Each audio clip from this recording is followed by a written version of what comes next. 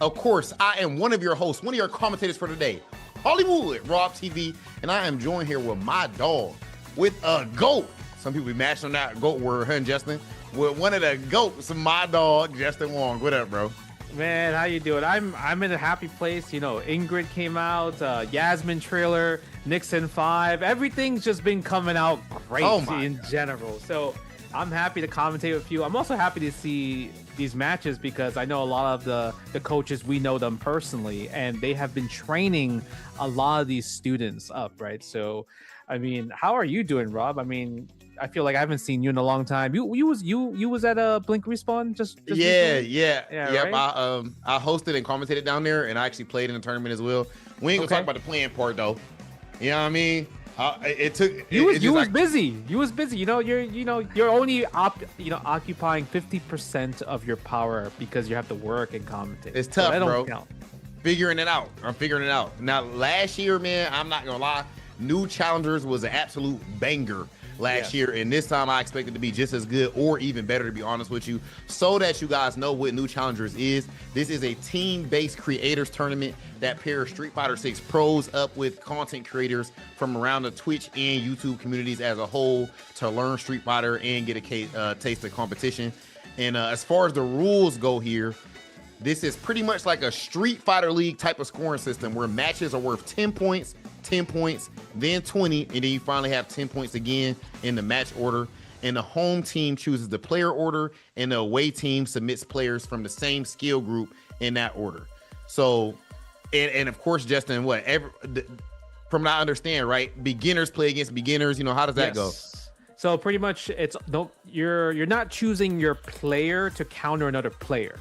You're making sure that, okay, if a beginner player, you put them on, like, a 20-point slot, then the other team has to put their beginner up, right? So that's the really good part about it, because imagine you put a beginner on 20 points and then you put your high masters there. So that's kind of like not fair, and because we want to make sure that the same skill levels are playing against each other no matter what, right? And because that's going to have like the more, I would say, fun rivalry, fun matches, because that's kind of like, it's also fair at the same time, right? So that's what I like about it. Yeah, so we'll get into the strategy side of that, how that ends up playing out. But we also need to make sure you guys know exactly what they are playing for here in the New Challengers event. So as far as prizing is concerned, first and foremost, third and fourth place, they're walking away with a band. Second place, walking around with $2,000. But in first place, you walking away with 4 of them things and an all expense paid trip to CEO down there in Orlando. Everybody love the new venue at CEO. Yeah, I'm telling you, it's not something you want to miss. Just the CEO was crazy last time, huh? CEO was so amazing. I think last year Jabali really stepped it up. Obviously, he worked really hard from going to different venues, and now this is where everybody is extremely happy. The resort, players might be their first major tournament, right? Because some of these players are not fighting game players. They play a variety of games. They play, the games that they specialize in. So them going to a fighting game tournament, them experiencing our culture, I think they're gonna enjoy that a lot. I hope they vlog it, or stream it. That'll be fire.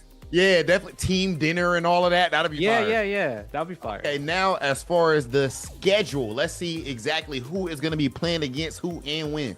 So as you can see, match number 1, it is going to be Team Shine. These are our coaches right here, ladies and gentlemen. Team Shine versus Nephew in Group 1. Dual Kevin versus JB. And then, of course, moving forward, we're going to have Nephew versus Kevin, JB versus Shine, and finally, again, we'll have JB versus Neff and Shine versus Dual Kevin. But in the end of the day, the way that this goes is it is a round robin. So everybody has to play against everybody, and that's how it's going to go. And finally, we will get to our playoffs, to the finals. Now, Justin, let me holler at you about some strategy a little bit real quick, man. So, of course, New Challengers. Some of these players, this might be their first time. Like, bro, you gotta think about it. If I played in a million tournaments, so that means you played in a billion tournaments, right?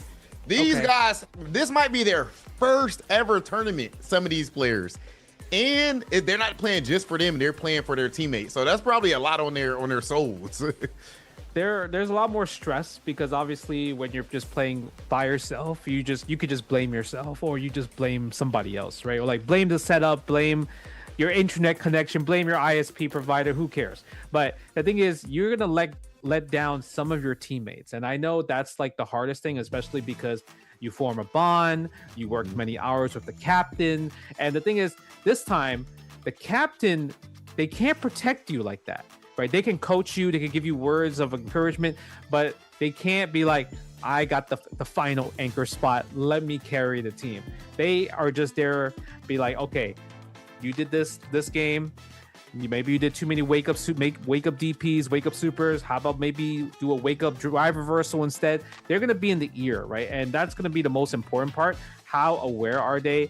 Can they pick up on the other like kind of like opponents like habits to kind of give their their teammates like the pretty much the way to win actually at that point, right? Yeah, it's like it's interesting to see with these coaches, bro. Like of course, like you said, it's all the homies.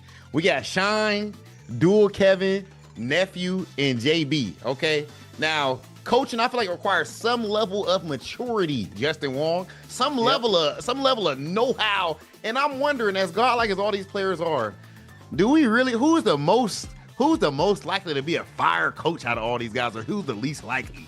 I mean, like, I don't know, man. So I feel like with based off Nephew, Dual Kevin, JB, and Shine, I would go for Nephew as the best coach. Just because he's done this way more, right? Obviously with like the new challenger, Say Jam Slam, like he coaches people normally, with his YouTube and streaming. And Shine has done it as well too. It's just, I don't know. I just feel like Nephew has done this more. So I have more confidence. Nephew's team did good last year. I'm not gonna lie. Yeah. My only thing, my thing with Shine is that he played Kimberly, bro. You know what I mean? What does that mean, bro? No matter how much experience you had, you played Kimberly, bro. So no, I don't know, man, you can't say that. No, of course, Shine one of my best friends in real life, y'all. So that's why I gotta troll the homie a little bit, but definitely gonna be a good one. And like I said, whenever I'm ready to get to our first match too, whenever we're ready for it, but Shine versus Neff that's gonna be a crazy one. I'm not gonna lie, Neff, you been going crazy in the CPT as well, bro. Neff, yeah. Kev right now, I don't know if you've thought about this. I know we've been hyping up Punk a whole lot and everything because of course he's one of the best. I actually think that Kev is probably the most consistent player though, right? In America. 100%. Like for Street Fighter 6. So. Yeah, I think for like, in America, Dual Kevin is like, he's guaranteed to make it far. Every time. Every single time. Like he's never going to like for example, like you could see sometimes Punk either making top 3 or sometimes losing early or like early on, right? But I feel like Dual Kevin, he's guaranteed almost like top 16, top 8, like every single time. All the time. Right. And we haven't seen JB too much. I know he does a lot with like working Punk Workshop and everything. So I'm curious to see like, is JB the dark horse? Like his team the dark horse? JB's team might be fire because I'm just thinking about it. Remember when JB was on Street Fighter League with Boost and Noah? I can't remember. And maybe Lex, I think. And Lex, I think that was the exact team. Yeah, that they were, because they were the Brothers of Destruction that year. Yes. And JB had to like keep that crazy group together. He was like the mature one that banded them together, and they cooked. He actually did a really good job with that. So I could see it. Kev, I've never seen in this situation before. Yeah. So I've never seen Kev in as a coach. He does explain things well though. Like when I'm trying to get up to speed with Street Fighter 6, he does explain things well, but it really comes down to like if Dual Kevin's going to be able to explain it to his teammates that they can understand. Because obviously we do have like people that are in like high masters and in like diamond, but then we also have like beginner and intermediate, right? And I think the beginner and intermediate, that's gonna be kind of like the place where you have to explain it in the different terms. You can't talk about numbers, you can't talk about frame data. You have to talk about like which special moves are the ones that you need to use and also avoid at the same time. Yeah, so they've been training so that everyone knows like all of these teams have been training for like a couple of weeks together. They've been doing streams, as you guys might have seen already, been locked in. I know some of the players even doing like, we'll get to when they pop up, we'll show y'all, but even doing like 17-hour grind sessions and everything, bro. Like absolutely locked in. And what I really love with this format too is just the fact that when it comes to who you put in a 20-point slot, you're not necessarily automatically trying to put your best player in a 20-point slot. It's who do you think is the most clutch or has the biggest gap between them and the other players that's in that same. Yeah. That's true. You know, so, like, you're not gonna see. There's gonna be times maybe that we won't see high master versus another high master at the 20-point slot. We might see like beginner because like our beginner is way better than any of the other beginners. Yes. Right. Or even character wise, bro. I might like if I have a beginner that's a Honda, I might have to put my beginner at the 20 all the time because like if you talk about some of the beginner characters where you have Abby Cakes who's using Mai. Skull Volver using Zangief. I'm assuming I'm assuming these are all going to be modern, right? Modern Zangief is a menace as a beginner. Kyle Bossman using Sagat, and Blood Thunder using Aki, which is that one is interesting because I'm like Aki as that's not a beginner character. That's not a beginner character, and Blood Thunder is on Nephew's team, right? So I'm curious to see what Nephew has taught. Like, does he understand the flow chart, the sequence? Because Aki, if you know how to do kind of like sequences, right? Aki's great at sequences, but like for beginners to understand, that might be a bit tough. So I'm curious to see what Nephew has taught. And then you look at like intermediate, right? Like Doki Bird using Mai, which is interesting to me because I used to coach Doki Bird a long time ago when she first started Street Fighter 6, and she was a modern Zangief player. So that's a huge switch up. That's a huge and now she switched to modern Mai as well too, right? Coney, I think Coney is like he's just really strong because he comes from kind of like platform fighting games, and because of that he has a greater understanding of how to play fighting games in general, right? So I'm curious to see, but I think we're gonna be ready soon, so let's go check out the match order. The home and away, and let's see who's going up against who. Oh yeah. So we got Car going up against Jurassic Rabbit, the Cammy versus E Honda. All right, we got Kyle versus Blood Thunder.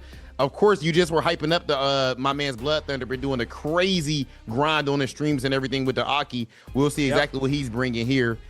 Feisty versus Brawl Pro. That is about to be a banger, guarantee y'all right now. Feisty and Brawl Pro went crazy last season, and then Doki Bird switching over from that Zangief to the Mai this time, going up against Bricky on the Chun-Li. All right, so that means that for the 20-point match 3 is a 20-point, right? So they went with the High Master Plus for the match 3. Yeah, this is gonna be interesting. I do like CarQ with the E Honda, like we talked about it, right? E Honda is just a great character, like just naturally, and Honda kind of gives Cammy some trouble, so I'm kind of curious. I'm kind of curious to see, like, you can't really dive kick, especially he's down backing, because Honda headbutt's gonna beat it. Match 2, definitely interested to see like what does a beginner Aki look like, and we've seen Brawl Pro play and we've seen Feisty play, and man, Kimberly sometimes gets the maul Zangief pretty bad. So it's gonna come down to Brawl Pro's understanding. Does he have the knowledge check of Kimberly? And Doki Bird using Mai instead of Zangief. I actually trained Bricky as well too. Like, he's naturally, I believe he's a Resident Evil speedrunner, and I trained him up because he was on my team when we did the new challengers. I think the first time around, like a few years back, and we won actually. Oh, word! So y'all got a W together. Yeah, we got a W together. So you know what it takes here for show. You know what it takes to walk away a champ as a coach on this.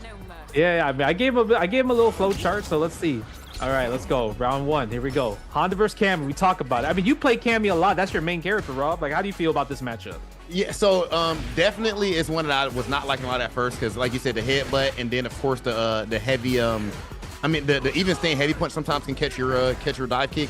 Yep. But when you see those butt slams right there, you want to go for some air throws.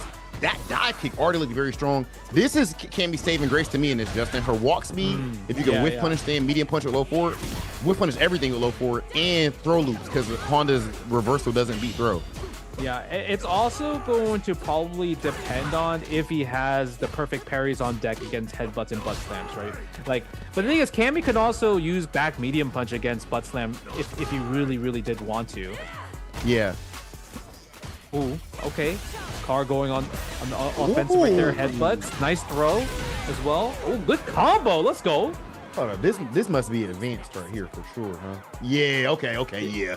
I could in the first round, I'm like, this got to be advanced players for sure. It is, yeah. It is advanced.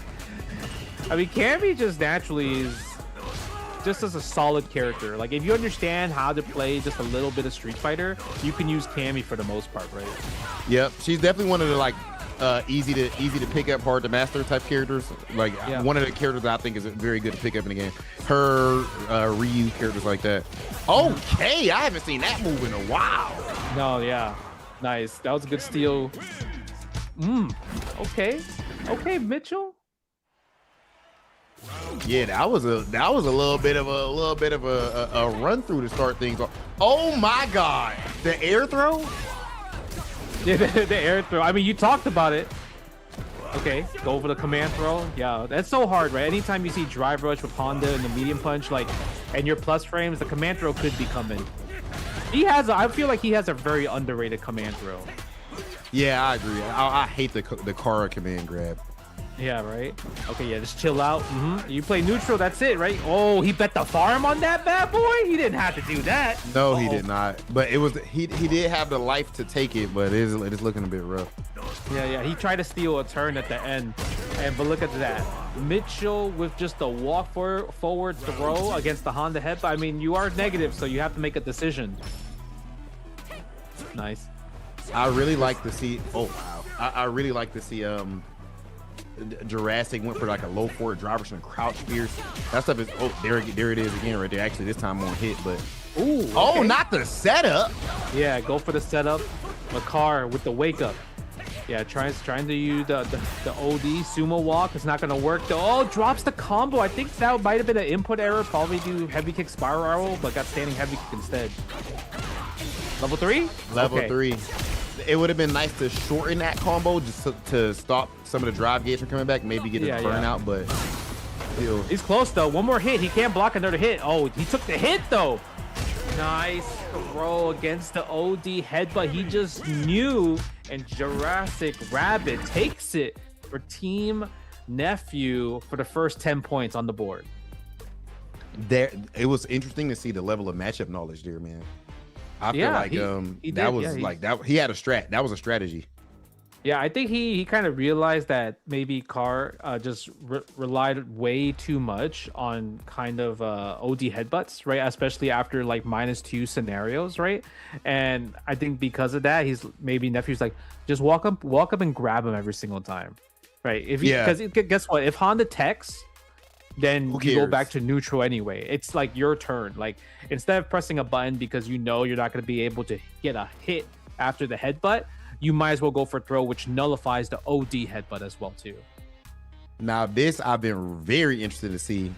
Blood Thunder been extremely locked in on his stream. Of course, Kyle, my man with Shine. Of course, Shine actually, one of his characters is Sagat, who he plays a whole lot. So you know he has matchup knowledge. But this is an interesting beginner match, bro. Like I wonder if Blood Thunder just runs through a lot of the tournament, but who knows? I could see. Hell, he's plat. The modern Aki on the plat. That's beginner.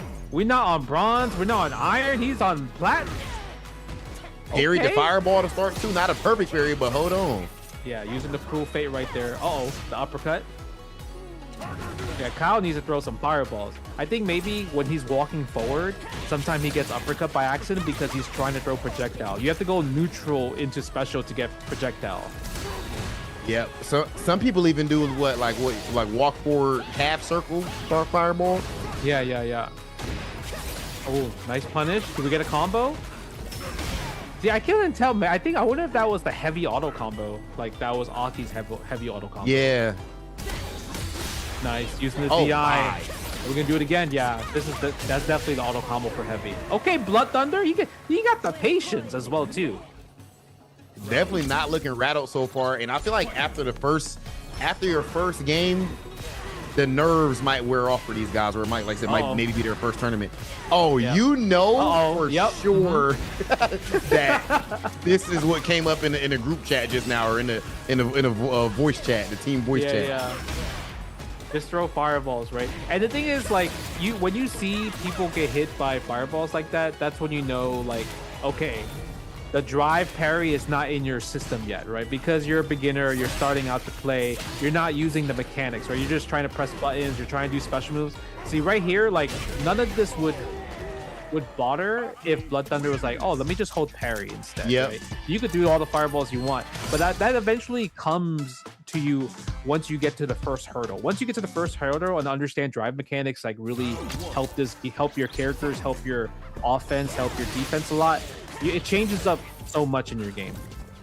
Yeah, that's a great point. So for the time, even actually now we're seeing it on the flip side too. Aki throwing out that slow fireball. Nice. Okay, I like the answer though. Yeah, Kyle though burning himself out, doing like two drive reversals back and forth. I wonder if that's strategy. Drive reversal, chuck plasma. that could be the strategy. Get you a little bit of frame advantage real quick. Yeah. Yeah, because if you think about it, if you're doing drive reversal, the chances of them getting an optimal punish in beginner stance probably doesn't exist. Oh, you mean like the drive reversal, like on defense up close? Oh, yeah. I see what you mean. Get back to full screen and throw some more fireballs. Yeah, and then let's say if Blood Thunder blocks it, right, he might not know the actual punish. Definitely, yeah. Gotta do that. That's a great point. It's a whole different meta depending on your knowledge of the game. That's a good point, bro. I love the strategies when it comes down to, and you know, when you think about it, that's such a good auto combo from Aki, right? He's doing standing heavy kick into OD Serpent Slash, and because of that, since it's not a true block string, if you hold up as the other person, you get hit by it, and you just keep going naturally into your auto combo. So that's another interesting strategy that Blood Thunder has. Okay, that Tiger Nexus was a bit close. Yeah, we're seeing a lot of that drive reversal is definitely a strategic choice. That's not random. Yeah, right. He's definitely doing it every time he gets knocked down. It's actually genius. Okay, got to guess right now though. Yeah. Oh, look at the patience. Hold up, bro. Blood Thunder knocking him into the corner and then just backs off a little bit to control the corner. Jump over the fireball. Yeah, level 3. Auto combo all day, baby. Auto heavies. There you go, man. If your name Blood Thunder, you probably gonna be pretty nice, bro. I mean, come on. Yeah. Man name Blood Thunder. Blood Thunder put another 10 points on Team Nephew's side. The strategy was so interesting. It was either Kyle Bossman's drive reversal strategy versus literally Blood Thunder. I'm gonna wait for my opportunity to do auto heavy combos. Heavy auto combos, right? That's like the interesting strategy between the two. So is that gonna be? That's 20 points. This is our high master. I mean, our high master plus match, I believe. Yeah. This is these two players go to Evo. They go to CEO. They go to Commentating. They go to tournaments, right? So this is gonna be a sweaty match, I believe. Oh yeah. So now, but even though Team Sean is now 0-20, that means Sean got feisty coming up though, man. Sean got feisty coming up. And feisty went crazy last season. But Brawl Pro is a dog with that Zangief too. Yeah, it's just hard because like obviously Zangief when like he grabs you is very explosive, but he has no wake up, right? He doesn't have a wake up. He doesn't have great wake up supers. Like his level 2 super slow, level 1 non-existent. Level 3 is his best defensive super, but even then you have to wait till you get level 3. So feisty could just literally be feisty and go crazy offensive when it comes to Kimberly, right? So it really comes down to if Brawl Pro is able to have the knowledge check against Kimberly. Like, does he know the bomb setups? Does he know when to try to go for perfect parries, right? Because you're gonna have to go for perfect parries against Kimberly in particular. You got to make that read at some point. So you got no choice but to risk it. Oh, okay. Drive rush fierce. Go for the armor right away. Ooh, let's go. Uh-oh. That's clearly a strategy from Brawl Pro, at least to start things off, trying to use a lot of drive rush. Of course, he doesn't have the best drive rush, though. It was feisty Shake, the second one. Yeah, especially in neutral, right? You don't really go for neutral drive rush with Zangief. You want to do it after you get the knockdown to Oki. Oh, nice! Brawl Pro with the offense. Is he going to do it again? Okay, maybe wake up jab. Level I like one. it. Ooh. What's the combo? Max meter build, baby. Dude, that build that OD that grab, it built so much meter. It's insane. Yeah, the double suplex. Yeah. Nice. Yeah, go for the forward medium kick. And that was a great place to do the forward medium kick as well too, because you know even if you block it, he's probably gonna be +1 there. Hold up, bro. Brawl Pro living up to his name, right? He brawling right now, bro. He's swinging. Okay, Feisty has his probably spend level 3. Yeah, get the burnout. Also get kind of like her damage buff as well too, right? But now Brawl Pro does have defense, so Feisty has to be careful. Wake up level 3 could be possible. Oh, gotta be careful. He could have done it there. Even got to be careful going just for a DI, because of course Zangief has that charged Fierce to absorb a DI. Yeah, that's true. But sometimes if you're Kimberly, you kind of have to just do it. Nice whiff punish though. Okay. Oh, we're going. Oh, he's gonna survive. No, she has level 1. Yeah. And if she could use a can if she wants to, right? Yeah, she doesn't even need to use the can, so she saves both her cans to use for the mix-up in the 3rd round. That whiff punish was clutch, and the calculation. Wow, you really jabbed that? That was godlike. Yeah, I think the grab didn't hit because the standing light kick hit her, so it put her in counter hit state. So the grab just whiffed. Oh yeah, 2+. Yeah, 2+. Maybe so expecting it to be on block or something. Exactly. Ooh, nice combo right there, and good awareness from Brawl Pro, seeing that the stand light kick counter hits, so to go for low forward. Is that a counter hit only combo? Yeah, because usually if you get stand light kick on clean hit, you can only do crouch jab into the down forward medium punch. Love the air to air. Oh my! And I feel like that was an auto. That was a space trap right there. Just regular Kimberly space trap with that stand Fierce. Yeah. Yeah, Kimberly, you know, when people talk about how Kimberly doesn't have like great neutral, I don't see where people will say that, because she has great buttons in general. Stand medium kick, right? Low forward is heavy punch. Yeah, crouch medium kicks plus as well too on block, right? So stand heavy punch. Her stand light kick is even nice, bro. Yeah, it's really good. So I think people be sleeping on Kimberly in terms of neutral, and Feisty really showed that just by playing neutral with punishing with stand heavy punch, right? And she's getting massive damage from it because it's always getting punish counter at the same time. Hey, this is our first time seeing somebody go back to character select, and it's no coincidence that it's the High Master Plus match. They said we need to go back and think about it. This looks like a pit stop. You know what I mean? A little pit stop, talk to the crew, and come back with a new strat.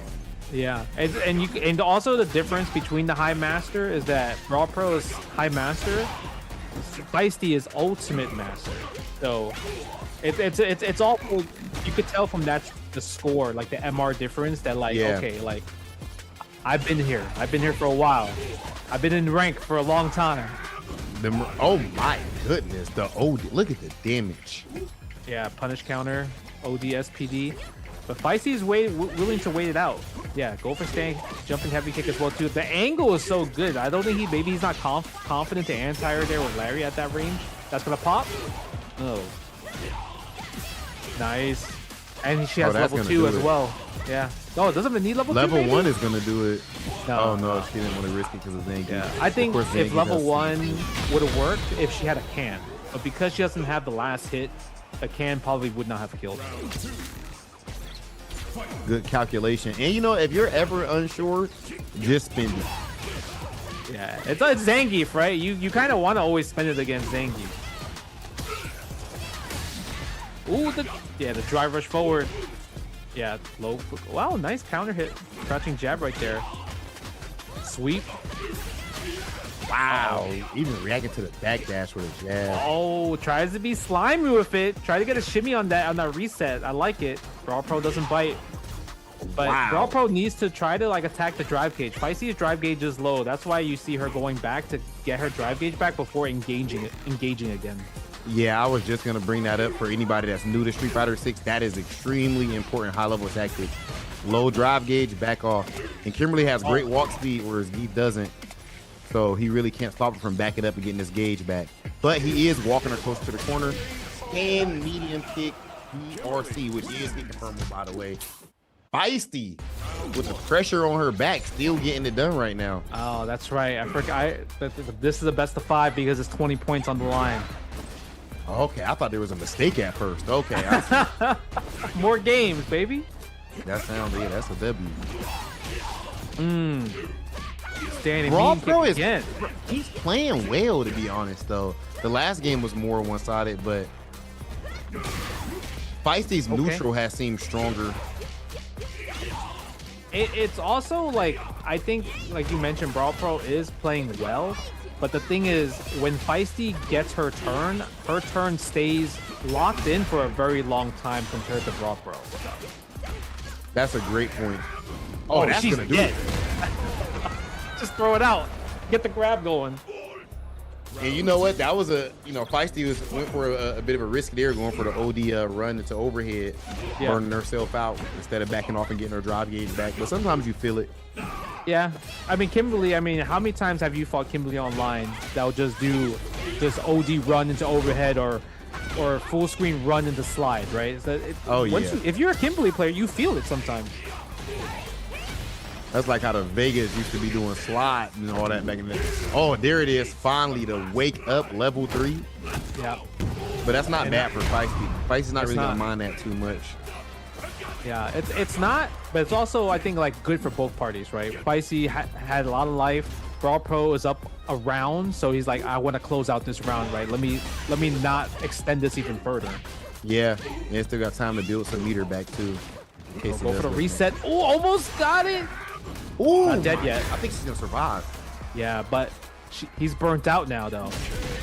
Oh my God! Did you see that walk? Okay. That walk up sweep was with the walk. Making my way downtown. I know that I was playing while he was stepping on her like that. That was phenomenal. It's crazy. That was the decision, because walk up sweep was literally like, if this hit, I win. If this doesn't hit, I lose. Yeah. But he's up around too, so sometimes you're more willing to. Minna definitely did raw slide against me at Blinker. At Combo Breaker on screen. On stream. Did you see that? Yeah. No, I remember seeing a clip of that. Like, just the slide was mad close to you. Random. You know what it is? It's also because how defense works in Street Fighter 6. You don't crouch block as much compared to walking back. Walking back is the better version of blocking compared to crouch blocking. Nice. Let's see if Feisty can close it out. Brawl Pro did take it back, but he doesn't have a lot of meter to work with. Nice whiff punish on the crouching heavy kick though. Nice. Kimberly going for the reset, and Feisty is getting so much mileage off of just going to reset her combos into throw. Just stealing extra damage. Yep. Nice. There's the perfect parries. You gotta take the risk against Kimberly. That drive gauge is low. Here we go. Oh my God. Oh nice. my God. Brother, nah. Do it again. Do it again. Oh man. Feisty had the right idea, but the thing is she used too many hits, right? Because the armor broke. If it was two light hits into super, the super would have connected there. Good awareness, just a little bit off. Nice. She baited that. That was back there. Yeah. I think that's going to be a right. This is definitely going to be it. She's going to spend all the cash probably here. Spend the level 3. Oh, keeps one more stock. Smart enough, because you know why? She gets 2 turns after this, right? Just a regular one into drive rush into guess for game right here. Yep, there it is. Just like that. Feisty. Okay, with a 3-1, and that does mean that she tied it up for Team Shine. It's officially 2020. I know that their voice chat going crazy right now.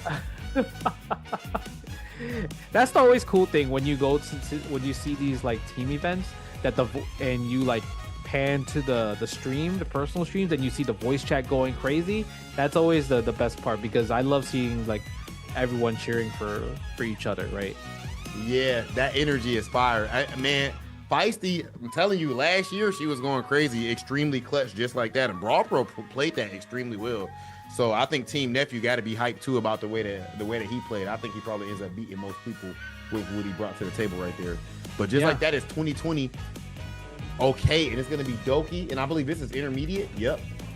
Yeah, we got Doki Bird versus Bricky. Yeah, Bricky plays Chun-Li, and I remember when I was teaching Bricky, I definitely taught him a lot of drive rush throw, like like throw fireball, drive rush behind it with Chun-Li, and just go for that, right? So I think we'll see a lot of throws from Bricky parts. Doki Bird, like I'm really surprised that she switched from Zangief to Mai, so I'm curious on like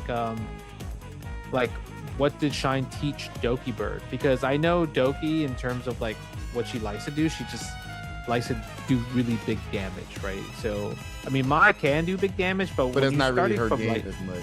Not really her game plan. So I'm curious to see, is she gonna really be maybe more impressive with using kind of like OD fans against Chun-Li in particular? So I'm curious because I saw her play Modern Mai, and Modern Mai is pretty good in general, but so is Modern Chun-Li as well too. So we'll see. Yeah, we'll see we know that Modern Chun, one of the best modern characters in the game. I guess both of these characters, like you said, some of the best modern characters in the game. Doki is hilarious, by the way. Like, she's funny, yeah. Oh, dog, Doki Bird is hilarious, and I think that is something that might be a little bit of a added benefit for Team Shine. Is that I feel like Doki and Shine have like been on the same team for a while now. And when you have that trolling and camaraderie, like we're Street Fighter League back in the day, like me Team Gil, me, Shine, and doing all that, it goes a long way. So it's probably real lighthearted over there right now. We got Plat versus Plat. Ooh, right away. Okay. Just throw the OD fan. Drive rush throw. I see. Okay, the game plan for Doki Bird is maul. I see it. I like how immediately, though, Bricky wakes up with that DP. Like, okay, hold on now. So you got to send that message early sometimes. Yeah. Go for the jab in the lightning leg. Nice auto combo with the medium right there. Wake up with it. Bricky said he's not holding no pressure in this first round. Hold up. That's right. Swept the fan. Yeah. Trying to use the Hazanshu to go through the fan as well too. Is she playing this nooch? Uh-oh. Oh, you're right, huh? Doki Bird has slowed down her style with Mai, huh? Yeah. Playing this neutral. It's actually genius. Now all she needs to add is like kind of like you see them jump DP, right? That's kind of like if you have that fireball DP game, it goes miles away. Bricky, try to fireball DP. Yeah, works out. Yo, Bricky came back right there, and I look like that was maybe a round that was very in favor of Doki. I like to see that composure from the side of Bricky. Yeah, it's more for like Bricky's like once he got in, he got his offense, right? He got his 50-50. He got his low forward drive rush into throw or strike. Yeah, you see that? Oh, I think he tried level 2 there maybe. Yeah, look at that. He's playing classic as well. So I think that might have been an input error. Maybe try to go for level 2 here. Yeah, spend the level 3. Get the extra damage on the link after that. I like it. And this changes the drop gauge situation, evens it out a bit. Actually gives him the advantage in drop gauge generation. Yeah. But the thing is, you are burnt out. Both characters are burnt out. Who's gonna get their drive gauge first? It looks like Bricky is. Can you take advantage? Can you do the drive impact before it comes out? Oh, yes we do. We get it. Dude, I feel like that was like it was literally like 1 pixel away from Doki getting the drive gauge back. It was so close. Breaking the drive gauge. Again, the auto combo with the medium starter of the auto combo. Nice. I like the throw right there. Okay, Bricky. I like the combo right there. Go for the chase.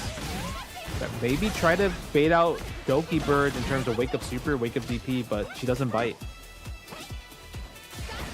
In a situation like this, if you're a captain, are you talking to your player during the match, or does it depend on the player? I would probably do it like after each round ends. Yeah, I think that's optimal. You know, I don't want to do it like during this sequence. The only time I probably would is if it's like a easy to tell scenario. Like let's say if you're burnt out, right, and you're playing modern, and I'm like, Look out! Watch out for the drive impact on the other side. Get the modern reactions ready. Where it doesn't take too much mental stack and attention to throw you off your game. Yeah, I'm not gonna say throw this fireball, then jump forward. You know, I'm just looking at that like one little scenario that this is how you're gonna lose. Oh, good on the punish. Level 1 activation, activation station. Enhanced spins. Oh, no, that's not gonna work from back there. Yeah, I wonder if he maybe he misinputted. Maybe he wanted level 2 instead, but he just pressed punch instead of kick. Well, on a happy accident is at least he didn't use the 2 bars on it. Yeah, nice combo. Go for the Tencho kicks. One more hit to get level 3 right here. I like the poke. That's a bait. Can you get the punish? Oh, we didn't get a true punish. Yeah, but we got a throw at least. Nice. Nice combo right there from Doki Bird. That was unfortunate for Bricky. I think baby Bricky has never probably trained in that sequence. Like, wait, when do I press a button? When do I get attacked? Yeah. Level 3 here? Yeah. We're going to go for the easy damage. We don't need to use it for the kill combo. Let's get some drive gauge and put Half-Life on the board. Nice reaction from Doki. That was fast. DI? Bro, just, I might have got hit with the DI right there. I would have got hit for sure. I'm only good against DI when I'm in burnout, bro. If I'm out of burnout, I'm like, why would you do that?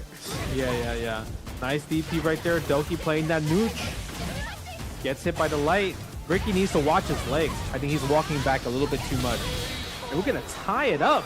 1-1. That level 1 did some damage right there.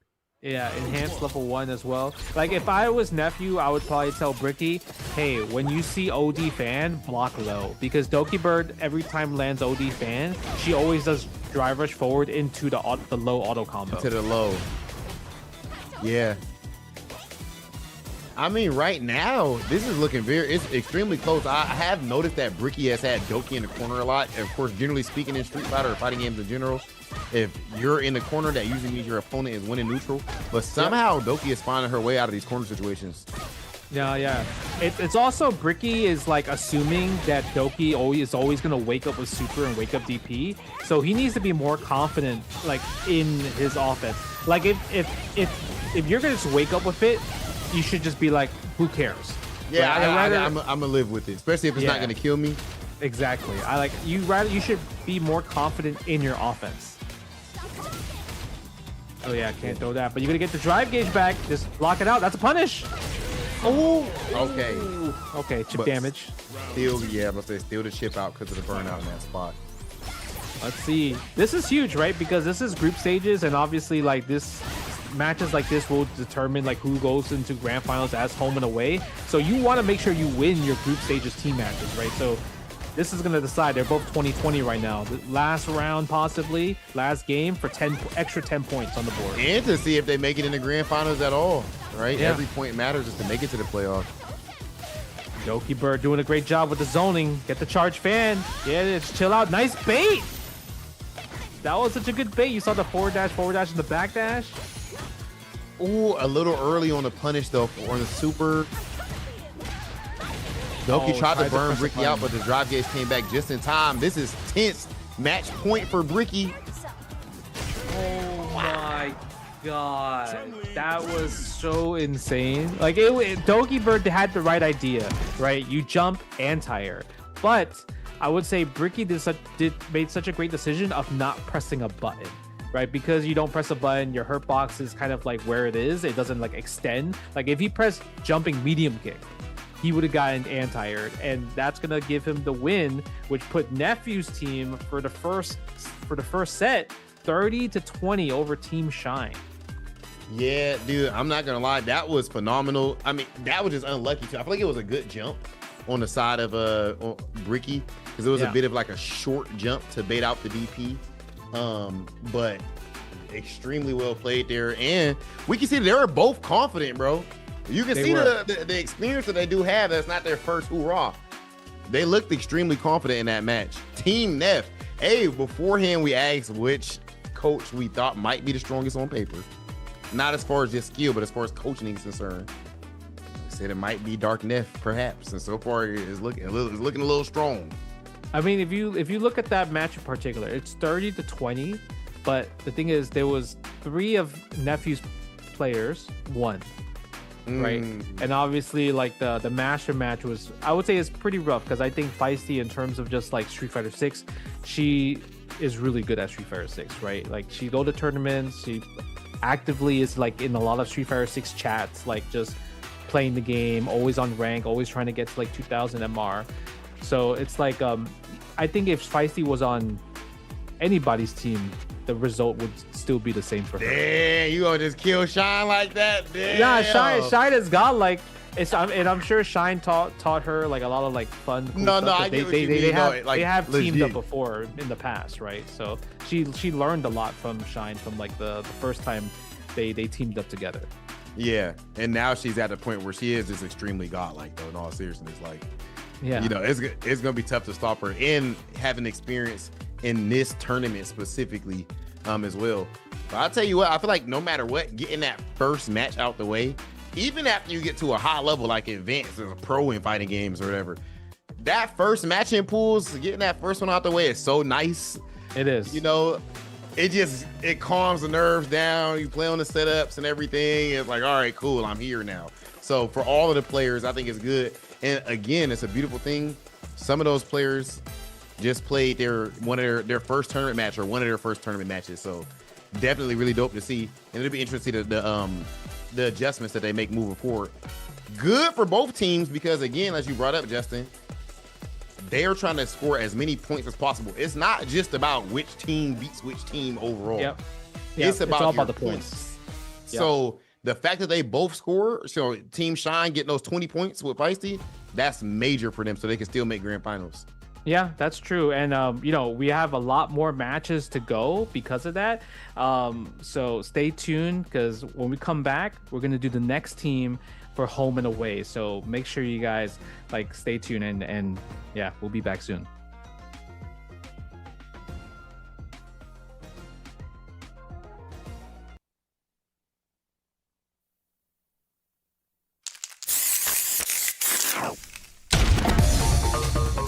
I hit the streets to prove that I'm a fighter. Keep up if you can. Round 1. Fight. Stay down!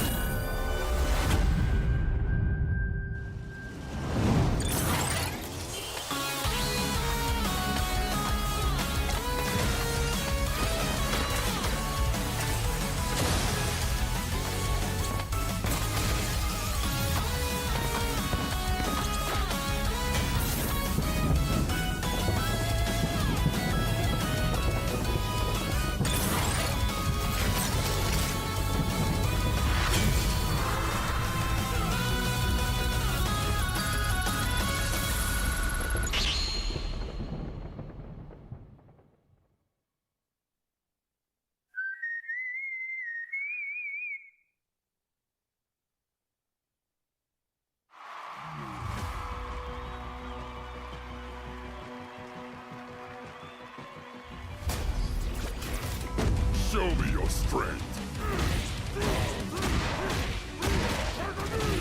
Against the Emperor.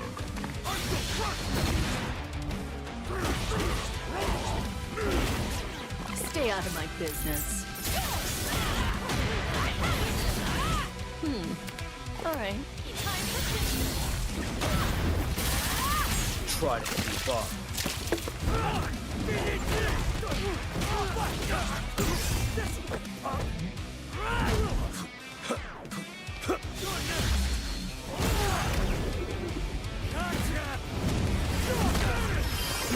Greetings. You're done.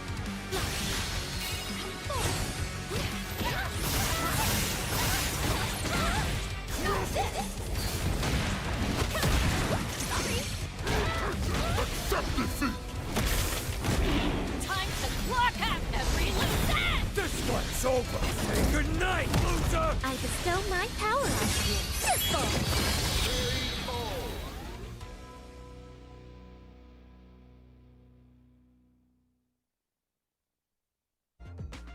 Welcome back to the Street Fighter 6 New Challengers Tournament. The first match was an absolute banger, top to bottom. Feisty tried to close it out. Well, actually did close it out to tie things up. But in the end of the day, Bricky was able to take it over Doki Bird for Team Nephew. So it ended up being, what, 30 points to 20, if I'm not mistaken. Yep.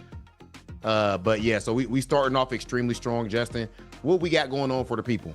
Man, it's been amazing because obviously you talked about 30 and 20, and we got beginner, intermediate, advanced, high masters. So if you guys are watching this for the first time and you guys are beginner and you're trying to get into Street Fighter 6, I got the Street Fighter 6 summer sale for you. Street Fighter 6 summer sale, it's currently happening. And if you're enjoying watching, some of your favorite creators play, you still have time to pick up Street Fighter 6 for up to 50% off on platforms like Xbox and Nintendo Switch. The Fighters Edition years 1 and 2, 50% off. This is your last chance to jump on the sale. So head over and take a look on your platform of choice. It's on everything: Xbox Series X and S, Steam, PS5, PS4, Nintendo Switch 2, years 1 and 2, the Fighters Edition. So I mean, it could be maybe it could be one of you guys in the next new Challenger tournaments, right? For the summer sale. Come on, man. Bro, every single tournament that we go to, Justin, there's so many people now that's like, yo, this is my first major. This is my first time going to a tournament. Like, that happens all the time nowadays, bro. Like, it's crazy how much Street Fighter 6 has like grown the FGC as a whole. So as y'all be able to see here in this tournament, all of these players, this is a great time, a great time to get into some Street Fighter 6. We got a whole lot of content creators and everything for people to follow to get up to speed, so definitely about that time to get into it. Yeah, I mean, when you think about like getting into it, like you started playing Street Fighter 6 like I would say a lot more recently, like within the last few months, like right? So compete, enter tournaments, online tournaments, and just getting better at the game.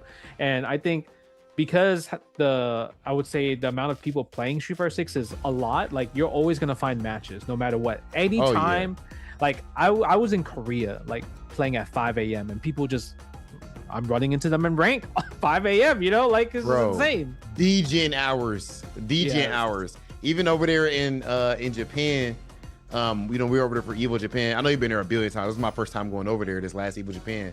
Yeah. And we went to I don't want to blow the spot up, but like an esports cafe that everybody goes to. Yeah.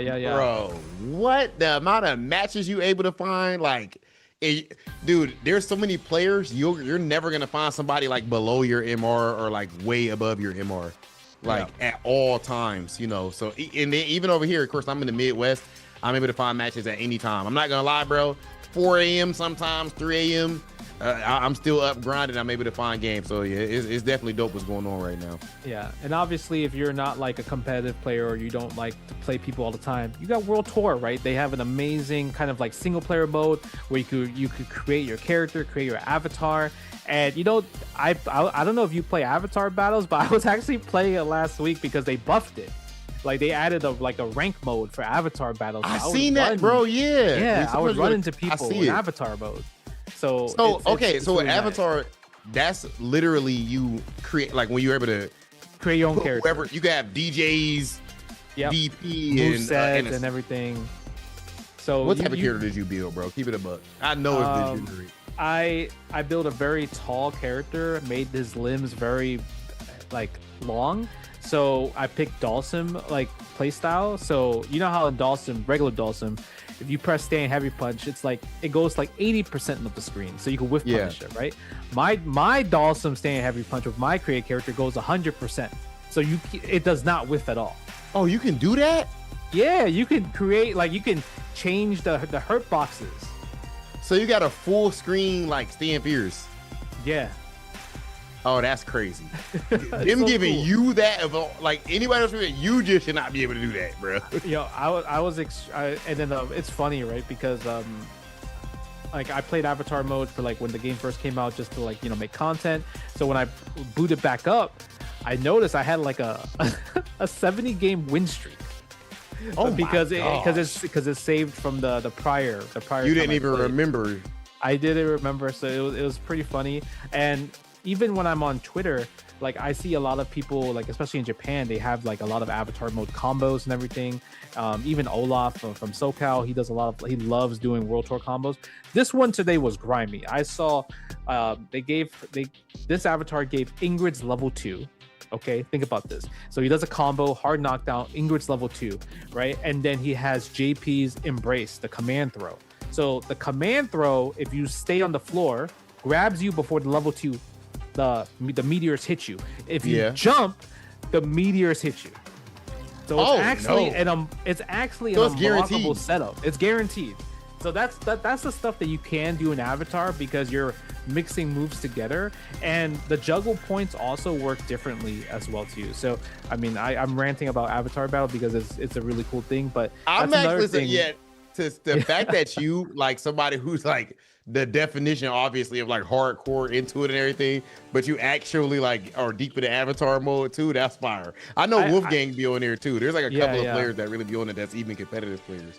Yeah, I just like seeing the different stuff that you could do. Like man, when you go, man, it's all different stuff you do. I'm trying to say when you about to hop back in the trenches with us, Justin.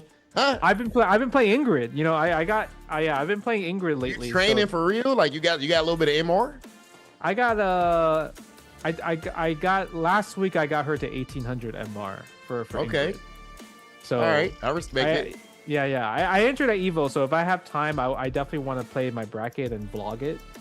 Just like for the people to see, because it'll be fun. Yeah, Ingrid's nice. I enjoy Ingrid a lot. Like, how do you feel about Ingrid as like in terms of like when you fight her? Competitively, like how strong I think she is. It's hard to, for me right now with Cammy. I like the fact that I feel like with Cammy's walk speed, you're able to take advantage of the fact that Ingrid's buttons are really whiff punishable. Like they're stubby, I don't know if you felt that so far. They're pretty stubby. So I can like use like crouch medium kick or to whiff punish like everything. Of course you can sweep, but even like crouch medium kick. I don't know how I feel about her when I found out she had like a quarter circle DP. I was a bit worried for anybody that's new to, of course, those new challengers. Usually you have to do it like a harder input than what Ingrid has to do.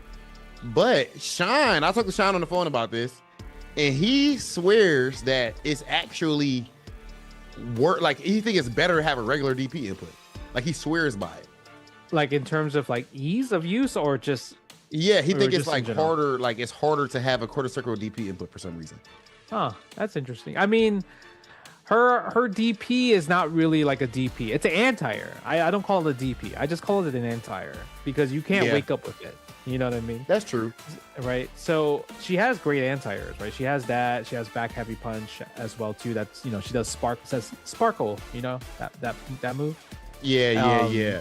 And she gets like a whole juggle off of that, right? She does. So I like her zoning a lot. I think zoning wise, like she's really good if you play her annoying. If you try to play her like footsies and everything, I don't think you're supposed to play her that way. You're not supposed to be pressing the buttons first, in my personal opinion.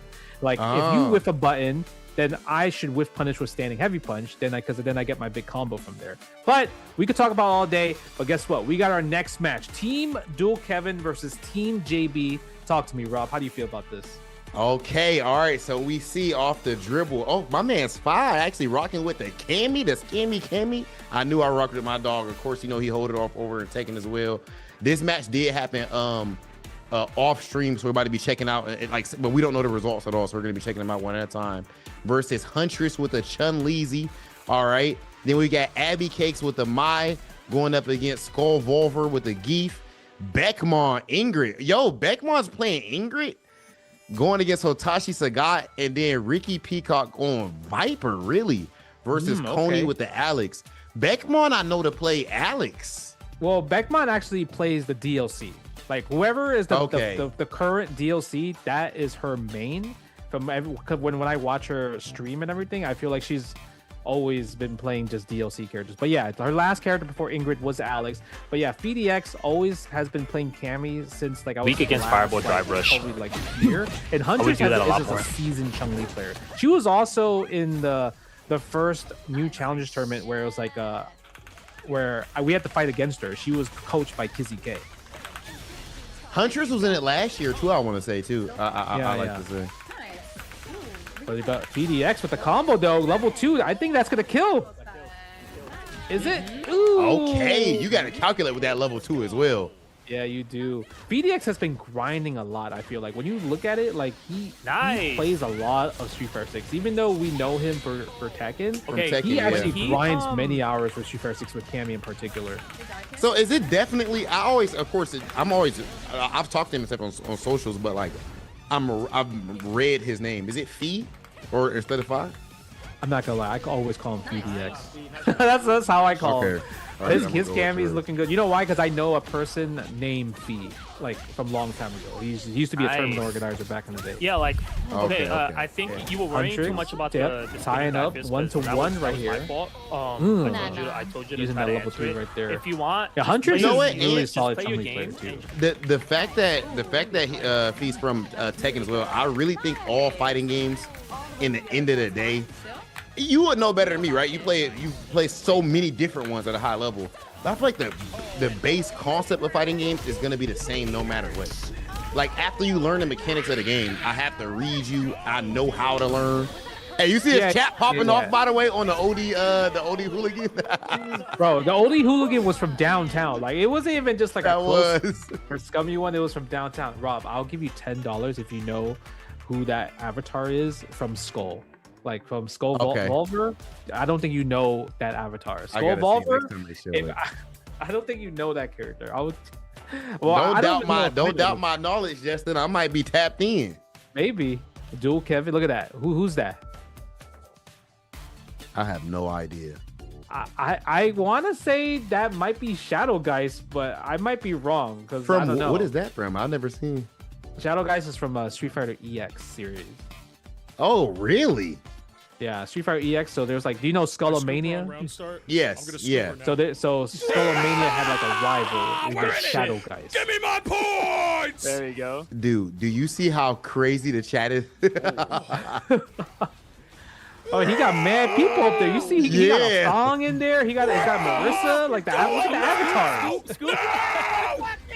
Bro, that's actually sick. Is that JB with the Rashid? Oh, it's all their characters. I get it. Oh, so when they talk, do they? Oh, that's Yeah, fire. they move. That's fire. But there's like 6 of them. I thought there's only 4. Ooh, he's going ham. Yo, the command throw. Modern Zangief is such a problem. You know, I have so many people talk about how like they play modern Zangief and they just like wreck houses like in like the lower no rank damage. areas, like I can iron, imagine. silver, and everything like that. Like they modern Zangief really gets people a lot. Remember the walking block. Oh, I like this zoning though.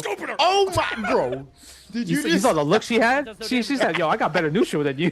What you doing? You want me to be flashy, Get away coach? from You want me me." to be flashy? Yo. I can That flash fan, you. throw the fans, throw the charge I said fans. He's boys trying to for the armor team through. shout. Oh my god, from downtown. God. Easy, man. Oh my god, that was crazy. The level 3. And now we're tied up 10-10 though. Okay, 10-10. So round 3, are we? Because we already seen the master match, right? Or no? Let me see. Where, No, where not they yet. have five at? I think that was the beginner and intermediate. Oh, you're right. Yeah. So yeah, we're probably gonna get. I think it's gonna be Beckmon versus Hotashi right here. Yeah, I'm surprised the captains are saving kind of like the high masters versus each other, right? Like when it comes down to it, like I'm pretty surprised. Yeah. I thought they would maybe want to do beginner, like, oh, my beginner is better than yours, no problem. That might happen down the line eventually. Okay. You know, I feel like there's a possibility. Maybe they need to just see the. Well, I guess to be fair, no, they've already scouted each other. Maybe they just trust the high master players to have the most resolve, I guess, or confidence to be able to handle the pressure. Okay, yeah. Obviously, we know Beckmon, right? We know her a lot from her Ingrid, but Hotashi, I mean, he doesn't really play Street Fighter, but he has the hands. He has the hands. He has the execution. He's an evil online champion as well too. So he know, like you mentioned, like you could play whatever fighting game. He knows how to win, right? Yep. got the Hotashi had zoning, though. a legendary beef with one of the homies back in the day. Latif? That was a Punk, bro. Oh, that one. Okay. Yeah, Hotashi and Punk. That was so that made big. Shout out That to beam, Hotashi though. and That Punk. beam is crazy. Nice. Hotashi. Ooh, I you like see I the like frame the kill setups. before the throw? Yeah, he got the frame kill, got the driver. You try the perfect parry. He There says we go. no, Make or take. get tossed. Hold Level 3, on. did it hit? Yeah. Oh, is it dead? No, Pixel Life though, not burn out. Okay. She couldn't make the comeback. Hotashi, I mean, looking good. This is a captain's match, right? So Pikachu it's like 3 out of 5 for sure. So it's not going to be a first 2 on this one. Like that level 3 through the level 3 through the fireball though. Yeah. Ingrid's fireball does have a lot of like you Startup, have a lot of time to recovery. go through it. You can react with like a spin knuckle versus against it. Yeah, like fire, like her fireball, but her beam you cannot. No, the yeah, her beam, you beam gotta is hold that. insane. Ooh, spending level 2, getting 4 stocks as well too. They didn't even need to use it. Let's go. Uh-oh, the forward heavy kick. I wonder what punish counter did you get for the forward heavy kick? Did she wake up level 1 there? Who Good knows? question. Because that's not something you just gonna get. Yeah, maybe she Something woke where- up counter actually. Nice level 3 right there. Okay, that's not. Wow, I thought the jab scaling might be too much. I mean, I think maybe if it was regular level 3, but I think because CA, right? So Yeah, CA probably gives it a automatically little at extra least. boost. Okay, let me see level 2 setup. What we're gonna do? Okay, back every punch, charge up 4 times. You're good. Oh, Ooh, we could go for chip damage. Got the drive gauge, but Sagat can't. Oh, I thought you couldn't throw a fireball. I thought she was waiting for it because she had like stocks Let's available. go. what? Because she reacted with like a beam or something? She could do beam, or I guess she couldn't do beam because of OD fireball, but she could have done the teleport.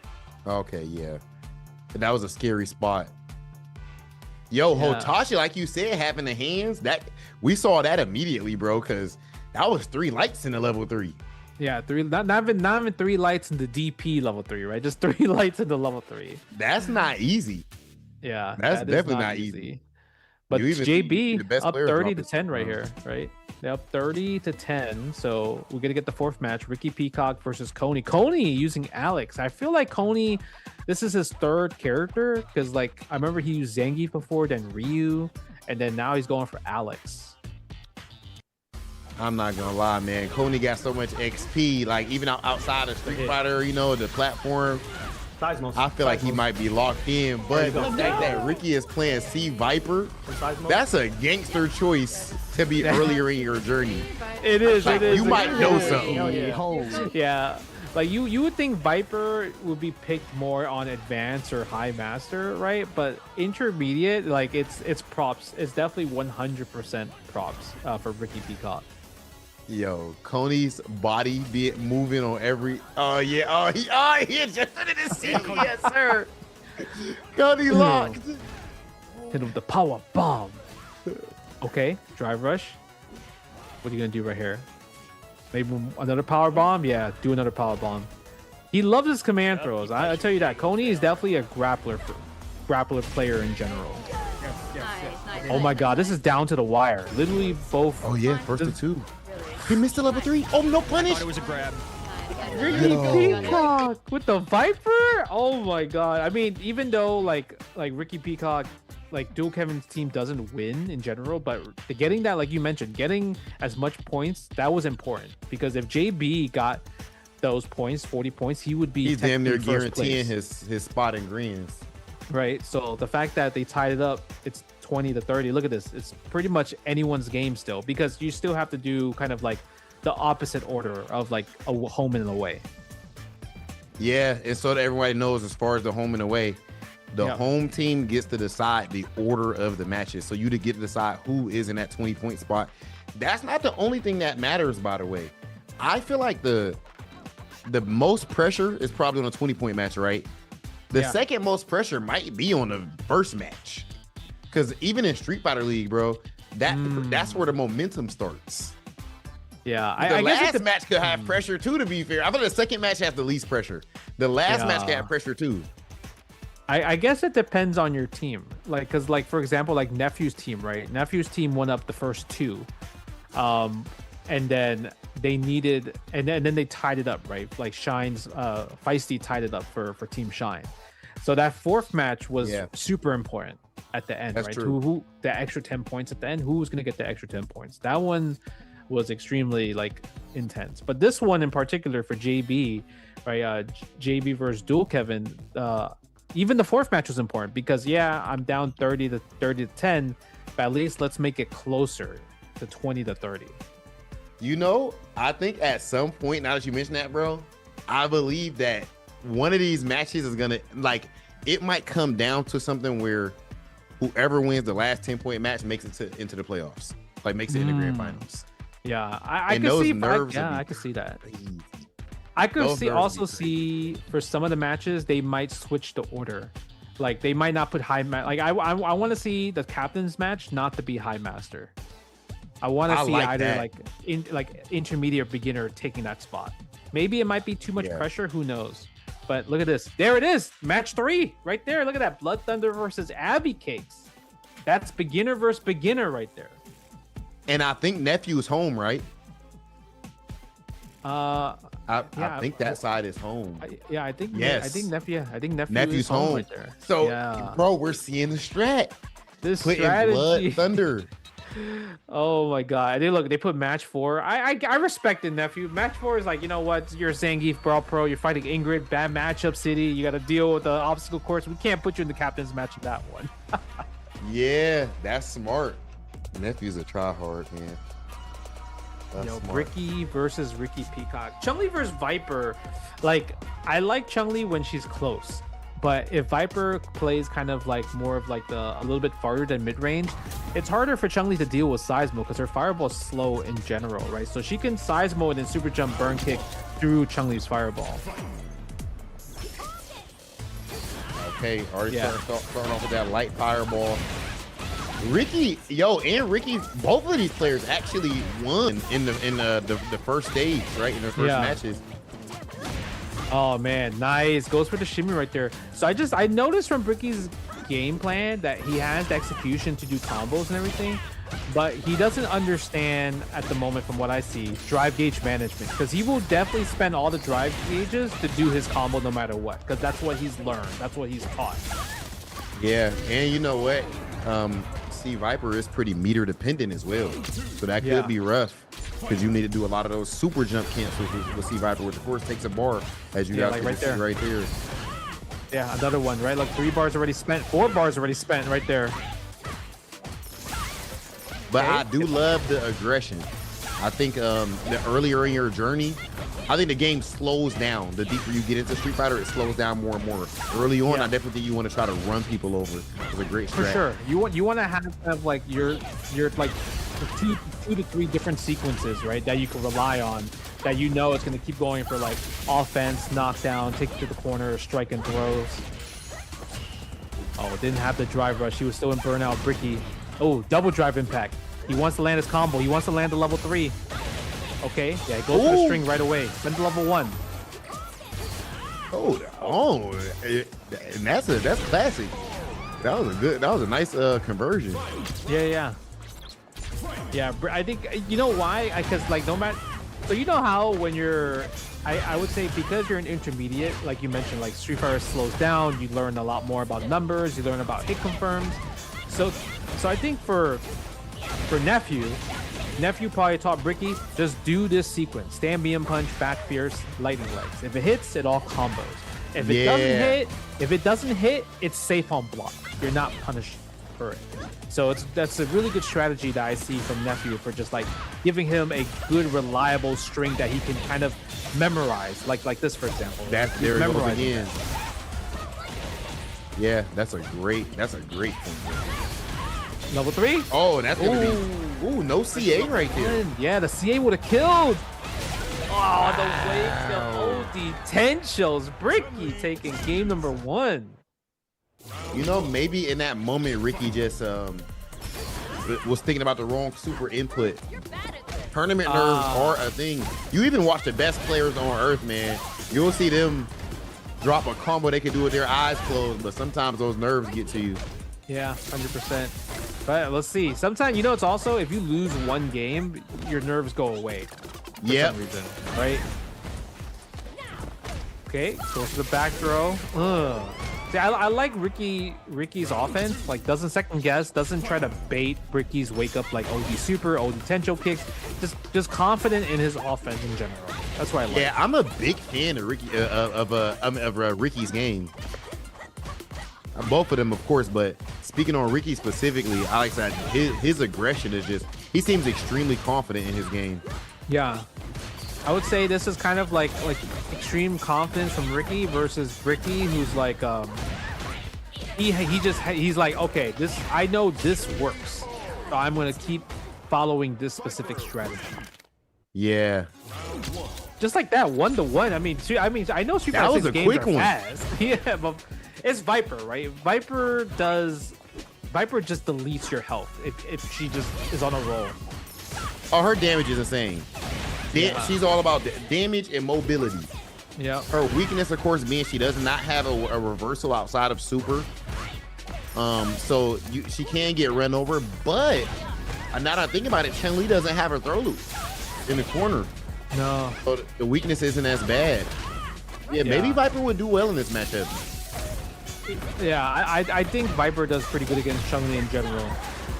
But Ricky's strategy also is like, you know how like Viper has like when she uses Thunder Knuckles or Burn Kick, she has the extension like to do extra damage, but for 1 bar.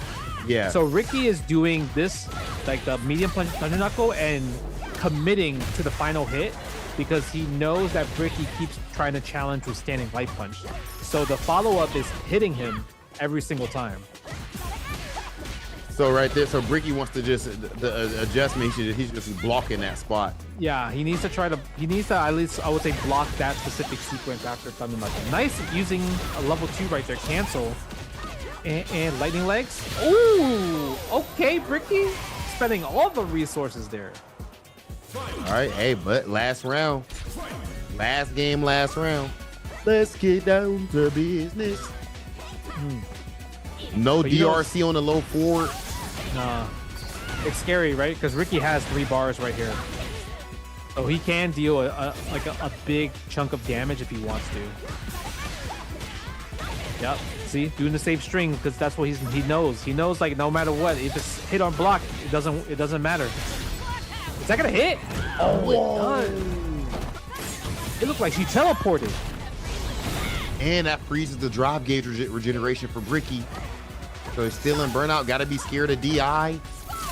Wake up level 1. Yeah, I was like, is he Bricky gonna do wake up level 1? But the thing is, it doesn't matter because if he did wake up level 1, the Seismo would have still blown it up. And Ricky Peacock taking game number 1 for Dual Kevin. Yo, Ricky is 2-0 right now. Very well played for Bricky too, but Ricky 2-0, he's cooking up. Look, man, if somebody is picking C Viper, and what is he, intermediate, I want to say? Yeah, he's an intermediate.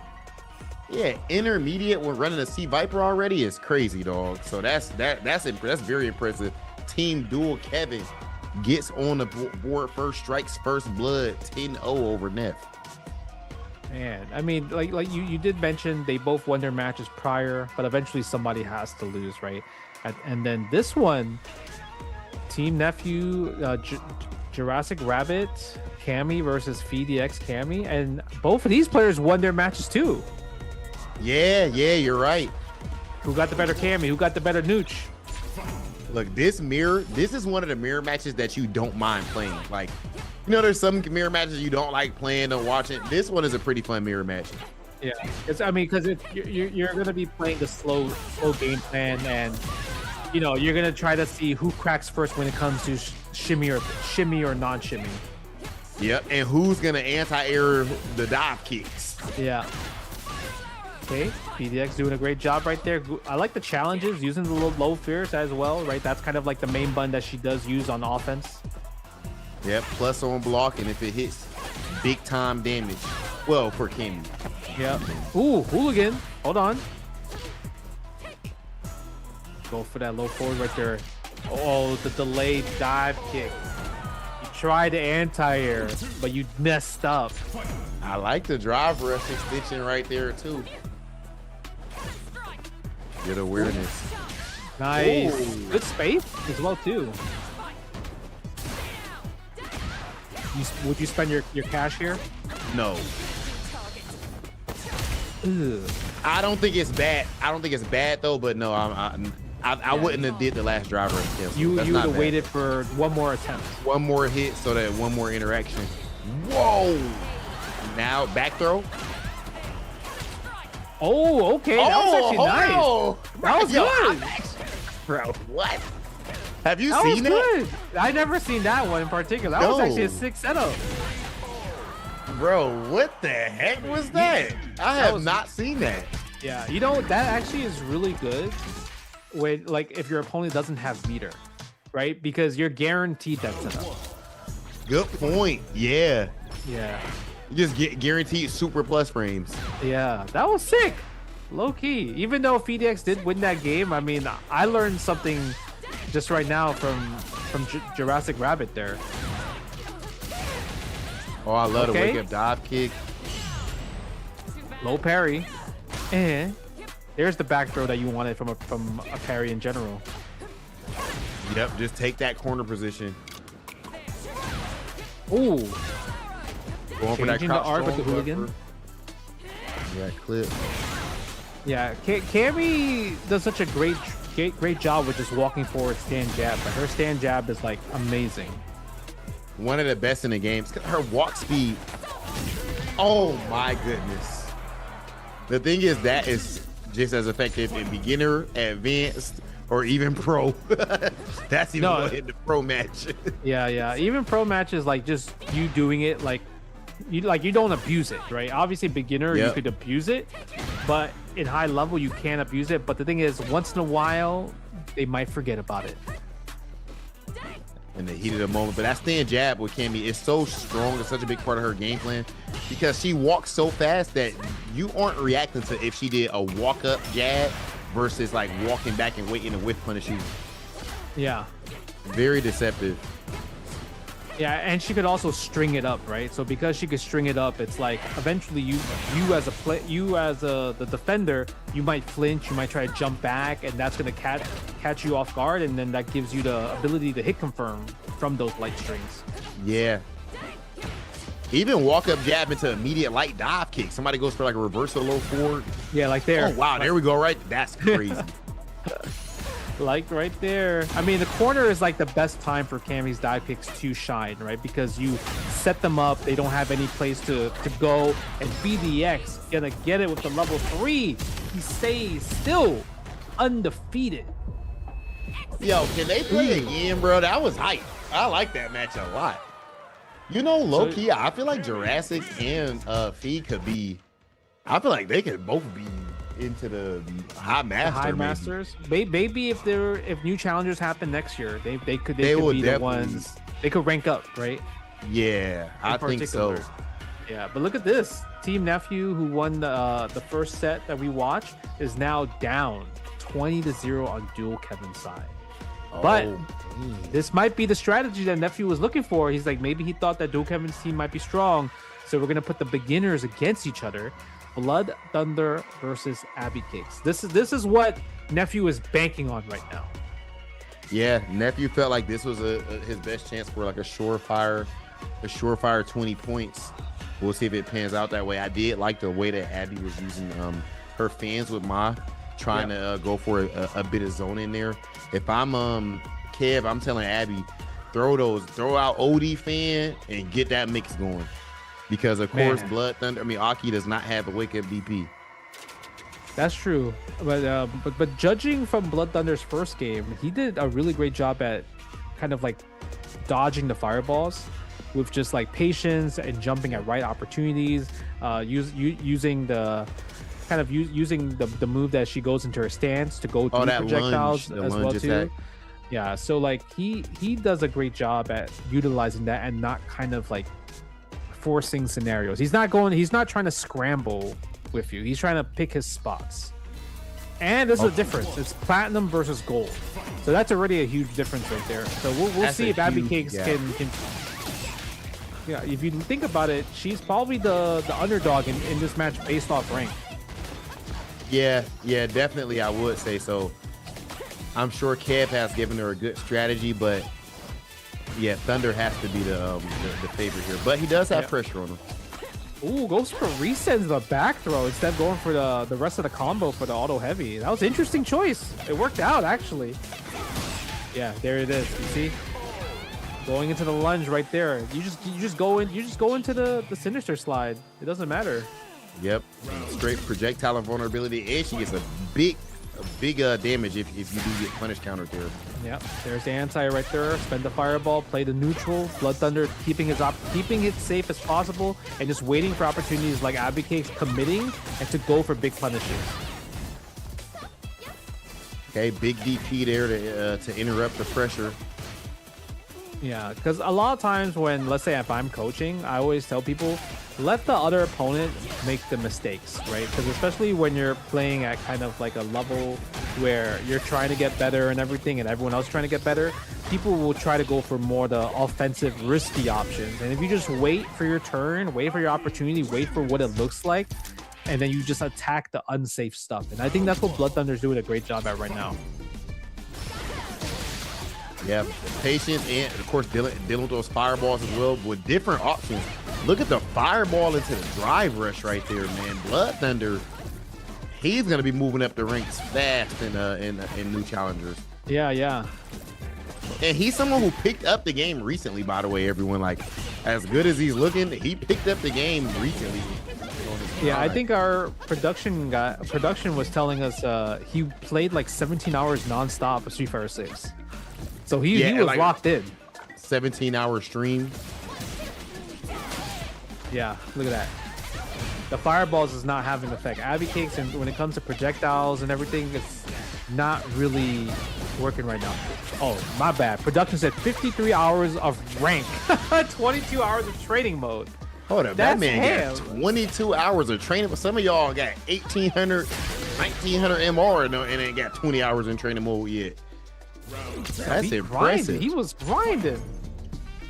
Blood Thunder. There's a reason why nephew put him as a captain's match in this set. You know what? That means we got him, Justin. Blood Thunder ain't going nowhere for sure. Yeah, right. That's he the gonna point end of up new going to challenges, majors or right? something. You get people to try out Street Fighter 6, and they're like, you know what? This fighting game stuff is kind of fun. Yep. Oh, big combo. He got level 3. He can close it out if he wanted to, and that we're gonna see it. She's not dead yet though. No, yeah, not yet. But it's a really good place because one, attacking the drive gauge as well too. He's healthy on the drive gauge. He's gonna play this neutral, just throwing this nightshade pulses, and just like that, Blood Thunder tying it up for Team Nephew 20-20. Oh no, my bad. That's 3 out of 5. That's the 5. I'm sorry. You know, yeah, I thought that was it too. And I'll tell you what, man, I like even seeing the way Abby Cakes right there tries to go for anti-air, even using the parry against Fireball at the end there. Blood Thunder is just, he's a glitch in the system. He's a glitch in the system. For He's sure. played too much. It's like, yeah, I understand where you're coming from. Like if I was Kevin right now, I would tell her, when you see him throw a fireball, use OD fireball.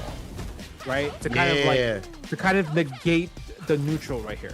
Don't throw fireball first, throw fireball second, because if you throw fireball first, he's gonna go into pretty much the sinister slide in general. Yeah, I like that. And her fireball travels so slow you can literally react with that OD thing. Exactly, right? So that I feel like that's the coaching that I would offer, because like Blood Thunder easily has a strategy, like in terms of like stopping her fireball. So she needs to change up how she normally plays her fireball game. Oh, nice throw loop. Okay. Abby Cake. Yeah, that was good, because we saw a different type of style gameplay from Abby Cakes, right? Usually Blood Thunder will go for a lot of resets, especially if it's the position for corner, go for back throw after using the OD Serpent Lash. But Abby Cakes interrupted with OD DP. Yeah, and you notice Abby Cakes was more aggressive there as well, not opting for the fireball strategy. That's something too. Like, see these jump forwards, I like that. Walking forward, jumping forward. She's switching her strategy from going for a lot of fireballs. Yeah, you gotta be careful on those though. See, that's where Blood Thunder's looking for it. He's sniping those bad boys out. Oh, level 1. Okay, get the fans. Yeah, like you mentioned, Rob, she should be more aggressive. Alki is not a character that has great wake-ups, right, in general. Yeah, that's a big weakness for Aki.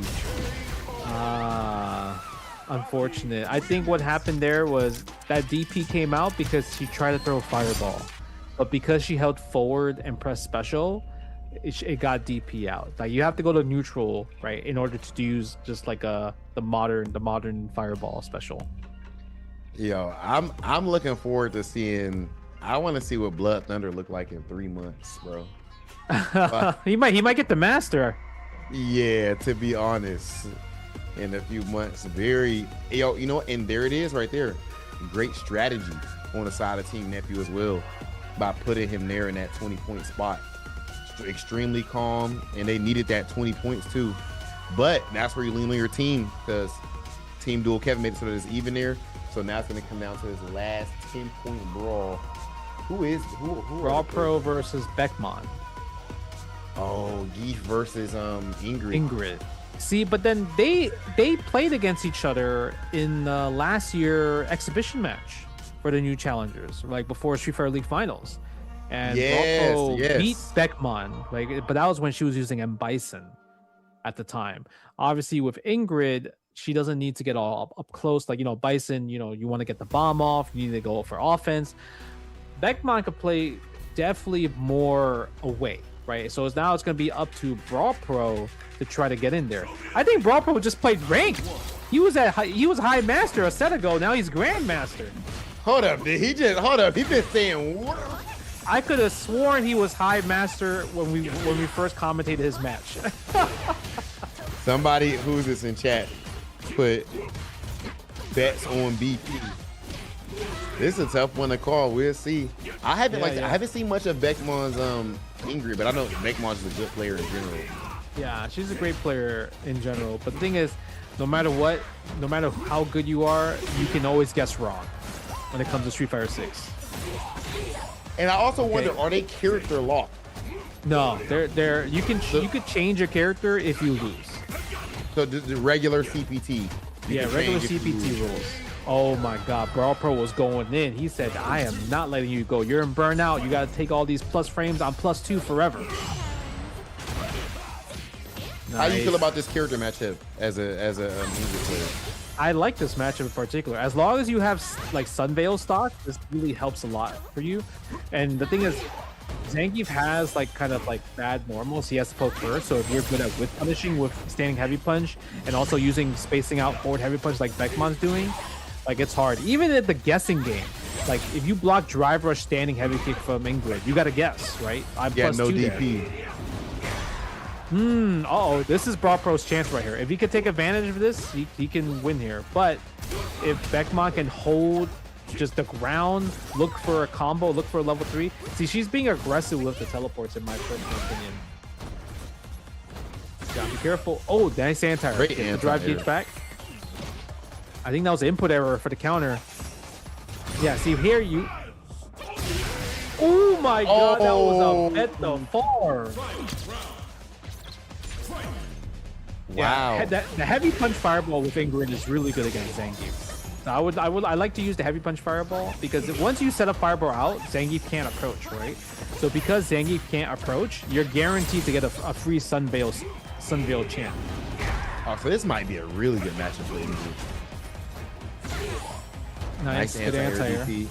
Yeah, you see that? Like do that, make him parry. If anytime he parries, you just get a stock for yourself. But the Brawl thing Pro, is, he's kind once of he gets feeling in- missing that level 3 right now that he missed earlier, but he's up so much that. Oh my goodness! This damn yeah, life. he got in. Yeah, You know what? It's scary. That's actually better against Ingrid than like a DP character, because you can't even DP OS. Well, you can do counter. Jab, I guess. You can use her counter. Not against him. Oh yeah, because it beats. Yeah, Throw it beats in, command throw throws. in. Right. Yeah.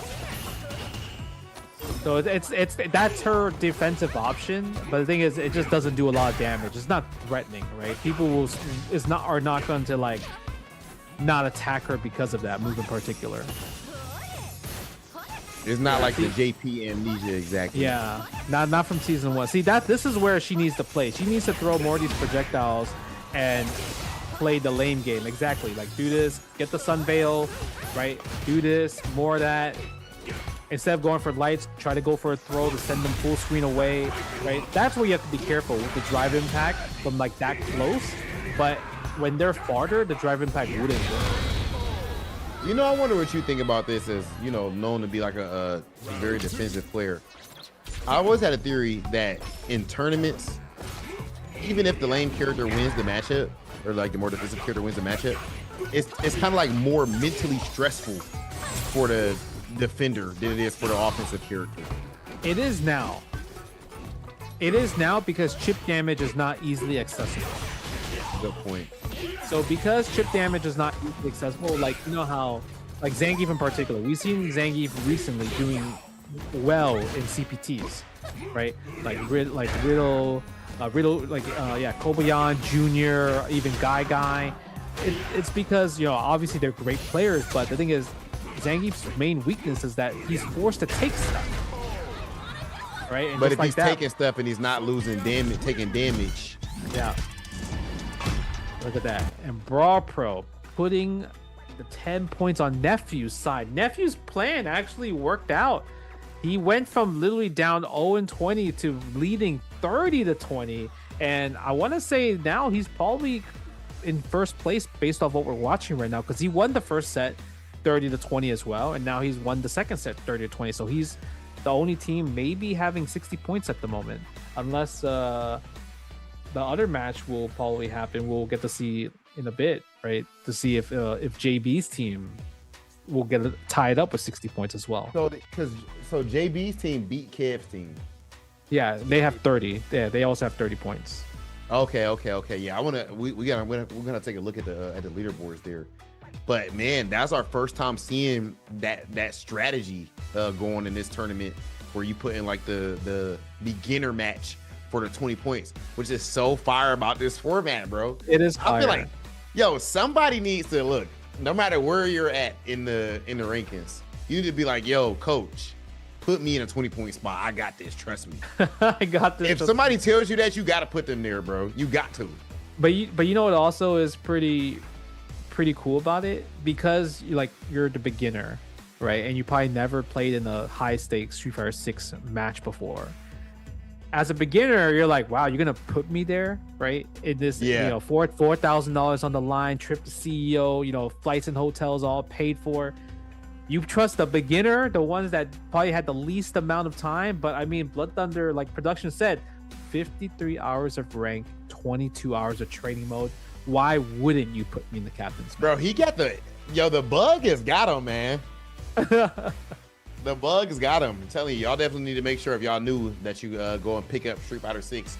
I ain't even just trying to shield or nothing like that. I mean, it should go without saying, both the people that you're looking at on screen right now pretty much dedicated our lives to fighting games after trying this stuff out. So it's definitely that good, and you ain't got to go hardcore to the level that we did. But I mean, when you look at it, like we obviously talked about the summer sale, but we just got a crazy announcement, right? Yasmin, and Rob, tell us about what's coming out, man. The year 4. Oh yeah, so of course, ladies and gentlemen, right now in year 4, we have Capcom just announced the 4 new characters coming to Street Fighter 6. This includes Yasmin, Bosch, Arjun, and Tifa. Tifa from Final Fantasy coming over to Street Fighter 6. That was insane. That's crazy. The year 4 pass is currently on sale on all platforms, with Yasmin dropping on August 3rd. The hype is real for these characters, with Yasmin's trailer dropping yesterday, and we cannot wait to get our hands on them, and we hope that you can join us. The fact that Capcom, hold up, right? They dropped the Yasmin gameplay trailer that fast. Oh my god. Like, yeah. I'm like, huh? What's going on? Bro, she comes out August 3rd. I think they just announced that she's playable at Evo as well too. Oh, So really? so if you guys are Evo, you guys get to try her out before August 3rd. Bro, that trailer was insane. They did so much in that. Like, there's new passives, right? Like, I think all the future characters coming out with Street Fighter 6, they're probably gonna have passive. You saw how her Karambit, she has like a passive where it glows blue, and that gives her more options on her special moves, right? So that's gonna be really interesting, because I'm curious to see what Arjun's gonna have, because I think what people were saying that Arjun, he's like the protege of Dalsim, right? A student of Dalsim. That's what people are saying, right? But we've seen Bosch a little bit. If you play World Tour mode, you get to interact with him and like save him. He was like Evo Bosch for a bit, right? Spoiler alert, sorry. And then Tifa, that one is crazy, because we don't know what Tifa's gonna play like, but they did say something about like Materia is gonna be part of it. So I'm curious to see how Materia is gonna be part of it, because I mean, when you think about it, Materia, if you play Final Fantasy like 7 in particular, like that's like the main magic source that the characters use in that franchise. And Nakayama made it clear that they've been like spending years getting Tifa ready for Street Fighter 6. Okay. Yeah, I'm pretty sure that he said it's been like a couple of years, if I'm not mistaken, that they actually were working their way up to making sure Tifa is integrated perfectly into the game. So I think that's gonna be crazy. And I just wonder what stuff Capcom got planned, because like, what, you dropped a gameplay trailer that fast? Like, is there something?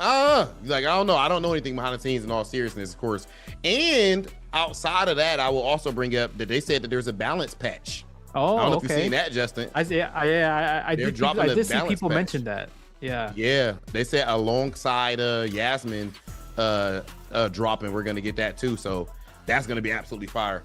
That's it, ladies and gentlemen. Of course, I think we're gonna go ahead and send things over to a break. This is the Street Fighter 6 New Challengers Tournament, and the fire's about to get turned up as we see who ends up making it into Grand Finals. You do not want to miss it. See you guys soon.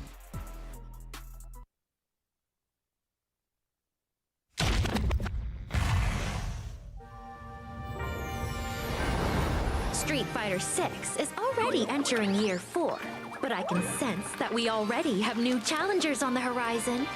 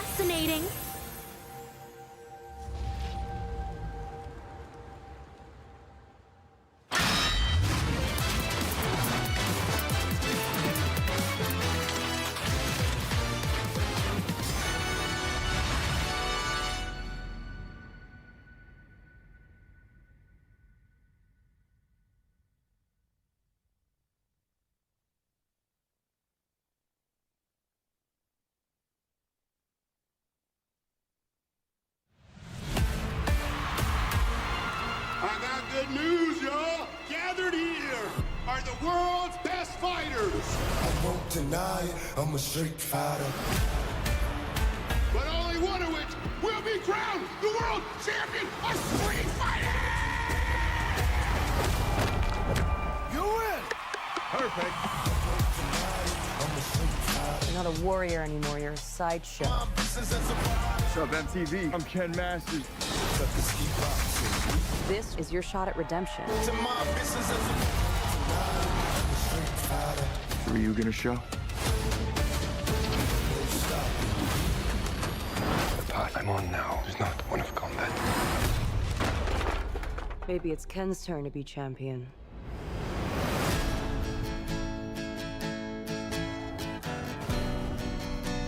How did you find me? I'm paid to find champions.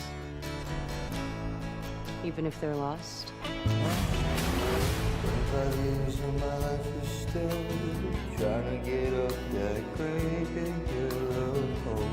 Good to see you, old friend.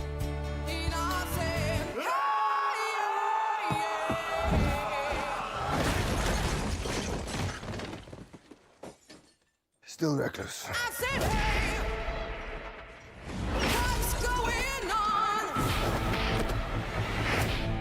Sit down. This tournament is not what it seems.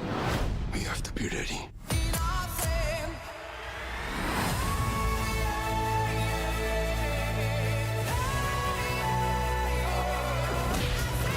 Everyone keeps going on about your thighs. I don't see what the big deal is. Bitch, please!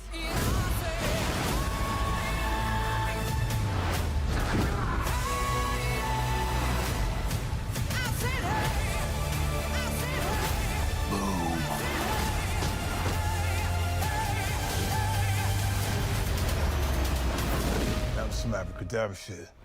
What's going on?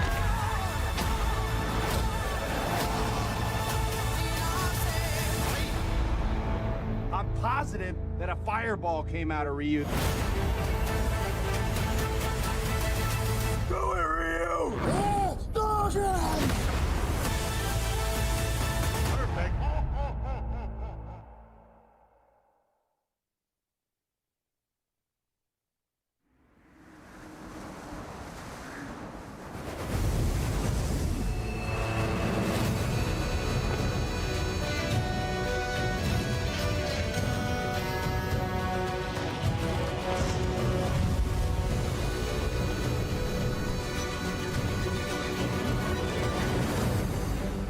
Wyveria negated the weight of buildings and mounted the sky. I can't stop wondering, how can all this exist up amongst the clouds?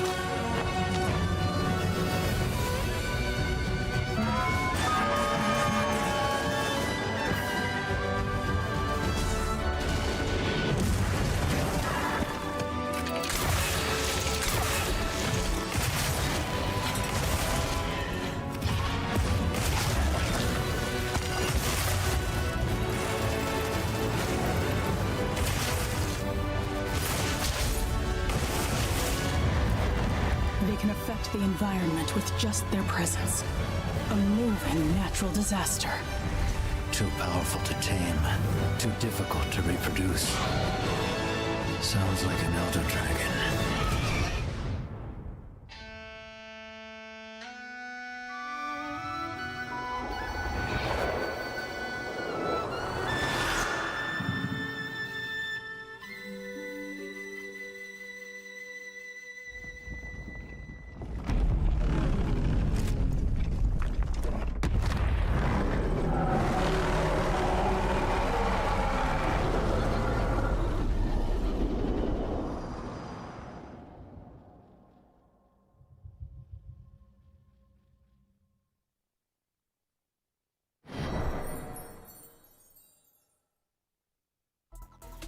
And welcome back for the Street Fighter 6 new challengers tournament. So far, we have seen some amazing strategies by, you know, some of the players and also the amazing captains teaching all these beginners, intermediates, advanced, high masters, and, you know, Justin Wong here, Rob TV. What's the coolest thing you've seen so far, Rob, in your personal opinion? Bro, you know what? Oh, that's not easy. The coolest thing I've seen so far. You know, I feel like in general, like the best thing about these tournaments, we were talking about a bit during the ad break. Yep. It's the fact that you're able to see how hype fighting games can be on any level. I just think as long as players are a similar skill level or experience level, then 9 times out of 10 it's probably going to be a pretty good match, a hype match and everything. Bro, like this is a great, how would I put it? This is a great primer, I guess, for what the FGC is all about. It's people from all different backgrounds. Yep. I don't care if you've been playing for a day. I don't care what city you're from, what country you're from, your background. We all come together and enjoy fighting games. And it sounds like cheesy, but that's really what it is if you ever go to an event. Which, Justin, one of these teams are actually going to be going to an event, Puncher taking the CEO. So I got to ask, so far, who do you think the favorite is looking like?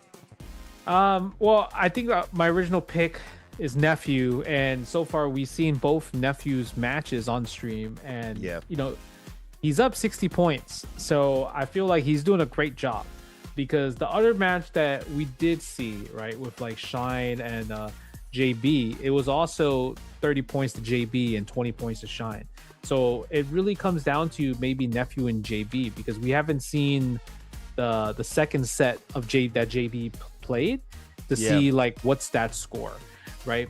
But based on what we know, Nephew looks like he's on the lead. He has a general strategy.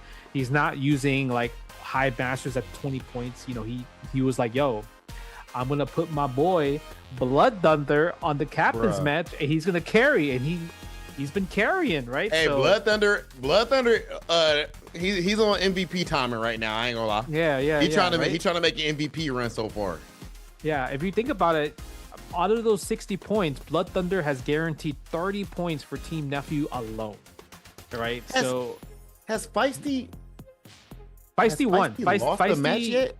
We don't know if Feisty lost, but based off the stream, Feisty beat Brawl Pro in the first set that we watched, right? So she scored for 20 points for Team Shine, and I mean we're gonna show you the replays. Don't worry, chat. We're just making sure all the matches going through. But man, Street Fighter 6, it's a beautiful game because you get to see all different skill levels, and you get to see all different type of strategies. And I mean, me and Rob, we learned something from Jurassic Rabbit versus VDX. Bro, that setup. Yeah, I'm like, what the? For y'all who don't know, like if you knew or whatever, of course, Justin Wong, a legend. I'm a former pro player myself, and I host and everything now. But now I'm getting back into competing as well, and I play that character, and I did never see neither. You played Cammy at some point, right? Or is that just 5? You played some Cammy. Cammy is my main, I guess, but you know, until I get like tired, and I just go back to Cammy. I like going back to Cammy in general. Yeah, so seeing some new stuff was crazy, and now we actually have the team order. So it's gonna be Coney versus Doki Bird. That's a banger off the dribble. Huntress versus Car Q. Gonna see the Honda and Chun-Li. And then in match 3, it's going to be Kyle versus Skull Volver. And finally, Feisty versus Hotashi. But do you see this, though? You see really? this? They didn't put... Skull Volver, is that not that's beginner. That's beginner. Yeah. Okay. They like his chances versus Kyle. And that's the home team, JB's home team. Yeah, so that is the beginner doing the same strategy that Nephew is doing. So... it's such an interesting strategy because I'm curious if we're going to see intermediate, if we're going to see advanced in the captain's match. But right now we have seen obviously high master and beginner so far. But we're going to check out Coney versus Doki Bird, Mai versus Alex. And I mean, I think Doki Bird has an amazing strategy, right? Just straight neutral, like all day with just OD fans. And it's going to be up to Alex trying to get in that process. Well, and that's one way to do it right there, though. That stomp. Yo, do you see the way Cody be moving? Yo, He's my in God. there, bro. Ugh. Okay, and the thing is, when we're watching these replays, every time these three transitions so far, it's been Doki Bird being in burnt out every single time because she's relying on so much on using OD fans, right, to kind of like close the gap, close the neutral. And that's one of Alex's strengths too, is attacking your drive gauge. Yeah. So you really want to say, wow, yet again, right there, great observation, Justin, because yet again she's in burnout. You know, Alex is one of the characters you have to be on point with your perfect parry against his like charge heavy punch, charge heavy kick attacks. But oh, big DI. I was gonna say Doki Bird can take advantage of the fact that Alex doesn't have Awakened DP. Holy shit. There we go. I like the fact that Tony is using that jumping medium kick. That jumping medium kick covers so much range. I feel like a lot of times people always like to jump in with like what's the better heavy button when it comes down to it. But Tony's doing a great job at like, oh, this is the range. I can use this as a punish. I might not get a full combo, but he puts 10 on the board for Team JB right there. Yo, I like Coney's game, man, and his mentality. Like, you can just see you can see where his energy is at with it. But of course, that will go for Doki Bird as well. As we get our next match ready, going to be CarQ versus Huntress. We've seen Car cooking up last year as well. Yeah, and Huntress, I feel like is kind of like a staple, right? She's always been in these new challengers, these slams. Like she's always been playing because she's a fighting game player, right? She plays a lot of games, but in general, like I see her a lot when it comes to just playing Street Fighter 6, especially with Chun-Li in particular. So Huntress got experience in the game or in other fighters too. Yeah, for sure. Look at this. She got the combo. She got the setup. She knows what she needs to do. Tries to go for the parries. And obviously CarQ, he's using a lot of Hondas in terms of just like knowledge checks. Like, can you stop my bullying? If you can stop my bullying, then you might smoke me at that point, right? I think that's what it seems like. But you know, one of the nice things about that type of strat is, you know, your mental stack isn't really overloaded. You know exactly what you're going for. I always say even a strategy, even if you don't necessarily have the right strategy, it's better to have some strat than just playing instead of just playing aimlessly. Look at this. Yeah, and Huntress is playing it safe, playing it neutral, using the standing light punch as kind of like the counter poke tool, because every time the standing light punch hits, especially counter hit, it's a guaranteed low forward. So she's capitalizing all that for damage. And look at that, another 10 points for Team JB. If JB wins this like 40 points, like 50 points right here, they would be first place at the moment, right? Because right now, Nephews has guaranteed 60 points based off of what we saw, but JB also had the 30 points from the prior set. So this would be our first 40. Yeah, so he have 70. Yeah, he would have 70. There's also round 4. So he could win 50 points off of if you just 4-0, right? So I'm curious to see. The only two teams make the playoffs, but even being on winner side, being in first place gets you that home field advantage, which is huge. Yeah. All right. Skull Volver versus Kyle. So we're gonna see if JB's faith was placed in the right place, going with the Skull Volver choice, going with the beginner match for the 20 points. Last time we seen someone do this was just the last set. We had Team Nephew do it and it worked out. Yeah, and for this one, we saw Kyle play, and his strategy is using a lot of drive reversal with Chuck Plasma, right? That's what we see a lot. Like, we're seeing it right now, right? He is throwing his fireballing it. Just keep doing it. Jump. Tiger shot. Nice, that's a combo. Bro, he's playing like he's playing Street Fighter 2, Street Fighter 4, bro. Oh my god, you're better than Yo, bro, I was not prepared to see that. Hold on. Oh, level 3. You know, I'm really surprised at JB putting Zangief in this spot right here. Yeah, because I do think in hindsight to get through that fireball maze, you kind of need to maybe might need a bit more Street Fighter experience, Street Fighter 6 experience. Yeah. Oh, I mean, hold on. Level 3. Oh, there we go. Yeah. Nice heavy auto combo right there from Skull. I guess maybe JB looked at it as like, oh, he's silver, you're gold, so you should technically win free. Yeah, maybe that was the theory. Yeah, that's that. Ooh, from downtown. Bro, for 20 points, let's see. Not what I meant to press. Sorry. For 20 points. I mean, look at this. Now you see Sorry to kind scare of everybody watching at home. Skullvolver. He's the one now for in the something you're all lead gonna right now. really He's the like. one winning, right? Even though it's tied He's so 1-1 scared. life He's lead so wise. scared. My man's doing the cartwheel all day, every And a day. low. Just for a little bit. Oh, Okay. big DI. Please go to last round. This match is hype. No, this is gonna be 3 out of 5. Exactly. That's Oh, what it's 3 out of 5. You're right. Okay. Yeah. That forward light kick. This is really close, actually. Hold on. Let's go. One round apiece. Who's? Oh, Zangief. Oh, we just transitioned to level 3. That's crazy. Bro, the heavy kick whiffed. Wait a minute. That's crazy. I can't believe the heavy kick whipped. more. It's like That was- because Zangief's head, like he just went lower, it just whipped. This is Oh insane. my god. Yeah. No DP. Back You off. could have punched him there. Oh, he's jumping. Punish. Oh, he's jumping. Oh, the chip damage. Oh we my got it. god. DI, bro. That Yo, DI was this match. so close. This is intense. Body splashing, sir. Right? Oh, Into level 3, sir. uh-oh. Here's level 3. That's okay. He's alive. Yeah, it's Watch because the it's DI, because yeah. it's modern reaction, like using modern Watch input. There It we does go. less damage than classic, right? So gonna- Oh, level yeah, 3 is good do point. He's skate. gonna jump soon.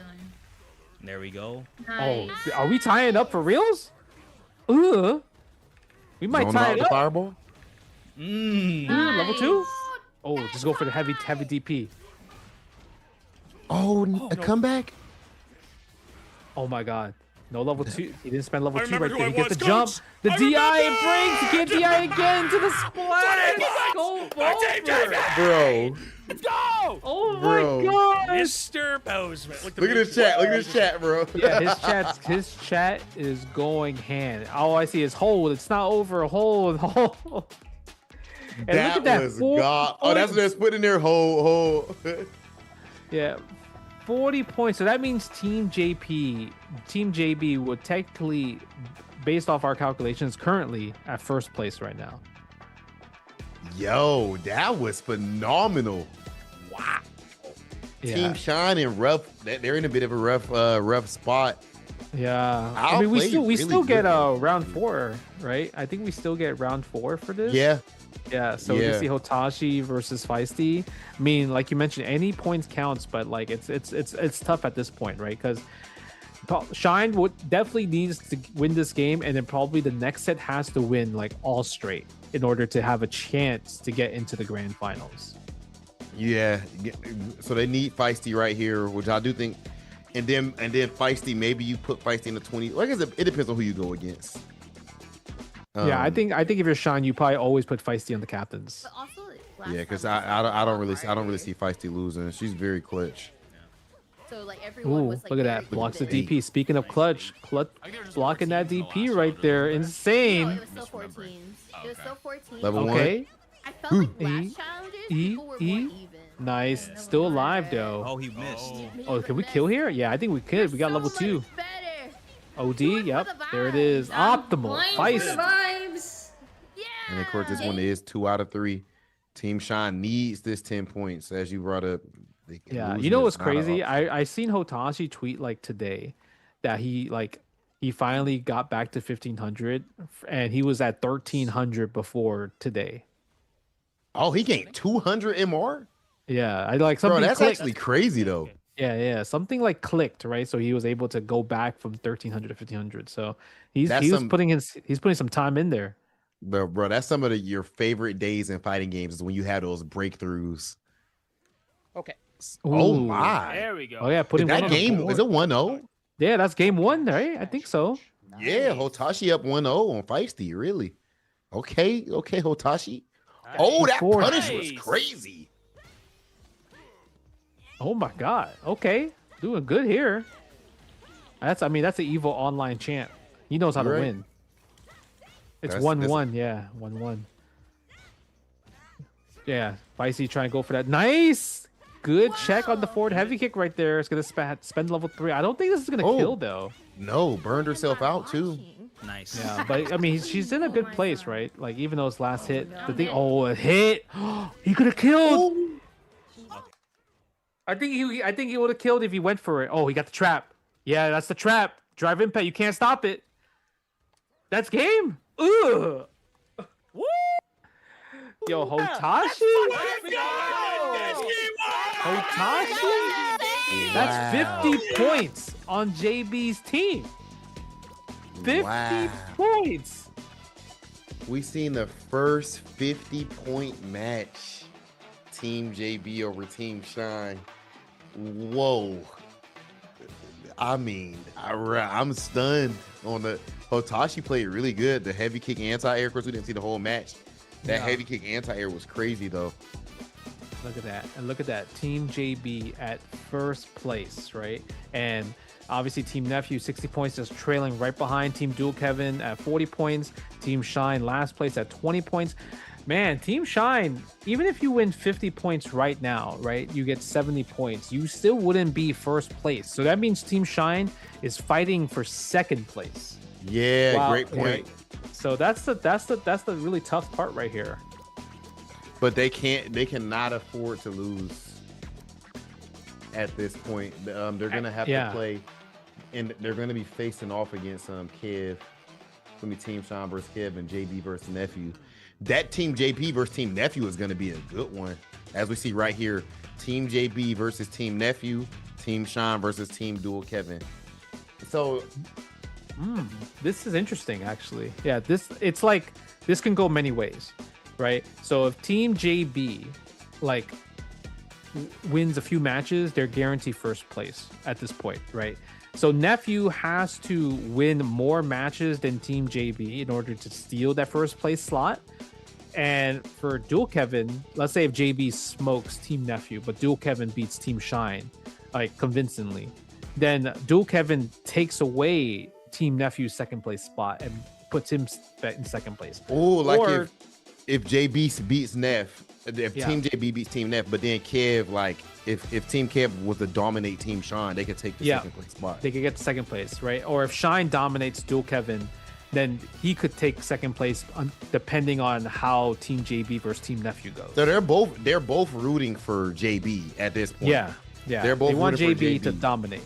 They need JB to dominate because I think even if a few games, let's say if it's 30-20, then I think it might be too much. It might be too much of a gap. Maybe Dual Kevin if he destroys Team Shine. But the thing is, it's tough, right? Because there's a lot of great players left here. There's a lot of great players here that has great strategies.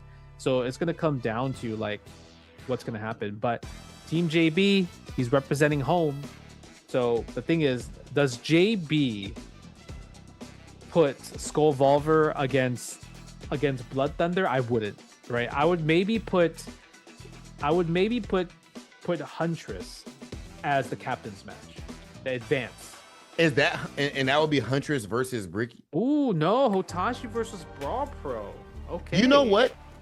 You just seen Hotashi beat Feisty and Beckman.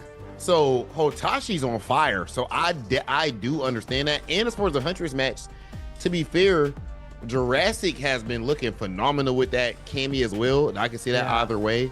They definitely were not about to test Blood Thunder in that spot. That's true. Skull Volver could get it, but I like this pick. I could have seen I'm actually putting Hotashi there or Coney. Okay, I can see that. It's so cool that there's many different strategies that we could go for, right? And we're gonna get into this match right away. Blood Thunder versus Skull Volver. Both of these players, by the way, have been undefeated in the beginner section. So we're gonna see which one of the two is going to take the first W. Yeah, bro, we've been looking forward to this one.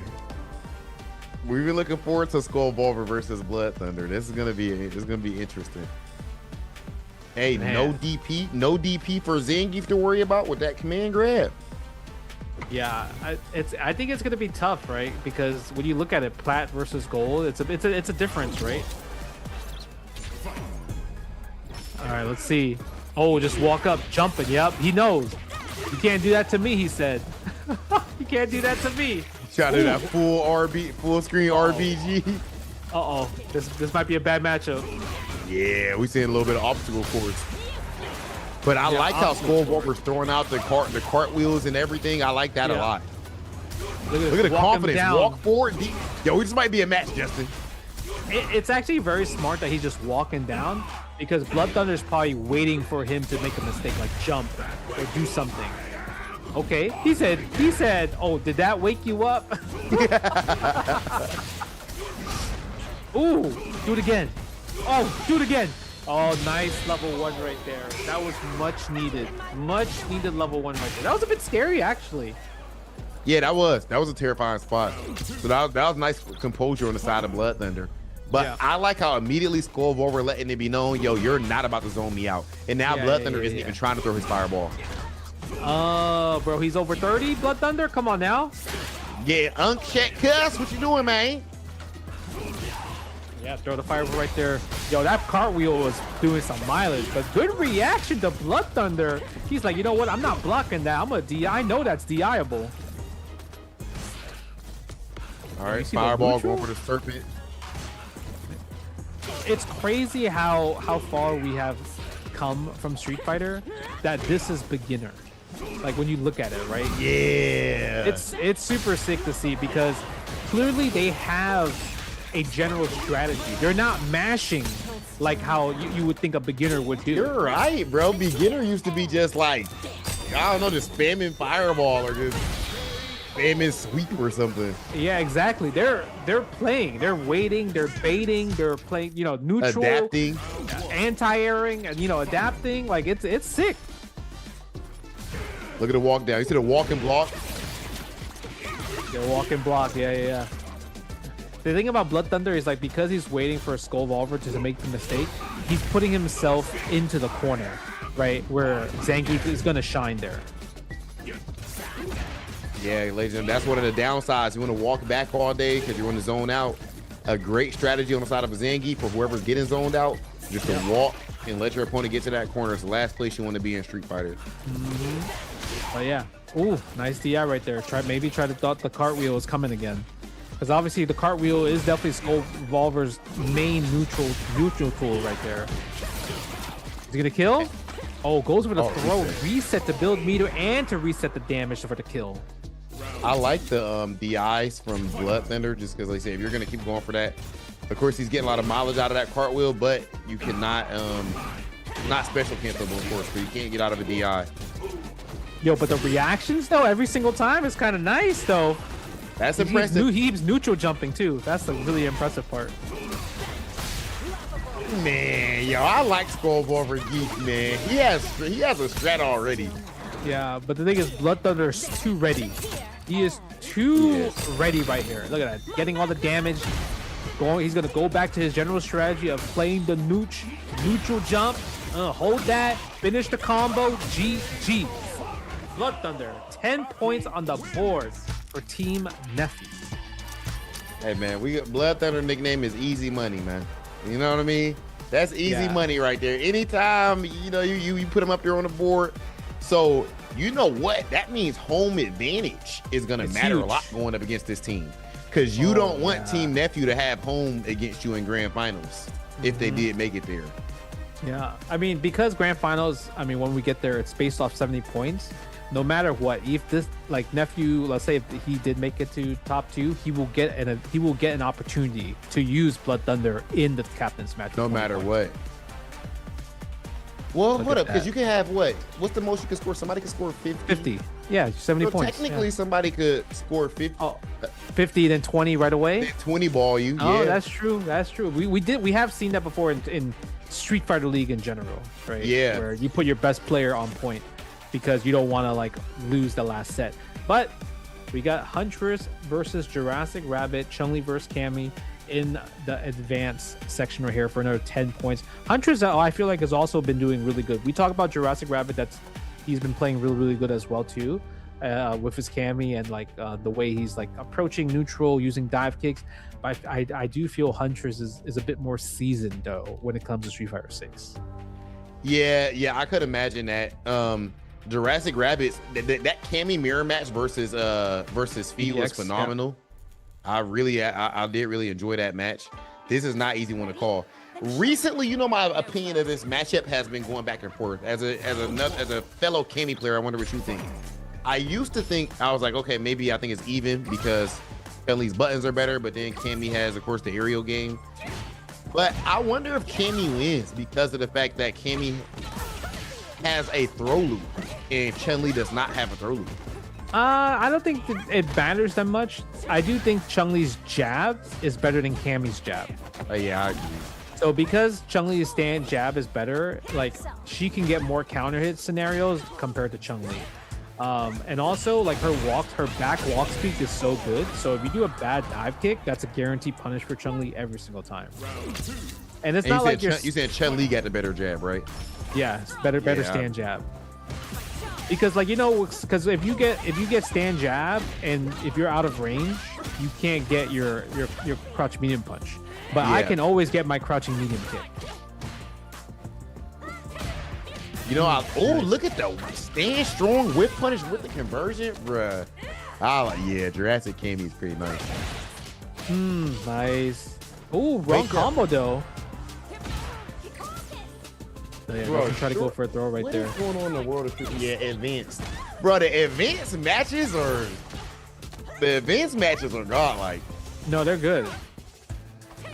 Yeah. The thing is, I feel like Jurassic Rabbit could probably maybe have taken some tips against with FDX's Cammy because FDX Cammy was able to beat Huntress earlier.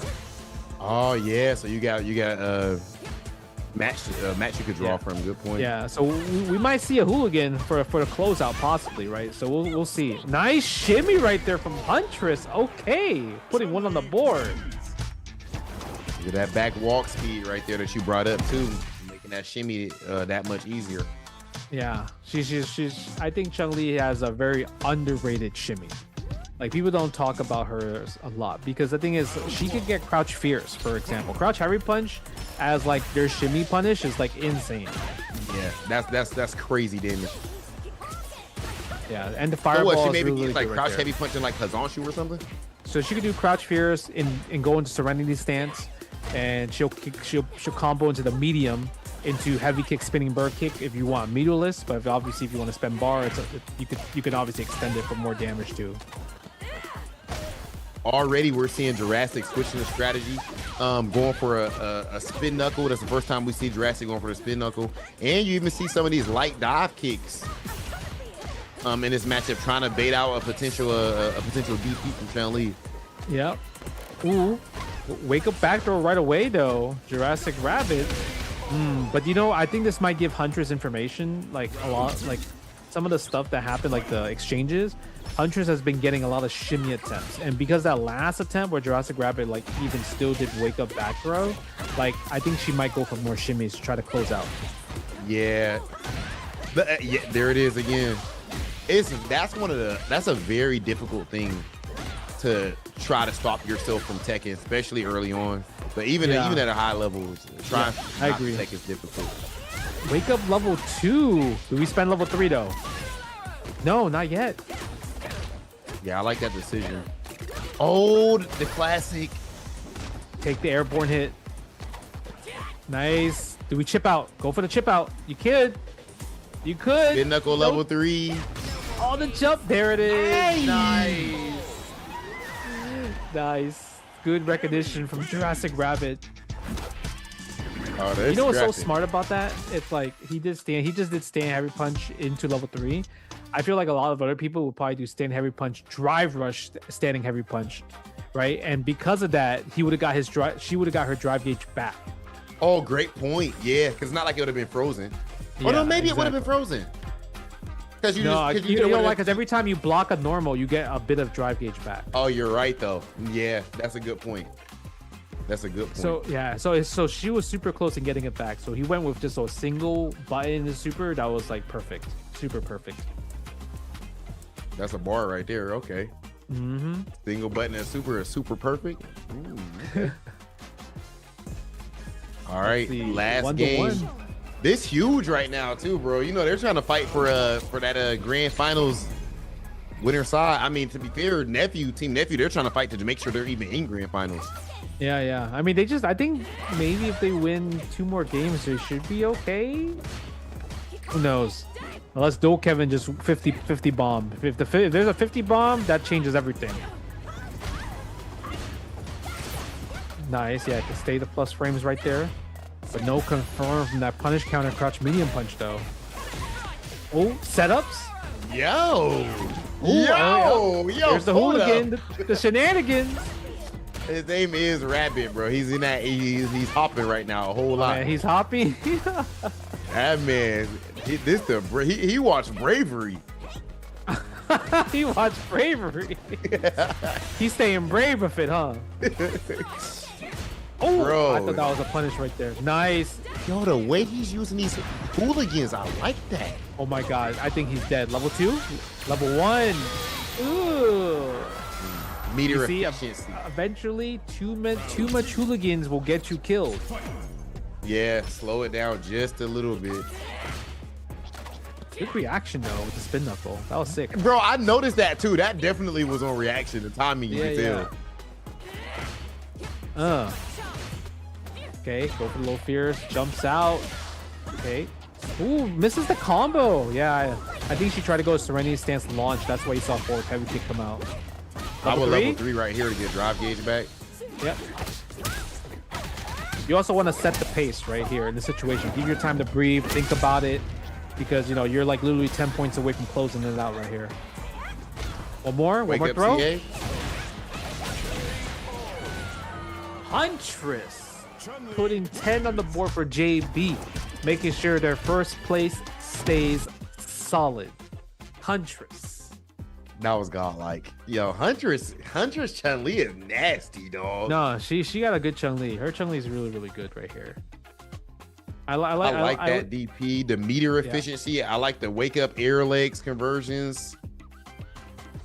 It's also the way she used her her OD Tencho kicks was really smart, because I feel like a lot of times when people parry, everyone doesn't just block. You know, the reversal always hits most of the time. So she did a great job right there. Now it's tied 10-10. These are both undefeated teams as well, right? They haven't lost at all in this the group stage. So captain's match, right? We have Hotashi versus Brawl Pro, and you know we talked about how Hotashi was on fire against Beckma and Feisty, and also I mean this is in Street Fighter history. This is not lore accurate, but this is like game accurate. Sagat has always beaten Zangief. Yeah, just in the game in general, like actual Street Fighter. Yeah, actual Street Fighter. Been a bad matchup. Yeah, but the thing is, we talked about how like Zangief, I mean, he doesn't take a lot of chip damage. He doesn't take, chip damage is not really existent in this game until you're burnt out. So because of that, like Tiger Shots, I don't think it will be as effective as normally in older Street Fighter titles, right? Especially in this match in particular. And Sagat's not really a zoner in this game. That's not really his primary. But of course, we did see it earlier. Somebody getting hit with like 50 fireballs. It's rare. Yep. The higher up you go, and these guys are at a skill level where I think he's not as much of a zoner. Ooh, low fierce Tiger E. Nice, I like that. Bait on the perfect parry. I mean, Brawl Pro, like I mentioned, like if you're gonna be playing Zangief, you're gonna probably have to go for more reads for perfect parries. And I think Hotashi has caught on Brawl Pro's tendencies to go for perfect parries. I like the fact that he got his perfect parry baited twice, and he still perfect parried him right there anyway. Like you can't let your opponent condition you easily. Exactly. That's a good call, Rob. Yeah, he did a great job on that one. Oh, look at that! Because of that one perfect parry, he's in contestants of winning. Oh my, bro! He could have confirmed the hail stab. Oh my God, bro, bro! Hey, bro, perfect parry in a dream. Yo, third time's a charm. Yo, Hotashi thought there was a 0% chance that he was gonna perfect parry right there. Oh my God, that was crazy. Literally, it was Hotashi's game to win the whole entire time. And then Brawl Pro made a crazy comeback because of one perfect parry backwards. Ooh, He reacted with left. Oh, I thought that worked. I thought that worked too. He thought it was a fireball maybe, or maybe he thought it worked. I just still thought that would work. Yeah. Buff Geef level 2. Yeah. Ooh, perfect parry again. Ooh, The fireballs perfect as well parries. too. Nice neutral jump. Are we No, we're gonna take you to the corner. E. Yeah, stand medium punch. Oh, nice challenge with the crouching light kick, the 4-framer. Ooh, okay, ODDP on Hotashi part. Yo, this is a set. Oh This yeah. is a set. Oh yeah. Okay, Brawl Pro. It's war time, baby. First to 3. I like this. This I'm so is glad a we catching this live. set. Oh, nice bait. Doesn't get the punish counter for the DP there. Did it a little bit too late. Unfortunate. Yeah, he could have blocked. Yo, his perfect parry is better than a lot of people, bro. What? No, On these he- fireballs? Yeah, it is. Good hit confirm on the hell stab as well too. Oh my god. He was Yo, that nice. ready? Ugh, burnout strategy too? Ew. Oh, bro. He said, eh? He like, hold up, bro. Y'all put him against me in the 20 point. Y'all thought this was the free 20? Let me show you something. Thought this was the free 20 ball?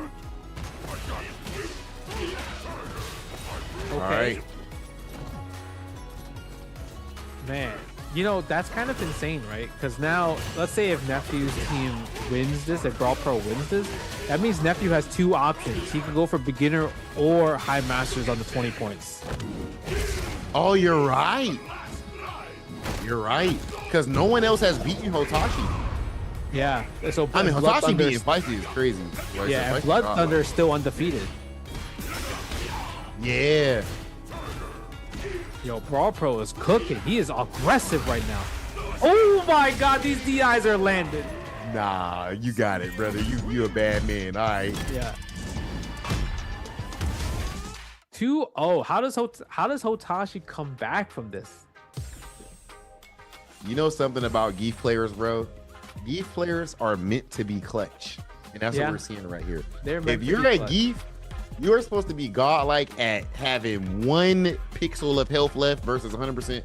And somehow you just make the perfect 3 reads and win. And You that's know- what we saw from Brawl Pro to start the game off. I think that's a grappler mindset in particular. You just think about all these different scenarios that probably will never happen, but you're like, hey, but this would work though. Yeah, yep. Highlight machines, bro. Highlight and machines. I feel like the momentum shifted. I think that round 1 comeback was so significant. It snatched away the momentum from Hotashi and got Brawl Pro's confidence at an all-time high. Wow, you can't afford to lose 1 more game against Genki. Scary spot. However, we did see Killju do this at Capcom Cup. Going up against Itabashi Zangief. He was down 1-4. Brought it all the way back to win. Yo, look at the setup though. Yo, these drive impacts have been landing though. That's the insane part. It's not even just like unchecked drive impact. These are like counter hit drive impacts where you get the full combo. Oh. Like you can't even do it. Yeah. Okay. Yo, this is hold on. It's just so crazy because the first round didn't look anything like this. This is adaptation at its finest.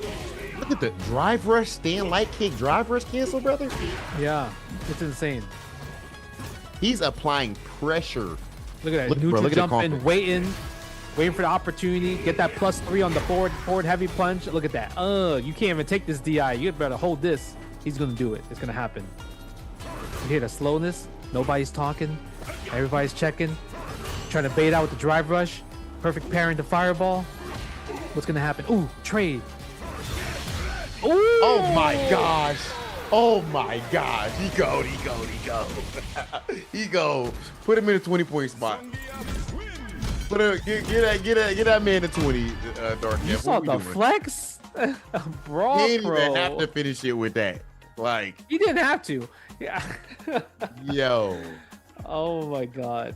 The Yo, crazy Team part Nephew is kind of nasty, bro. they're What? definitely nasty. It's crazy that he got the level 2 on the high tiger shot, because at that point when you have a pixel left against a god, you're like, okay, most players will just go for the cheesy drive impact, right? Just Yeah. anything. But he said, nah, I'm level 2ing this level 2 this fireball. Level 2. Yeah. So You know what? 30, Brawl Pro 10. didn't even stick to one strat. Like he did, but I mean, like we saw a lot of different skills. What I mean, like at the end there, he's like walking back and forth. He's controlling the corner, neutral jumping. He was so calm. He was. Very, very calm. And just like that, I mean, Team Nephew is in the lead 30-10. Now, it's going to be up to Coney to try to at least, maybe make it to 20 points for Team JB. Coney versus Bricky. Alex versus Chun-Li. Bricky. Oh, yeah. okay. Okay. That's not an easy call. This is not an easy call. It's tough, right? Because I think like we talk about, Coney has a fighting game background, right? So because of that, like he probably knows how to kind of like beat people. While Bricky, like this is probably maybe his first fighting game taken seriously, right? So because of that, like he has a general strategy, but I would say it's not as flexible probably compared to Coney's playstyle. Yeah, just years of competing in any fighting game is gonna make you better with adapting and things like that. That's true. But hey, Justin, practice one kick 1,000 times, right? Hey. Practice that one strat. Oh, the DI though. Oh, we got trial mode combos. That's definitely a trial mode combo. Oh, that OD power bomb. Look at the damage on that bad boy every single time. I feel like Coney has always landed the prowler stance.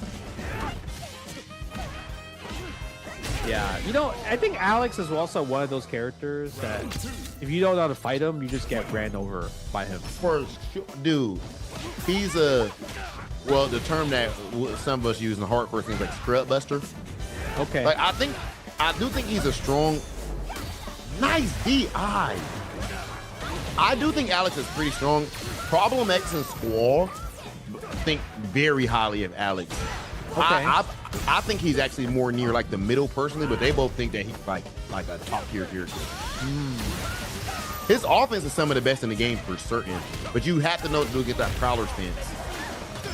Oh, like here, just go level 3 right there. CA. Down for the count, Chun-Li. His CA animation is too cool, bro. Go to sleep. Go to sleep. Hit him with the retirement, like Gunther. Oh, is that the Gunther? The sleeper hold. Okay, Coney starting off with the 1-0. Yo. Hold up. So Coney I like how Coney just went in there. If this is the finals, JB might put Coney in the captain's match. Straight up. Yeah. Because Coney has been on point. He's been wrecking Shaw. Okay. Yeah, go for the strings right there. Nice. Setup. Go for the setup. You had to wake up with it. Sometimes you don't want to keep guessing. Then level 2? Oh, he didn't cancel the level 2. That was huge. That level 2 probably would have killed right there. Oh! Trade Alex. I actually like that level 1 there too. But dang.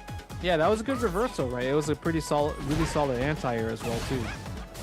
Oh no, power bomb, punish, counter, damage. Oh, Did you that see anti how was early fast. he anti-air DP that? It was so fast. Like that was like a preemptive. Okay.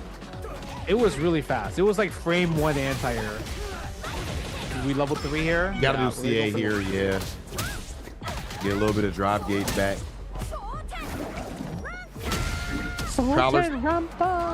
Prowler stance on the way. Yeah, he could go for chip damage if he really wanted to. Ooh! Nice. Neutral jump, heavy kick. Bricky trying to survive. Oh, whiff punish on intermediate? The fussies? Yo, nah. Yo, Street Fighter 6 moving different, bro. That whiff punish was crazy. Why are people leveling up this fast? Like, what's going on, bro? That's like real fundamentals. Like, what? Man. The Nooch Big Coney, all right. And we'll go ahead. No, it's just I couldn't believe the whiff punish because when you watch that match, you would never think a whiff punish would happen in that match. Yeah. Like that came out of nowhere. Yeah. And it's Clean. Alex. Yeah. Like you don't even really see Alex with punish sweep that. Now that I'm thinking about it. No. Like if anything, maybe like crouch medium punch or stand medium punch. Like sweep. Sweep, yeah, sweep in particular. That's I watched enough Street Fighter 6 to know that every pro player uses sweep as whiff punish, so I should do it too. But that puts Nephew 30 points in this set over JB's team again when JB's team earned 20 points. So I'm curious to see what the leaderboard looks like, because now they're probably neck and neck between the two, right? But I think JB still might be leading because I think there was a 20-point deficit. I do think he might have been up 20. So maybe maybe JB's up 10 now. Yeah, up 10 now. And so because of that, that means Nephew does not dethrone JB in the first place slot. So the question is, at this point, I wonder if grand finals ends up being set. So we're actually going to check out the standings. Yeah, so this is before. Oh, right, no, Kev. I'm tripping. So Kev can still get second place. No, this is before the points. This is standings before the round. So JB was up 20. Yeah, he was up 20 points. So if you look at the math, right, that means Team JB is at 100 points, while Nephew's team's at 90 points. So Kevin needs Team Shine can't make it to Grands. Cannot make it to Grands. Dual Kevin needs a 50-0, and he needs to hope that he's ahead in the tiebreaker. Yeah, that's the only way that Dual Kevin will win. But the thing is, Nephew beat Dual Kevin. Like, their team won the head-to-head as well too. So I'm curious to see like if there's anything else that Team Dual Kevin has to do, right? But the thing is, getting 50 points, like, oh yeah, we have to get 50 points. That's not easy to do. That's not easy. Dude, that's stressful. That means everybody has stress. Yeah, especially where Shine has Feisty on his side. Right? You know what I'm doing? I'm putting my best player, like not best player, the most guaranteed win. I think I might let them go first. Yeah. Oh, I can see that. Because it doesn't matter who's in the 20. I might be my best player just to get the momentum going. Maybe. Yeah. First or not last. I just can't put I can't put whoever I think is the most guaranteed win last because it's so unlikely to get there. Like, I got to put you first or second. Like, either you keep we bet on somebody, then you keep the momentum going, and we go from there. Yeah, I am curious to see the different orders that we might see now, right? When it comes to the captain's match, because obviously for like Nephew, he's gonna use probably Blood Thunder, right? But the thing is, he could also use Brawl Pro now, so he has two choices. But now that means JB, if this is the grand finals, right? This JB might have to rely on Coney as the captain's match against Bricky. Yeah. Hold up. JB might rely on Coney. Let me check JB's whole team. JB also has Mitchell, right? Not Mitchell. You talking about Huntress. Okay, yeah. Because Nephew has Mitchell, and I think that could be a back and forth. Like, I don't think that's guaranteed for Huntress to win every single time. And when you say Mitchell, you talking about Jurassic Rabbit? Yeah, Jurassic Rabbit. Yo, Hotashi's cooking though. JB could also put Hotashi. Brawl Pro just cooked Hotashi. Oh, no, he can't. No, he can't. No, he can't. Brawl Pro. Respect. No, he can't. Oh, yo, that Zangief was a menace. Yeah, it was. You need to stay out his way right now. Yeah, the fact that he reaction level 2 at the end when he didn't even need to. Why people doing godlike stuff in the end though? Like, bro, like the level 2, the whiff punish sweep. That was literally a flex in particular. When Brawl Pro, the fact that match turned around because he perfect parry, got thrown, perfect parry, got baited again, perfect parry again, and it actually hit. Back throw GG. Third time the charm. That's a real, listen, y'all. If you wonder, like, if you are meant to be a grappler player or not, look, you will know. That's all I say. You will know. He said you would know. You would know. Everybody not, Justin, we not meant to be, that's not our lane in life. That's not our archetype. No, we trying to play some nudes. We trying to, you know what I mean? No. Those dudes are different. That's a different type of player base. you know, they're the crowd pleasers because when you go to a venue, watch a live tournament, they see a grappler on the top 8. Yep. They're you know who the crowd's cheering for. Yo, grapplers are the most hype archetype to watch, probably. They are. Yeah, they are. That's the most hype archetype to watch. Yeah, because they're the ones having to walk down. Because when you watch a grappler play against like a zoner or like a footsie character, you see that they have to wait before they get their turn. Right? Yeah. So the viewers when they're watching, it's a good they're movie. Like, yeah. So they're like, oh man, I can't wait to see what happens when he gets in. Yeah. And then seeing somebody had to make that guess, bro. Kev versus Kobayan at Evo France. He hit him with that crazy like level 2 into level 1 read or something like that, like just psychic. Yeah. Like, come on, bro. They built different. Mena RD is kind of like a grappler minded player. He just not playing a grappler. I mean, he played Gi for a while. Yeah, he played he played in Street Fighter 5. I mean, Birdie was his main, right? Oh, you're right. Yeah, so he has he understands how to play grapplers, like in terms of a mindset, in terms of hard reads, as well too, right? Yeah, you know, now I'm curious, man. At this point, I wonder what Team Shine's mentality is. I wonder if at this point maybe it's gonna be really hard to also get a 50 ball because one, they're strong, and for two, they're going in there pretty calm, I'd imagine, right? Like at least in Street Fighter League, I don't know if they'll go into it like this, but when it comes to Street Fighter League, if somebody is like out of the running near the end, they take solace in like they love like derailing somebody else's dreams. That's how I go about it. I see. Yeah, like you like, all right, well, you ain't about to, you know what I mean? You're not about to live your dreams on our back. Yeah, because if you look at the pricing, right, 3rd and 4th place, they get $1,000. So that means no matter what, even if Shine's team get 3rd, they don't get more money. But Dual Kevin's team can go from 3rd to 2nd, right? So because of that, they're like, oh, we have to play perfect. Yeah. So there's more stress on their side, while Team Shine is like, yeah, it might be done for us, so we might as well make some cool clips, take some wins, and ruin somebody else's dream, like you mentioned. And 2nd place, and mind you, if you make it in 2nd place, that also means you can win the whole thing because you're in grand finals. True. It doesn't matter at that point. Yeah, like true. You're right. It's a whole new ball game. Regular season over with. The only thing at that point is just home and away. Yeah, and that's going to be 70 points. So both teams are going to be able to play home and away, right? So that's always the fun part because you get to see the different collabs. And look at that. This is Team Shine, Team Dual Kevin, and yeah, we see the High Masters taking match 3 is Feisty versus Beckmon. That's a really awesome match, right? That we're going to be able to watch. Hey, Beckmon switch characters. Alex, okay.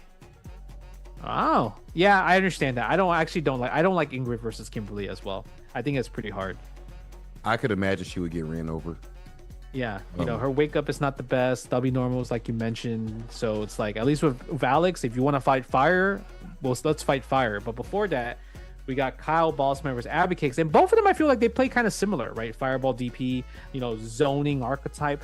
But here, I would say Sagat would win here because obviously Mai's fans, they don't, at least with the level 1, they don't act as projectiles. So the fireball is going to cut straight through. Yeah. So I'm curious to see what Abby is going to do as a kind of like adaptation in particular. Don't rank up after this. Look, and we're seeing those high shots. Yeah. She has to do OD in order to stand a chance. Oh no. The obstacle course. Look at this. Look at this. The obstacle course. Nice, and she made it through level 1. Okay.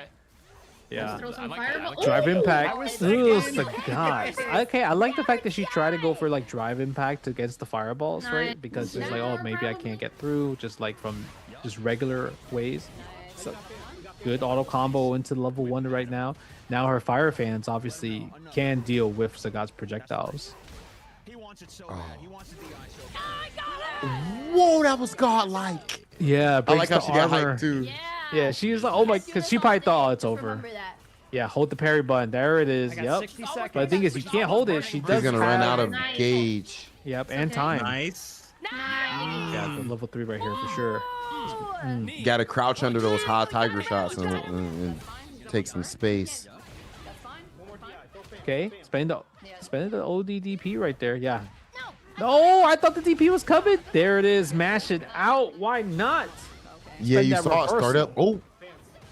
Oh, this That's is a good interesting. spot for Abby. Yeah. Ooh.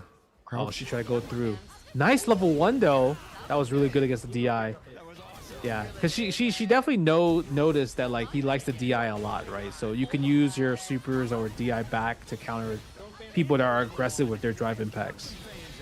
Yo, Abby. Okay. That was sick. Dude, this will be the most clutch thing in the tournament so far. Free. It's crazy because Dual Kevin needs the 50 bomb, right? So Abby needs to win this for Dual Kevin. Yeah, she got the pressure of her team on her back. Oh my gosh, she cooked. Look at the jump. Yeah, going for offense. Yep, auto combo right there. The regular DP.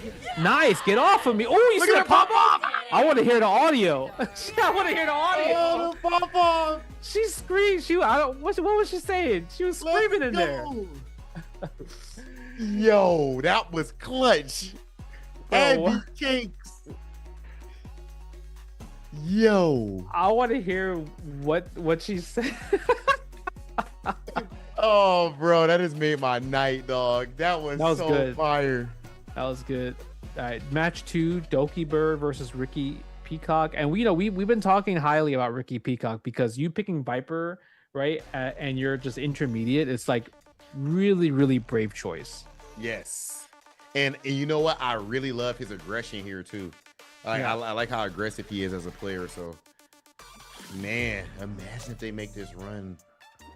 That would be crazy. And then for Doki, I mean, she's been playing my and coached by Mickey as well. But the thing is, I feel like her game plan revolves too much on burnout. Like it puts her in burnout way too much. 2 meter heavy, huh? Yeah. Okay. But You're both honestly, but you're a fire-based character, so That's we've seen that same issue with your Ricky's element. Viper. That's true. Hold on. Yeah, that's Ooh, true. hold up, I'm cooking here. It's just Viper's just harder to That's it's harder true. to manage driver That's true. resources because super jump, right? Yeah, that's true. If he got the wow, look how execution close. though. It's coming out to the end. Did I get this? The second hit. Oh, you got it. You got it. Hit him the cinematic level 3. My Shinui. business. Okay, I'm yep. on him. He can't, Chasing he the can't fans answer. down. He can't answer. You know, Ricky Peacock got some good Okay, you don't need execution your though, meter, because it's trying to fine. get She these is super moving, jump she's cancels moving, ain't Boy, she's easy. moving. Yeah, he's consistent. Oh, my. Modern reactions, baby. Oh, good trade. About. Oh, Doki Bird could ruin the dream. Nice. Could ruin the run. Punish. Oh my god, So why are she's you killing killing him. like this? Coughing baby. chucking these Stand fans. up. Oh god. Oh my god, there's a Stop chance. giving me too much Yeah. confidence. Yes! Wake up, crouching medium punch. You thought I was gonna wake up super? What a Thought I was bait gonna mind level one. game. Big city Ricky's come back to a rural suburban village. That was an advanced. That was a high level read right there. Yeah, that was mind games right there. Doki Bird. That pretty much Doki Bird seals the deal for Team Dual Kevin trying to get a 50 bomb, because I think at this point Dual Kevin's team is unable to catch up to at least Team Nephew to tie it up. Yep. So it looked like they're gonna finish, and Sean and Kev's teams are gonna finish in the last 2. It seems. Feisty and Beckmon had great matches last season. It'll be interesting to see how this goes. Yeah. Kimberly, in our first time seeing Beckmon bringing her Alex out in this event. Man, I mean, these are 2 characters that steamroll each other, right? So it's to see who is able to steamroll first and better. The easy way is just a neutral jump every now and then if you see him in prowler. Yo, the Alex color, that's nice. I haven't seen that one. Yeah, yeah, that's a new costume, but I didn't see that color segment.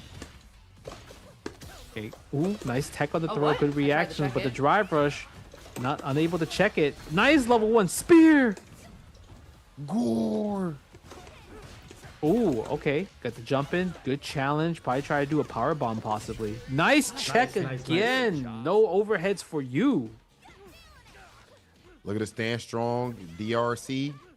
That's gonna do it. Nice. Yeah. There you go.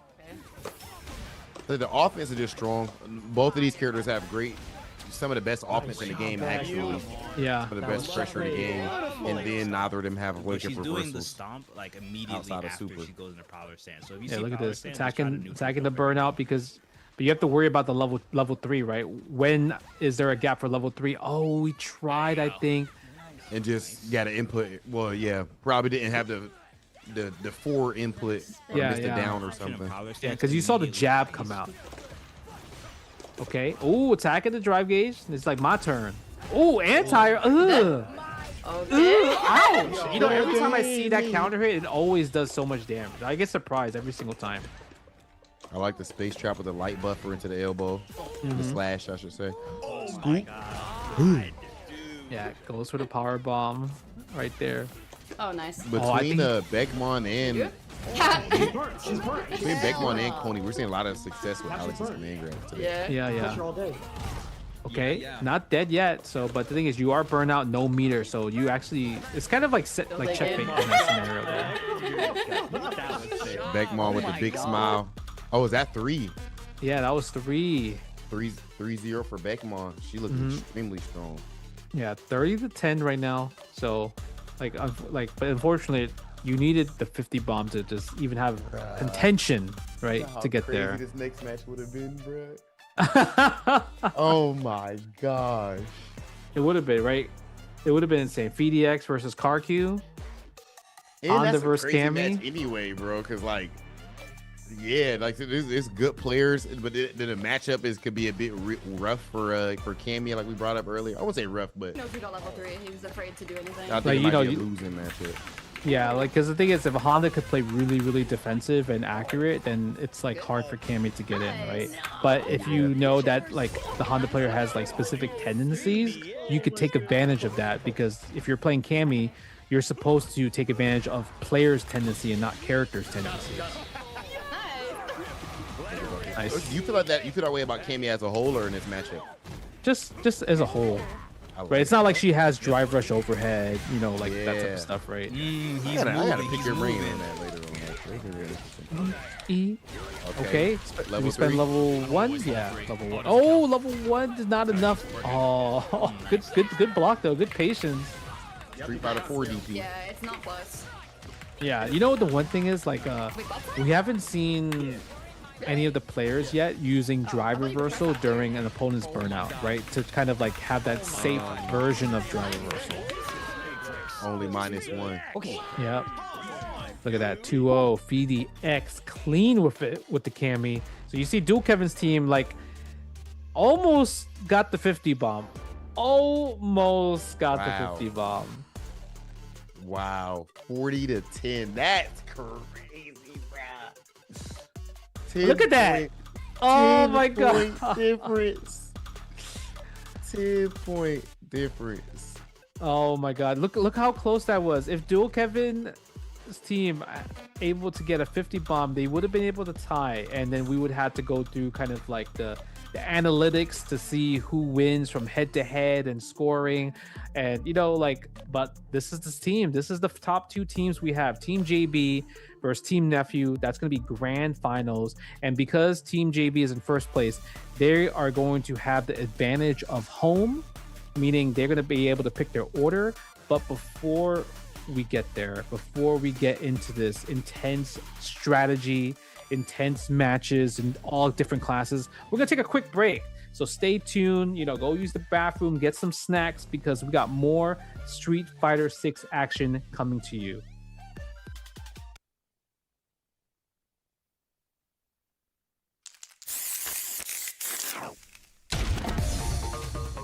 I hit the streets to prove that I'm a fighter. Keep up if you can. Round 1.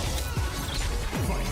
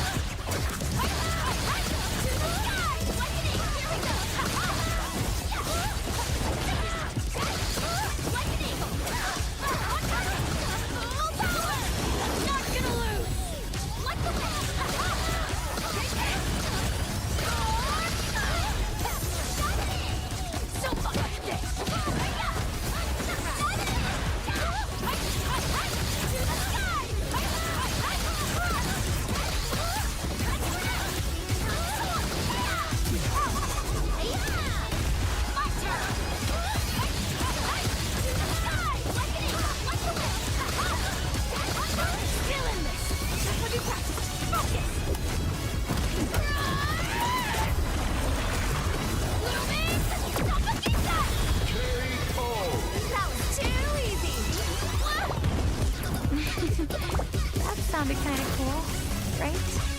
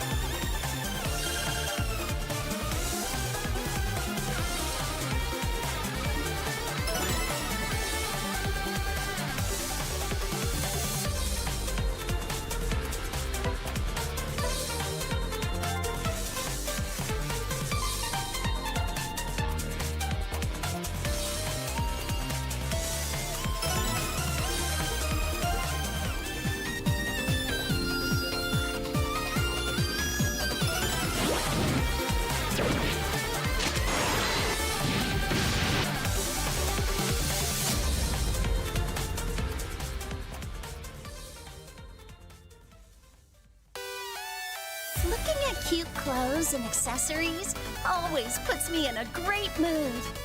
Hello! Did you come to see me again?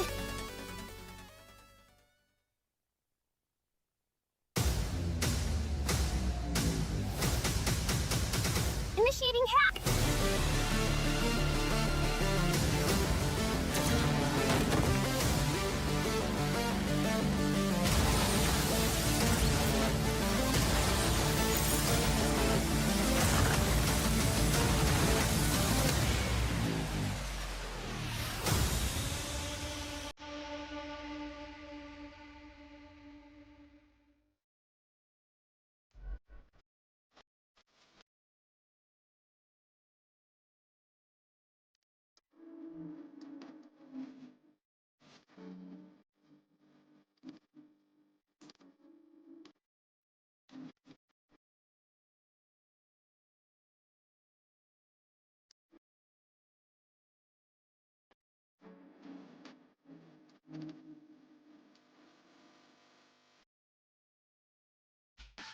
Welcome back to the Street Fighter 6 New Challengers Tournament. So far, of course, everything has been absolutely fire, but this is what we all came for. It is about time for the playoffs. It is time for grand finals. Justin Wong, what an amazing night that it's been so far. Man, it's been amazing. We got to see so many different players and also different creators, dive into Street Fighter 6, right? We were during the break, we were talking about how like it was so sick to see Abby Cakes like get that emotional win right there that set the tone for the team, right? And I think that shows a lot because you don't have to be a professional player to enter these tournaments. You could just be a casual player. If you're diamond, if you're gold or platinum, you just want to enter, you can. And this is the perfect chance because the World Warrior 2026 season has started, which means you have the chance to sign up and play in Street Fighter 6 online tournaments as well. This year, the World Warriors features 25 regions with 26 players qualifying for Capcom Cup 13 at the end of the year. To learn more, head on over to the schedule tab at capcomprotour.com to find your region and sign up. Rob, I know you signed up for the World Warrior Midwest, right? You qualified before in the previous years for World Warrior Midwest. Yeah, that's true. Yep, I actually won a tournament twice. I qualified for Capcom Cup back then. Trying to get back into it now, but World Warrior is so amazing because again, anybody can sign up. There's not an entry fee or anything like that. Just find a World Warrior in your region and pull up and see if you can have those same emotions that Abby Cakes had, man. That might have been the most hype thing of the night, good. Low key. Like that was good. I love that, dude. Like, cause that's what it's about. That's why we do this. You know feeling right there. Yeah. You know what's really cool about that match in particular? You could see because when we're looking at the package, the transitions and everything like that, right? You see that like she was struggling against the fireballs, right? And then slowly she was able to like, okay, parry, duck it, go offense, and she won. So she literally adapted in real time, right, to play in that. And you know, even though she got the win, unfortunately Dual Kevin's team did not make it, and we got our final two teams, right? Team JB versus Team Nephew. And because Team JB is in first place with 100 points, they are going to be in the home spot. What's the advantage, Rob, for the home spot at that point? Okay, so we got to make sure y'all know how this finals format is going to be going here. So if you're on the home side, like Justin Wong is bringing up right there, that means that you decide the player order. So because Team JB finished in first place, right? Yep, first place. Yep. So Team JB is going to be on the home side, which is extremely important. That means that, as you can see right there, 100 points versus Nephew having 90. That means they're going to decide the player order, which means you get to decide, one, of course, who leads off. That matters a lot for your momentum, and who is going to be in that 20-point spot. So whoever you think is the most guaranteed chance for a win, that's who you want to put in that 20-point spot. We have our theories that we'll get into as to who that might be. And as we see right there, Justin, the point system is a little bit different as well for grand finals. Yeah, it's first to 70 points. And because of 70 points, and you saw earlier that Team JB got 50 points, that means that you cannot win the grand finals in one spot. So once we finish one rotation of 4 matches, then both teams will switch from home to away to home. So that means Nephew's team on the second go around will have the chance to be home and to be able to play the strategies like Rob says, who wants to be the leadoff player for the first match, and who wants to be the clutch for 20 points. But there's a lot of mind games, because if you do bad in the first set, they could, second set going in, you have to really think about where to put your best player, because your best player might not even get a chance to play the captain's match on the second go around, depending on how the first set goes. And you know what? This is one thing that is a benefit about being an away team. Of course, at the end of the day, no matter what, you'd rather be the home team here. That's why it's a big advantage for Team JB. However, if you're the away team, that means that your win to some degree counts as more points. Not literally, but just the fact that, you guys are supposed to win this one because you said it. Let alone if they're able to take that 20-point spot. That's good, yeah. If the away team wins the 20-point spot, that switches the momentum tremendously, because now we're coming back on the next go around, and we get to decide who we want to put in that spot. So there is a bit of pressure, a bit more pressure on the home team in some ways, depending on how you look at it. Yeah, so we saw that when JB fought Nephew, JB was in the group stage home at that time. So because of that, he chose Hotashi to go up the captain's match against Brawl Pro, thinking about, Sagat versus Zangief. But Brawl Pro on Team Nephew side beat Hotashi 3-0. So because JB has the first pick for home in the grand finals, I personally, as the commentator, do not see that Hotashi will be on the captain's side. What do you think, Rob? No, I fully agree with you. I mean, at this point, you have to put Coney there. He's playing too good. I don't believe he's even lost yet. And my favorite thing, man, I gotta grab my controller for a minute. When my man is playing, he said, we used to play like racing games growing up and everything, and you was like literally. Yeah. You move your body with it. You think that's gonna affect? Yo, I actually stopped in Coney's chat. Of course, all these competitors are streaming right now themselves. So I stopped in in Coney's chat. I was listening to Team Nephew as well. Dude, the strategizing going on right now, they're talking about matches they already had. Oh, yeah, when she goes for the throw right here, or right here in the mid screen, I think you should go for Fireball. I think you should they're talking about the tendencies, and it's so fascinating because it's not just the captains, man. Like even the beginner players and stuff are adapting and theorizing and strategizing, man. So I think this is just it's really dope to see. This is one of my favorite events easily. Yeah, it's you're gonna see a lot of the different strategies, and yeah, as you can see, Team JB versus Team Nephew, and I mean JB's team, Skullvolver, amazing, you know, like really aggressive Zangief, right? And then you have Coney, Clutch Alex, that we assume that he's going to be in the captain's match for JB the first go around. Huntress, super solid Chung Li, and then obviously Hotashi with like the amazing Sagat. And yep, like we call it, Coney's Alex is going to be the captain's match. And look at this, making sure that Skullvolver takes Blood Thunder, because for Nephew's side, Blood Thunder is probably going to be his ace in a hole for the captain's match, right? So they'd rather, I like that idea. If Skullvolver can win, that's a W. But Team JB is like, you know what? Even if Blood Thunder wins, get it out the way. You know, so I like that idea right there. Huntress, and now this is the thing though. While Coney so far seems like an ace to win his match, yep, I will say that Huntress versus Jurassic, that's a 50-50 type of match to me. Or maybe I would lean to Huntress. Jurassic's the one been having all of that tech with Cammy though. Yeah. That might be a little bit of a 50-50. I could see this turning into like this is Jurassic Rabbit's favor if the set keeps going, because 70 points could be a long time. Yeah, right, could be a lot of games. So if Huntress keeps it going solid as she normally has doing, she could always win this matchup, but it's up to Jurassic Rabbit to figure out why he is losing. And if he figures it out, I think it could turn around huge for Nephew, right? But we're going to get the first match, Skullvolver versus Blood Thunder. And we saw this match earlier. Blood Thunder adapted to kind of like Skullvolver's using a lot of forward heavy kicks with drive impact.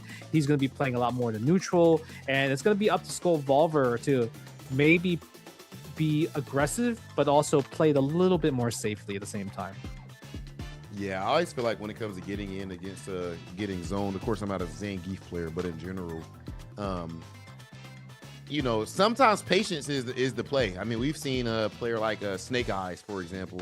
Yep. I'm trying to remember exactly who he was. It like Reynolds or something? Yeah, it was Reynolds. It was for Capcom Cup Online for West Coast. It was Reynolds versus Snake Eyes. Exactly. Versus Snake. Right. And he was, dude, that was some of the best Zangief play I ever seen. Because that matchup is so rough as far as the zoning is concerned. But and that was season 1. Yeah, was that early, bro? That was season 1. Yeah, it was season 1. Bro, no way. I gotta look that up.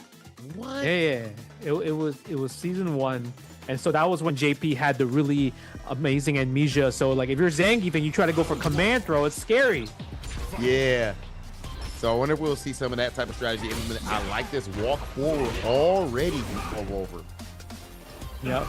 Oh, charging, maybe using the forward heavy punch a lot more. Oh, clearly nice a new strategy. Yeah, you can see Skullvolver knowing not to use too much forward heavy kick, right? Try to use more of the armor buttons instead, right? Changing up the different button percentages. Because obviously with like heavy punch, if you drive impact, if you charge the heavy punch the whole way, your heavy punch will beat the drive impact. Yo, bro, the strategies, man, that is sick. Yeah. Ooh, nice. Good whiff punish with the GI though.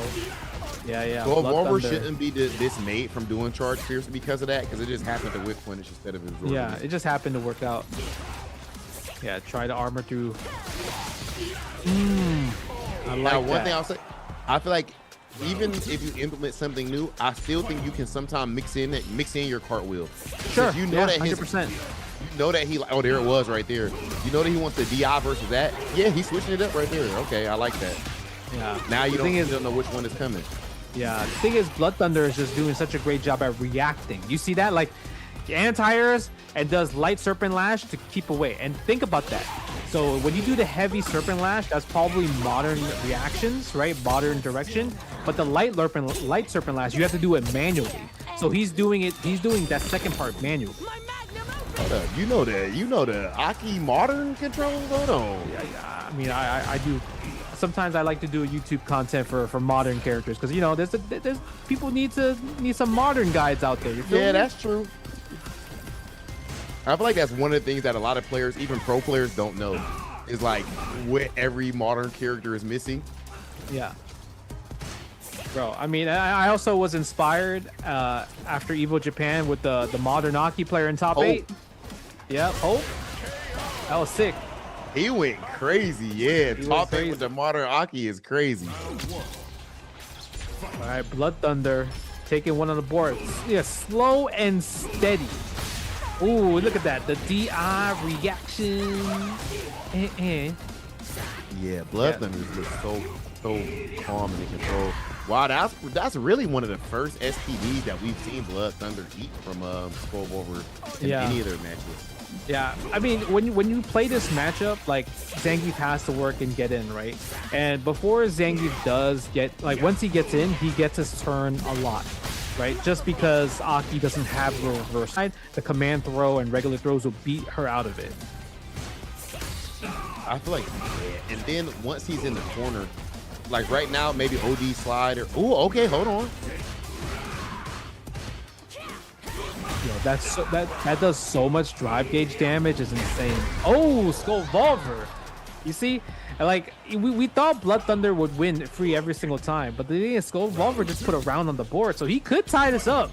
Yeah, make it competitive. Momentum, and he does have that level 3 right there as well. Oh wow! Oh my god, that hit, that splat. Ooh, level 3. Yo. Oh, I know this is your last ride. The damage. A chase? He drive rush? That's the first time I've seen him drive rush. He's adapted. He's using mechanics. Uh-oh, we got level 3? Yeah, attack the drive gauge. Let me get 2 bars of that stock real fast. Okay. Do we attack the drive gauge, Blood Thunder, or do we walk back? Yeah, we're gonna go attack it? No. We're gonna walk out. Ooh! I like that. Not challenging. Know that the burnout is there, so you can't really punish the cartwheel as accordingly. Good block, at least. He didn't diablo. Nice reaction to Skull Volver.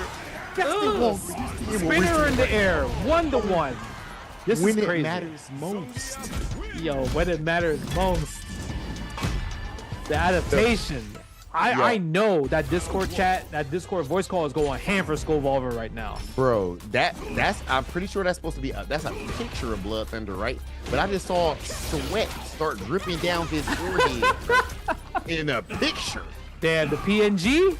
The PNG sweating is crazy. Okay, Momentum. the mix-ups are working.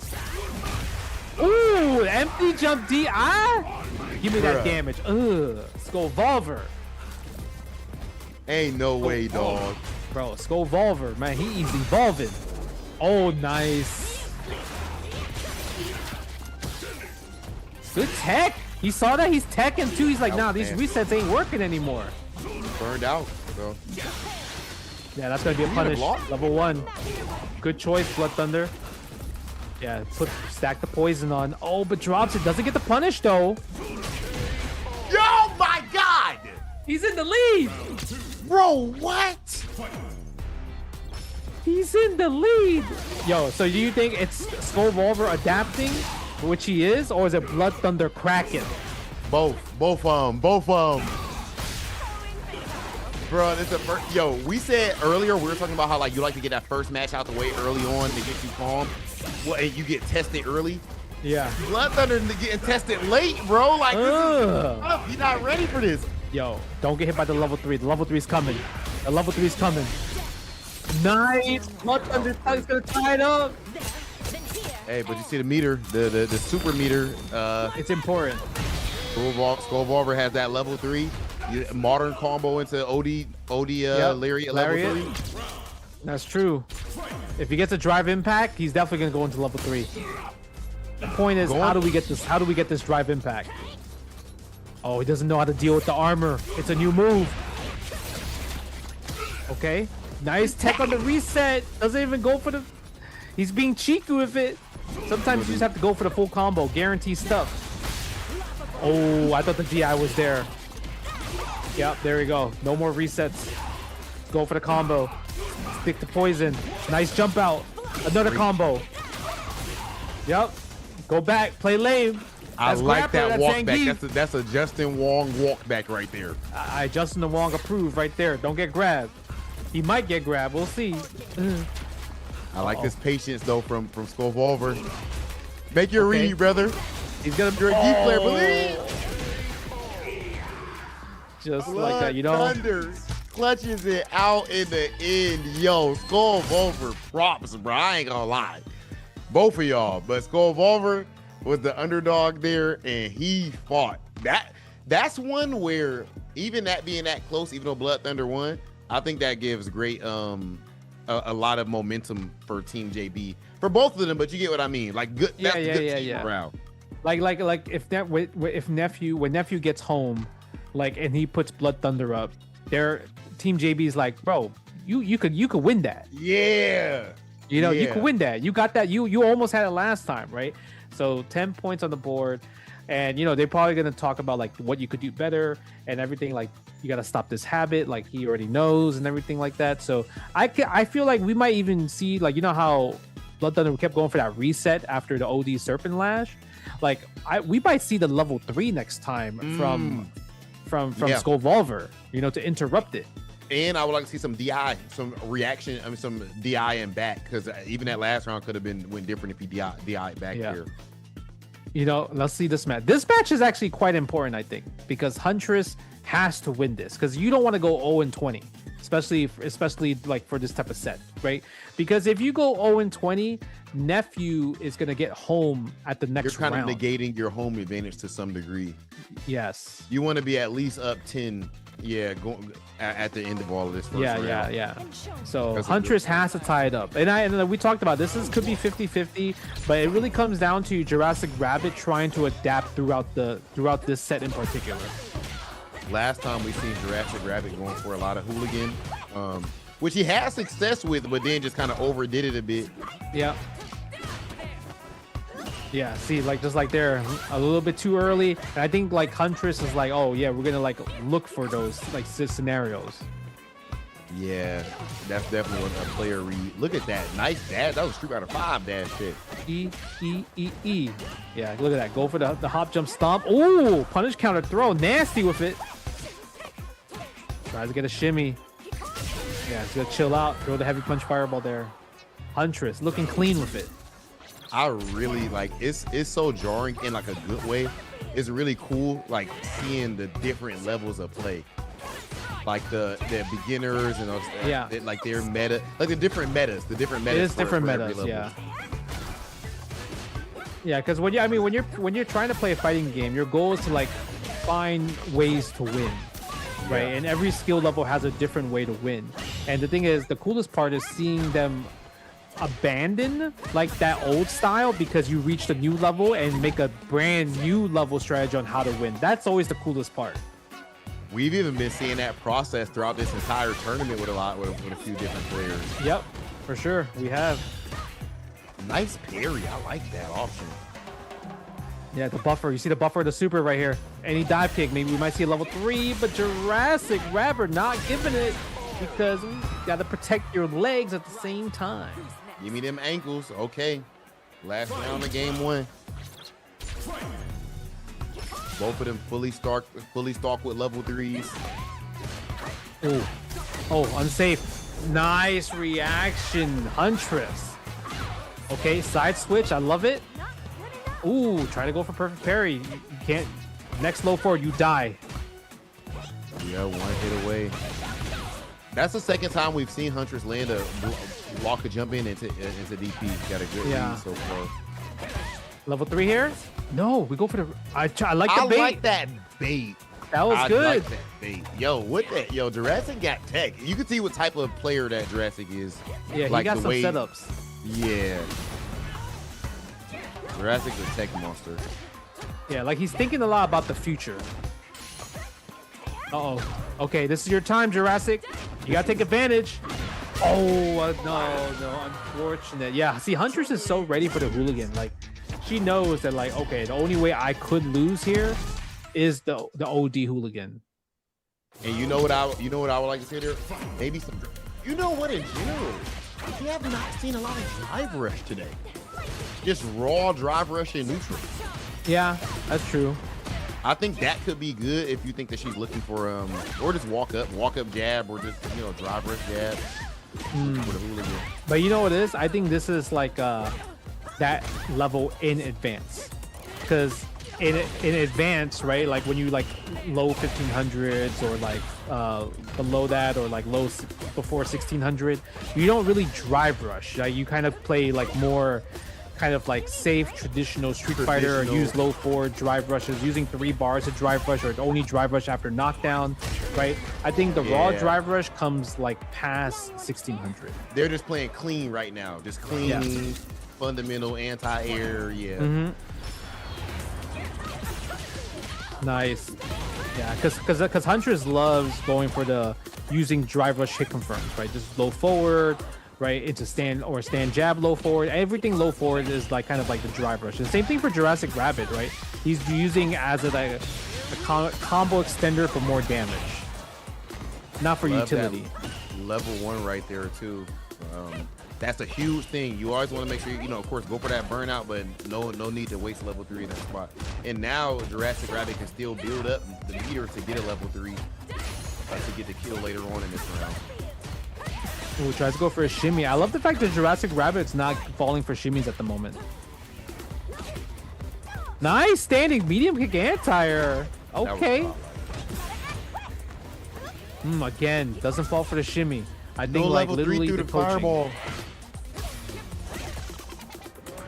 This time we didn't get the low forward. Jurassic Rabbit gets the drive gauge back. Who's gonna hit the low forward first? Punish. Nice. Good punish. That was good. Okay. That was good patience as well too for Jurassic Rabbit, not to overextend. The double dash. Yeah. They're patient. They're playing very patient. Ooh. Yeah, this time doesn't go for the throw. I like that. Trying to make sure Huntress doesn't like kind of only think it's always command throw, right? Hunter is going to want to go for a jab in there to try to cover both. Drops the second hit. Okay. I like that forward throw right there. Again, the check with the stand light punch. Do you like the fact that Jurassic Rabbit's trying to steal more turns with using the spin knuckle? Yeah, definitely. If that hasn't been checked yet, I think that's creative. Jurassic Rabbit's a really creative player. Oh my god. Ooh. Nice! Jumping medium punch. Yo, in the dive kick. If you got the OD dive kick right there, that would have been level 3. Yo, Jurassic They're both Rabbit. hit away. No drive rush cancel, Justin. He didn't believe it. He didn't believe in it. They both are one crouching medium kick away. Nice check. But the Serenity stance did not come out, and Jurassic Rabbit ties it up 1-1. Jurassic Rabbit has the chance to put Team Nephew up 20-0 as the away team. They need Huntress to get this dub. Yeah, there were so many opportunities for both these players to close out, but it's like they just didn't believe at that last low forward drive rush, right? Then her combo just dropped right there. That was gonna be it. Yeah. Yeah, go for the plus frames. I like that. Playing solid. Nice jump out from the corner, but doesn't get the combo from the stand medium punch, crouch medium punch, unfortunately. Mistimed it. It might be one also these grand final nerves, right? Because definitely, you know why? Because when you think about the Discord calls, like, oh yeah, like, oh, you're gonna play this, we're gonna get these points here, you know, you're guaranteed. They might say some words like you're guaranteed to win these points, so that puts pressure. Be like, man, I'm not supposed to lose this person, right? Yeah, that's a lot. And like as a non, like you're not like a seasoned pro player, you're not even used to those nerves yet. That's a lot. Let alone a lot of pros even let it even say, you know, of course me and you both have competed on Street Fighter League as well. The nerves are different playing for your teammates versus playing for yourself. It is. Jurassic Rabbit match point. He's almost at level 3 at that situation as well. Okay, Huntress fighting back. Look at the drive gauge though. Ooh, now you're not checking my spin knuckle. Level 3. Yeah, okay. Get that burnt. What's gonna be the option after it? Now Huntress has to defend. Can she react with level 3 against burnout? A raw drive rush. That's new. Oh my god! This was not. He's not gonna kill, but we could go for chip damage here. Yep. Oh my gosh, Jurassic Rabbit puts Team Nephew up 20-0 with a huge W over Huntress. The clutch out. That was godlike. I like the option to go for the level 3 versus the hooligan, but there was a lot of mind games he made work off of that. No, it like you talked about it. Like he's a really creative player. He does like new things that you normally don't really see with Cammy, but it makes it work, right? And I think the biggest adaptation that we saw in this matchup in particular, that like, because we were like, oh man, this could go either way. It's just like Jurassic Rabbit just needs a bit more time to play against Huntress. No shimmies, didn't fall for the shimmies at all. Oh, you're right. He kept teching the last set. Right. He kept teching. So because of that, Huntress kept going for it, and she lost her turn because literally there was no shimmies, right, when it came down to Jurassic Rabbit. But here it is. We have the captain's match, JB Coney versus Bricky. So now I'm curious to see, is this gonna be like going in Coney's favor, or is it gonna be another situation where Bricky just turns up? Dude, but now this puts pressure on Coney that, because like, yes, he's supposed to win on paper, right? He's been cooking so much, but now you guys are down 20. Like, he has to win. He definitely has to win. Oh, okay, hold on. Oh, you got the jumping too? No anti-air? Okay. Oh, the punish.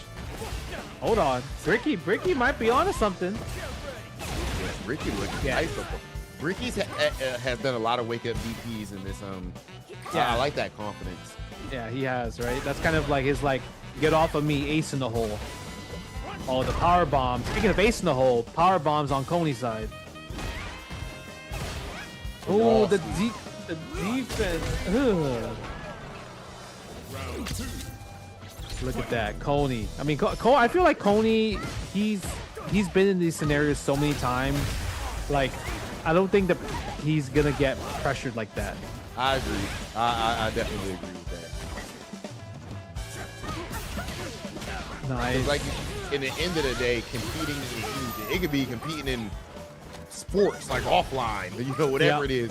If you're used to competition, then that's a major advantage. Ooh, the Serenity stance. I like the fact that Bricky tried to jump out, thought the power bomb was coming, but the thing is, the power bomb came again and it worked out. Ooh, that's gonna hit. Bricky, hold on, tying it up, one round apiece. No matter how many DPs from Bricky, Pony still is willing to go for the meaty command grab. I like that. Yeah. Oh, nice reaction. What's the combo though? Yep, I love that. Doesn't spend a drive gauge. Keep it simple. Keep it literally level 1. Nice air throw as well too. The eye. Yo, what did Nephew say to his team that get them all fired up and everything? Nephew's coaching. Ooh. Yo, are you kidding me? Team Nephew. Oh my god. Hold on. Bro, what are we watching? Bro, this was the free 20 we thought. I thought it was the free 20. Bro, I thought so too, but Ricky said, nah, you thought this was free? Look at this. Setup, offense. Low forward. He was reacting to counter DI as well, punishing on the sweep as well. Oh, I love Street Fighter, bro. I love Street Fighter. Yeah, Street Fighter is I love seeing adaptation. Progress and adaptation is just so addicting to watch. Dude, Ricky is playing so good. Yeah, he's playing amazing right now, right? Like, he's just playing solid, anti-airing, throwing fireballs, going for air throws with punish right there with the sweep. Bro. supering through DIs, conversions. Ooh, okay. Jumping in. Look at that. Checking with that. You think I'm gonna jump, stand light punch, keep the trap going? Okay, Coney. What's your offense? E. Oh no. Tancho kicks. Never your turn. I like the fact that he tried to go for the overhead too. Yo, and even that right there, you see he needed one more hit. He just mashed the medium punch, cross, medium kick. That's real tech right there. Not tech, but like that's something you really see in real matches, like in pro Ricky's matches. up 2-0 against Coney. We thought this was the guaranteed 20-pointer. Even JB's team thought this was the guaranteed 20-pointer. Yeah, they were saying that in their group call, their Discord call. I was listening to them on stream. Understandably so. I mean, honestly, if Coney loses this, what do you do for the 20-point match in the next one if you make it to it? Well, the thing is, we might not even get to a third set at this if Ricky keeps playing like this, right? Because then Nephew's team might be up 40 points off the bat. Okay, hold on. Sometimes you gotta lose some games to wake up. Maybe Coney woke up now. Okay. Nice. Okay, bait. the bait. Not dead though, but you're pretty much guaranteed to win this round at least at this point. Guaranteed to put one on the board. Ooh. Uh-oh. Hold on. Comebacks are possible. This is Street Fighter. Oh my God, that's burnt out. Oh my God, watch the eye. No, that's unsafe. Hey, Coney, it starts with one, Justin. It does. It starts with one. You just needed another one to tie it up. Sweet. Oh my God, Bricky is about it. These counter DIs is guaranteed for him. Nice combo right there. Good fix. I like that air to air on the side of Coney. Dark Spears. That's a chunk every single time, like 30%. No, didn't have DI. Burnt it out because of the drive rush. Out of the way. Yo, Coney trying to clutch up. Oh, he is. But Bricky, can he get the drive gauge back? Oh, no. Try to challenge in a plus frame scenario.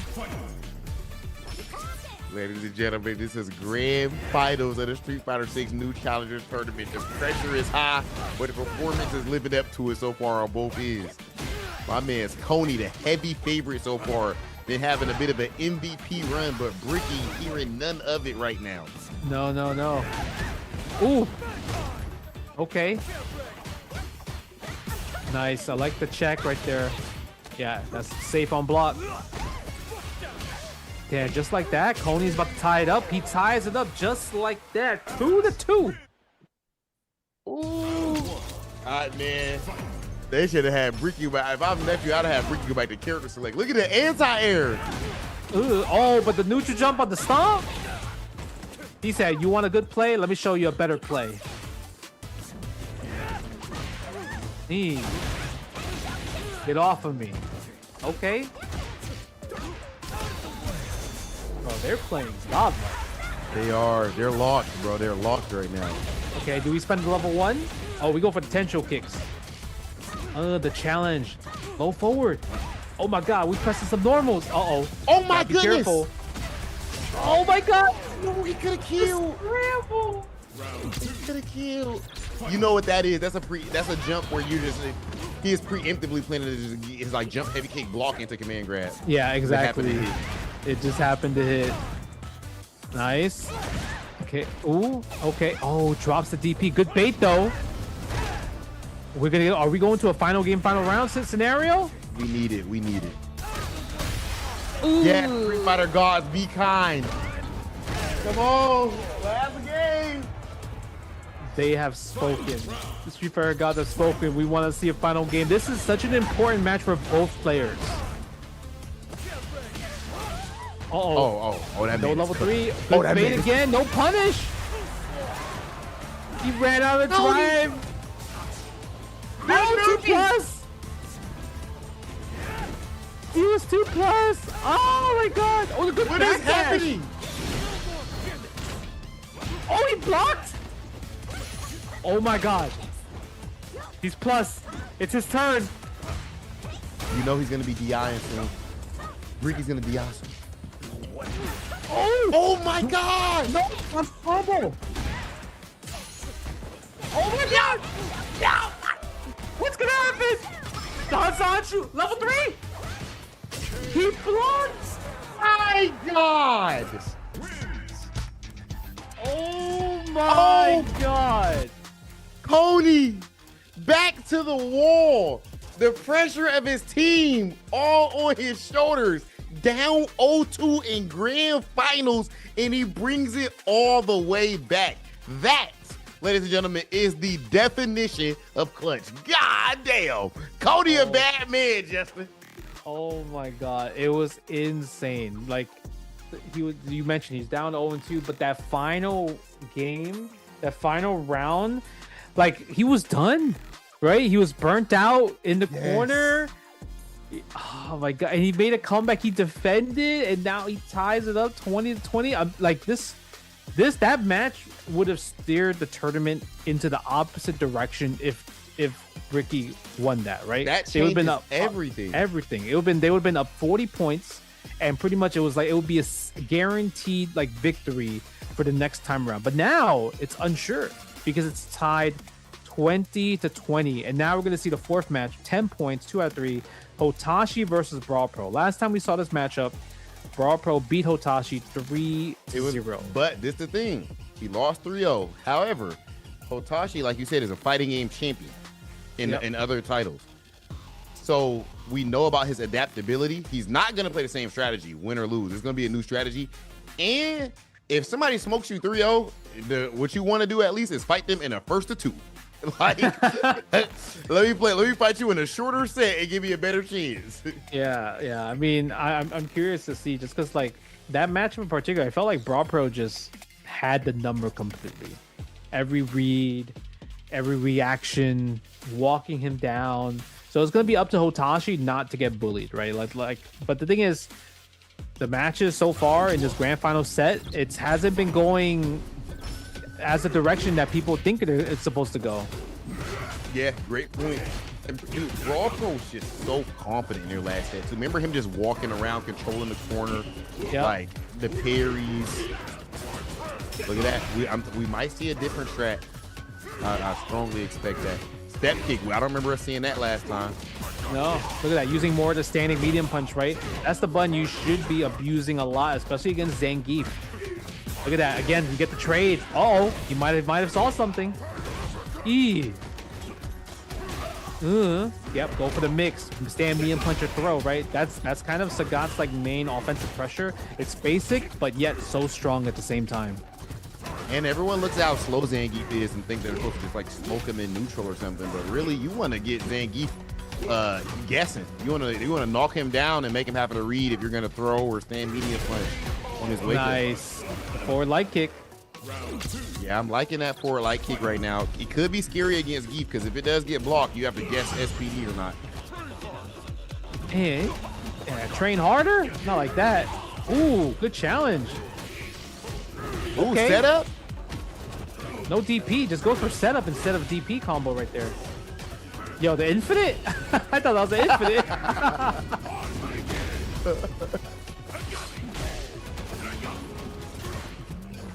Low forward.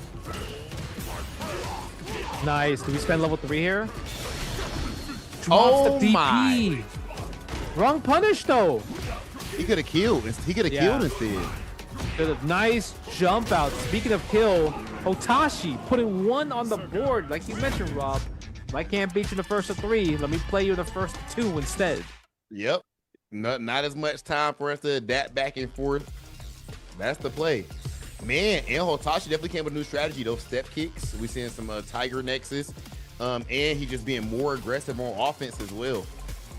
Yeah, like we didn't see a lot of the standing medium punch usage. I think like if let's say because you're new to Street Fighter 6, you're probably thinking, oh man, I used to watch this in Street Fighter 4 or Street Fighter 2. Tiger. And then he realized, that's right, Sagat's a brand, it's pretty much a different character in Street Fighter 6. I need to be in there more with my elbows where I'm plus. Throwing them bows. He's throwing them bows, and they are, of course, +2 on block. As soon as we see them get the trade with the 4 frame, excuse me, He trades and then actually picks it up with the crouch strong. Yep. That combo right there. His offense was really is looking good. very serious right now. Yeah, he was using that, and remember, you saw how he had like the setups with the empty jump low after Tiger Nexus. So instead of going for the combo for damage, infinite, the whole infinite. That was 3 times. I thought it was infinite. I've never even seen this guy use that setup before. Now they usually go for DPs, right? So and then go for stand medium punch pressure. Nice. Yep, stand medium punch. The adaptations we've been seeing all day here, bro. Ooh. Tiger shot. Nice. Good target combo. Overhead. Watch your head. Watch your dome. Yep. And as Geef, you're gonna have to start making some of those reads too against that stand medium punch. Gonna have to guess the Fury. Oh, ODDP would have killed there too. But doesn't need it. Hotashi, a match point. Is JB going to Team JP going to be leading the first set when they were down 0-20? Yo, they're in the chat. Of course, you know Coney and JB and Huntress and everybody. Hotashi, Skolvolver. They all have like the shared chat on Twitch. You see people in there saying "Go Tashi" right now. Go Tashi. And he's living up to it for the time being. Ooh. Oh my gosh! Drive rush, couch strong, drive rush, low forward. What? Dude, the drive rush crouch forward after drive rush cancel is hitting every single time against Brawl Pro. Uh-oh. Hey, we said Geefs are clutch. Oh, tried. A little bit too far. Usually that's a corner only combo, but I don't think that combo works when the combo gets you to the corner. You gotta actually already be in there. Yeah. Nice. Starting off, hit confirm with the medium kick. Nice jump out. Make him pay. Make him pay. Execution. Yeah, make him pay. I mean, this is good. Spending level 3 earlier with Sagat is pretty good because you get an Oki right here. You can do forward heavy kick as a fuzzy right here. Yep, just like that. Ooh. This Sagat, is that it? No. No. But guess for game here. That's fine. Whatever. Go in, right? At this point. Or light kick. Hotashi. 2-0. Go Tashi. After losing 3-0, coming back with a 20-piece with a biscuit. Okay, Hotashi. Team JB. What's the point situation here now? 30 for this 20. first round? 30-20, JB leading. Wow. Dude, they're going into this with the lead. Imagine if Coney had lost that 20-point match, bro. Oh, yeah, that would be huge. Like I said, now it's like it gives you confidence, right? I think the Coney win, the comeback, really set the tone for Team JB. Yeah. It really set the tone. At this point, 30-20, and that means, so that you guys know, Team Nephew on the next round is actually going to be on the home side. So they'll decide exactly where things are going to go. But man, bro, that was God, like top to bottom. Like, what? Yeah. All the matches were not like guaranteed, right? Like we thought Blood Thunder is always going to be guaranteed to win every single time. But that was down to the wire. We thought Huntress is like little favored against the Jurassic Rabbit. Jurassic Rabbit won. We thought that Coney was guaranteed to win, like no problem, and everyone probably thought so. But Bricky really had it close. He was up 2-0, and Coney had to lock in and go crazy. Brawl Pro, we thought Brawl Pro was gonna smoke Hotashi, but Hotashi this time smoked Brawl Pro. Yeah. It's like everything about it, like it didn't go as planned. And when you think about that, you have to be like, I gotta change up my whole thought process now. Because we don't even, at this point for the next round, bro, we don't know. We don't know going into the next round, like when we switch to the home side. I will say it has to be now. Nephew is going to be home, right? Yep. So Team Nephew is going to be home. Now they have info, though. They have more info as we check out some of these replays right here.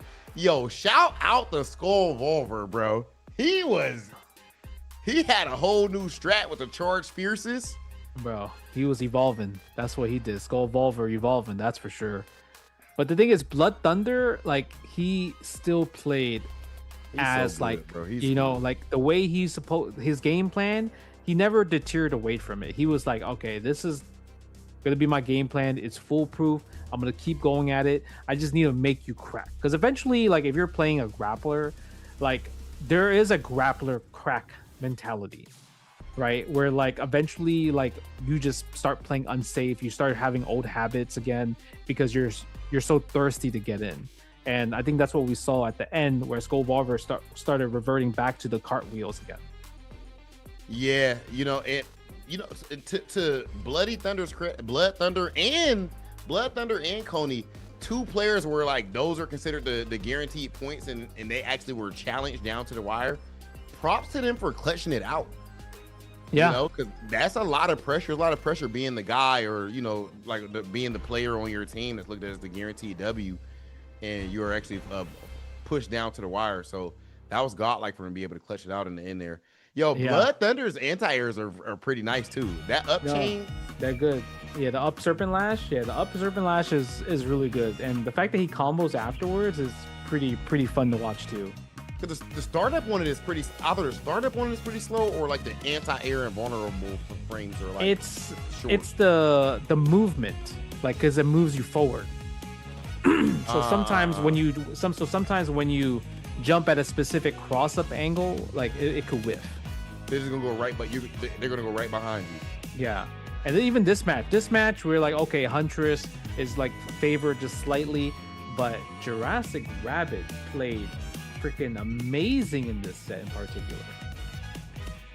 Yeah, man, people hyped up about the format, like the grand finals format. They're like, this is a dope way to do grand finals. It is dope. It is, right? It is, because it comes down to, like, you can't like be carried. Like, everyone has to put in work. Everyone has to put in team effort, right? So it's a team effort thing compared to, like, oh, you know, it could be just like one player that could just always stay in captain.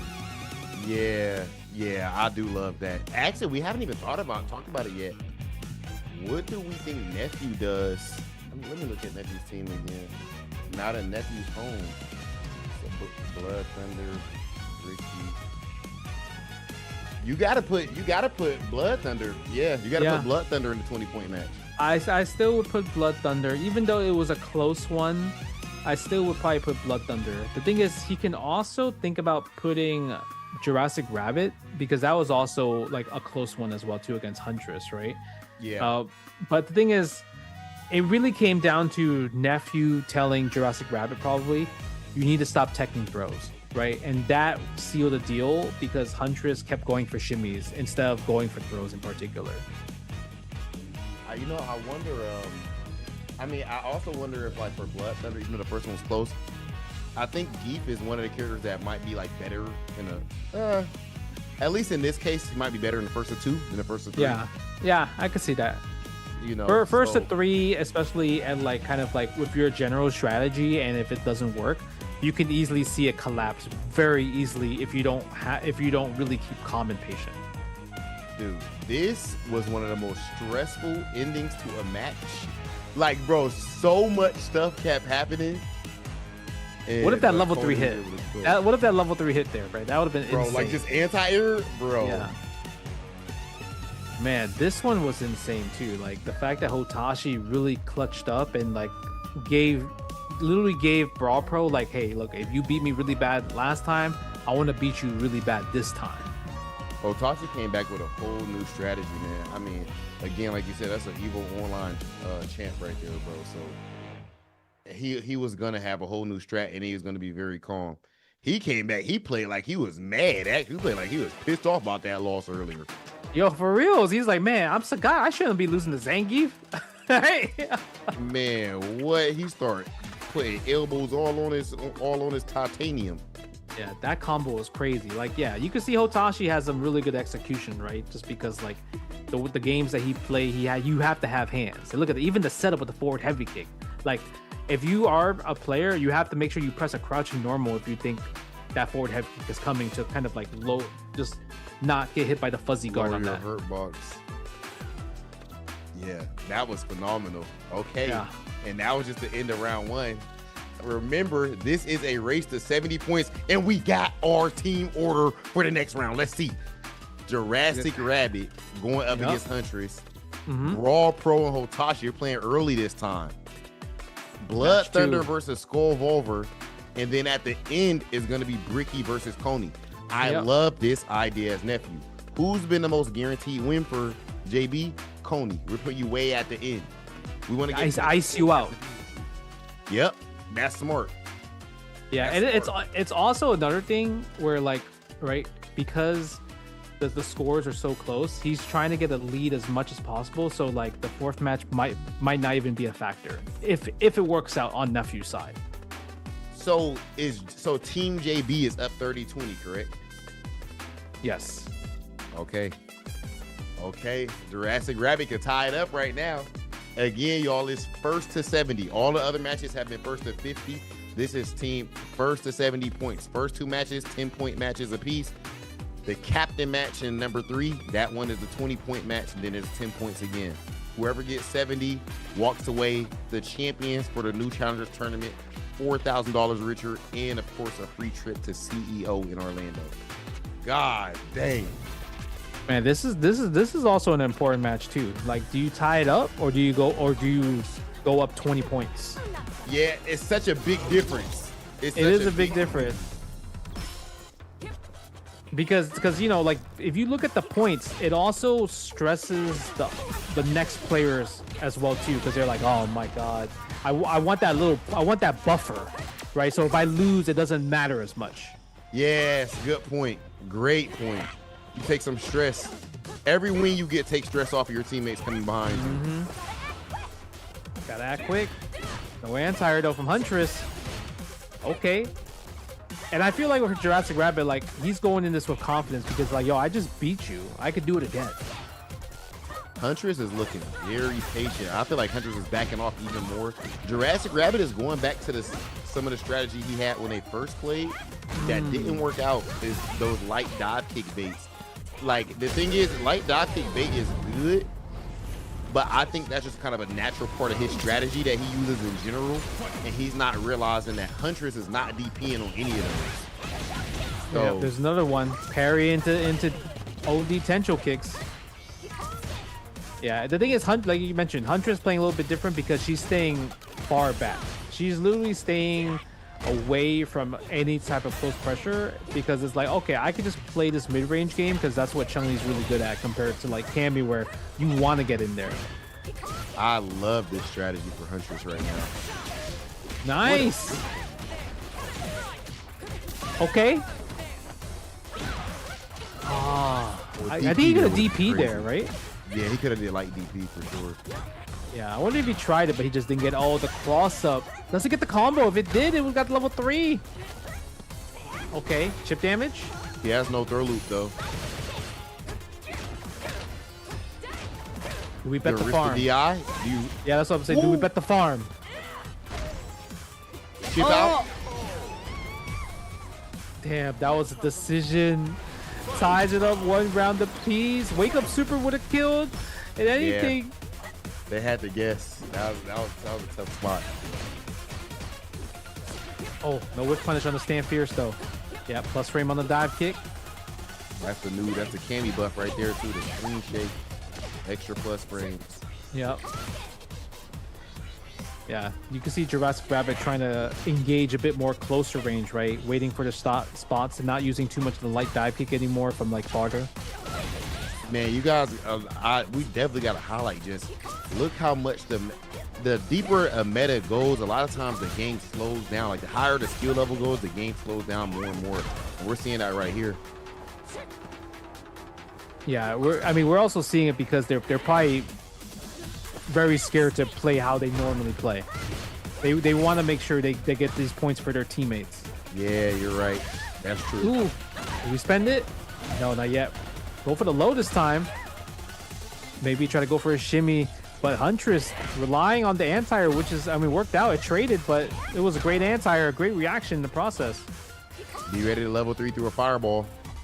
Wow, but she doesn't throw fireballs like that. You can see, and you could also tell that he's buffering like that. So because he's buffering, it makes you think, okay, don't throw a fireball.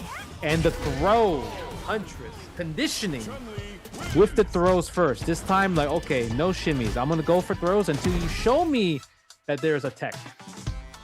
That's a huge first game. Of course, Huntress getting this point would tie things up for them, for Team Nephew. And you know, we're seeing a lot of this right now too, bro. We're seeing a lot of people going back to character select. Yeah. So as far as, you don't have to do it, of course, but it can be helpful. You see some players, you know, for years in the FGC, there's some players who would like to go back to character select. Just, you know, think about it. Actually, Justin, I wonder how, when it comes to your process, like in between games, what are you usually thinking about? What are you trying to take account of in your head? I try to think about, like, okay, why did I lose? What did I fall for? And what kind of information I gain in terms of like their opponent's habits, right? Because like when you think about Street Fighter, you think about obviously strike, throw, shimmy, super important. Like, are they a wake up perfect parry type of person? Like, there's a lot of things that you can kind of get information about, especially with Street Fighter 6, right? Because of like how the rock paper scissors system works in this game in particular. It really comes down to, can you abuse it, and also if you stop it, how good is your offense afterwards? Like, can they stop your offense in the process too? Yeah, that's fire. Street Fighter 6 is that's the type of Street Fighter 6 is very player-y heavy type of game. Yeah. But any piece of information that you can get. Nice punish, optimal. Look at the damage, 50. Huntress just had a crazy like horizontal frame kill setup as well. Yeah, level 2 right here. Oh, it doesn't spend the bar. Keep it safe. Nice throw. And you see that Huntress is going for way more throws this time around. And I'm actually surprised, like, for JB, for at least for Nephew, like, she should probably tell him, hey, maybe this time you should try to tech more, right? Yeah. Even wake up dive kick. That's Cammy's one of the best characters in the game. That'll cover both of them. Even if you did a shimmy, that's fine. And if you throw, you get a punish. Okay, go for the jump in. OD dive kick this time around. Yeah, using the, like you mentioned, he's kind of going back to like kind of that dive kick strategy, right? Huntress changed. I want to see more of that heavy hooligan, man. I haven't seen one of them get punished yet. Goes for a throw, another throw. Turn your aggression on, the drive gauge is low. Oh yeah. Ooh, but he could have killed if he did like a. Okay, but he has the drive gauge. But what if she woke up level 3 right now, though? You don't get Oki here. It's not a CA. Ooh, nice. I like that. That was good. One round apiece. You gotta have to tie it up, or Huntress might run away with it. Last game. Okay, not last game, but Huntress is on. Yeah, match point for Huntress. Oh, nice. Using the low forward drive rush to get him. Good pain. Look at the damage on that. Big damage. Do it again. Throw. Can't afford a drive impact anymore. Ooh. 1-1. Was that DP? Hold up. Yeah, was that DPOS? Yeah, I think that was DPOS. It had to be. My man, Jurassic Rabbit with a DPOS is crazy. Okay. Yeah, because he definitely didn't do that before. Yo, the chats for both of these teams is so hype, bro. Somebody said broke their damn spirit. Broke their damn spirit. Oh, that was very aggressive from Jurassic Rabbit. No anti-air, no tencho kicks. I'm surprised Huntress hasn't been using light kick, tencho kicks as the anti-air. She's been really focusing more on standing medium kick in particular, like that one.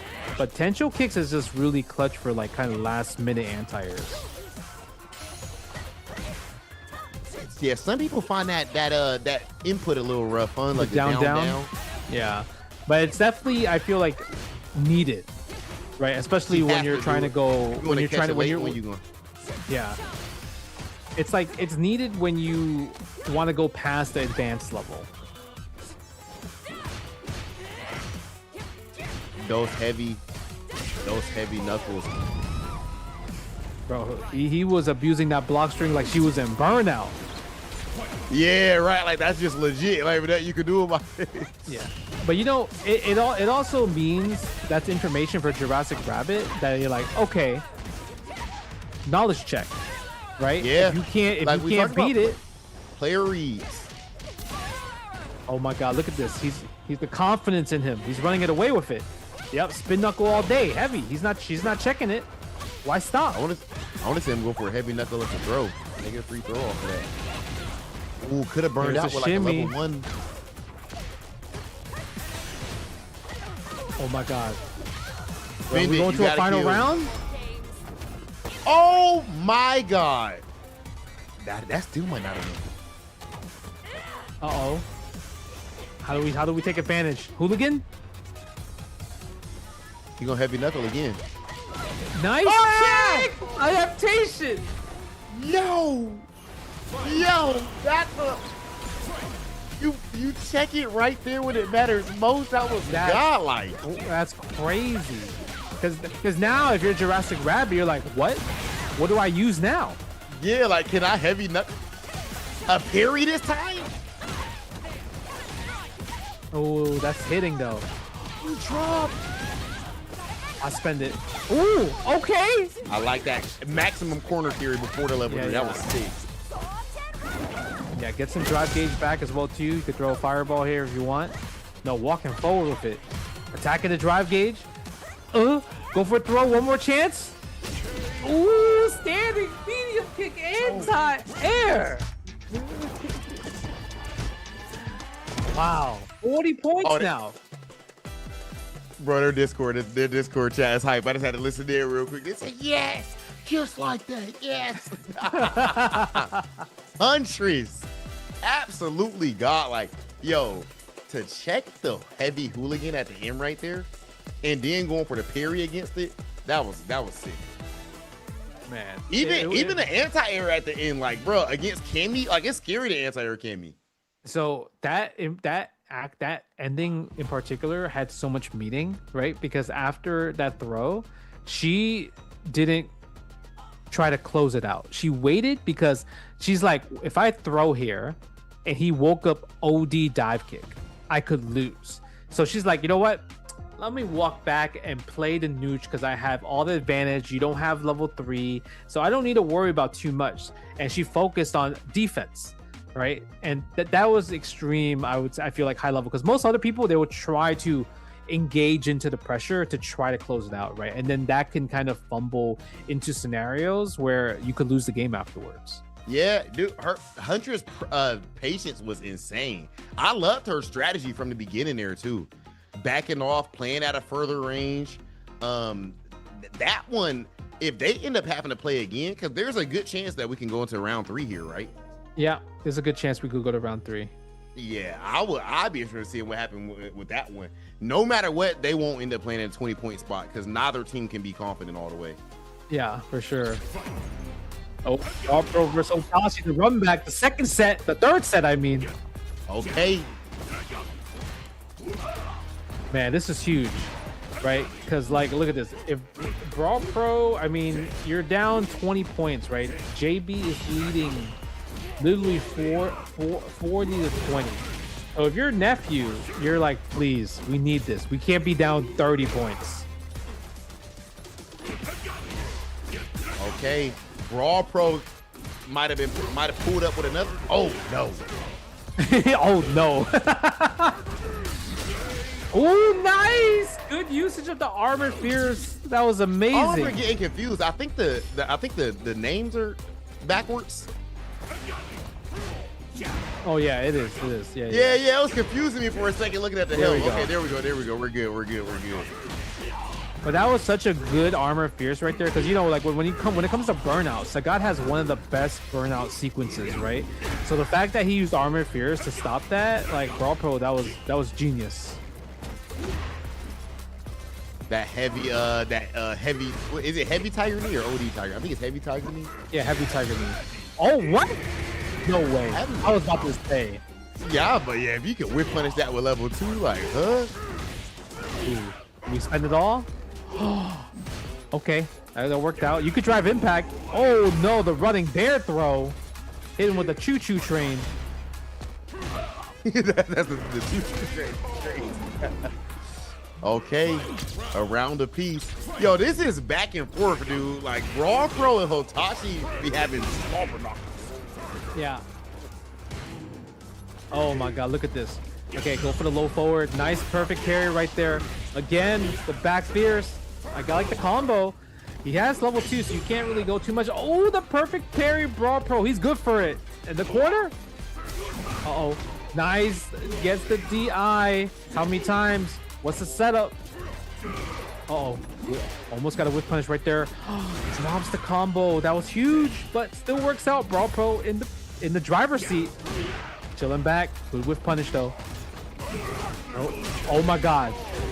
Brawl Pro taking game number 1. Yo, see what this is? So this is back and forth each time, though, ain't it? Every time. Wow. Because I went what? Brawl Pro 3-0, Hotashi 2-0. Yep. But this time it feels like Brawl Pro is really doing such a great job at like conditioning, right? Guessing right with the perfect parries, but also walking Hotashi down every single time. We keep seeing Hotashi's back to that corner, which the last set we kept seeing the opposite.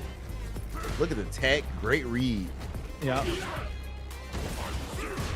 Ooh, forward light kick. Get that plus frames. It's crazy that we're not even seeing Tiger shots at all. Level 2? Yep, that's definitely gonna kill. Man, and he did the side switch. Hold that. Just to do it. He just wanted to ragdoll him. Yeah, toss him on the floor. Okay, nice counter hit confirm as well for Brawl Pro. Ooh, punish. SPD heavy. Look at the damage. You gotta guess every single time. All right, guessed right that time though. Big DP. Nice anti-air Brawl Pro. Look at that drive gauge on Brawl Pro. It was at a pixel. Oh, you got the level 3. Whoa! That was brother. That was insane. So you thought I was gonna wake up with it? Oh, unfortunate stuff.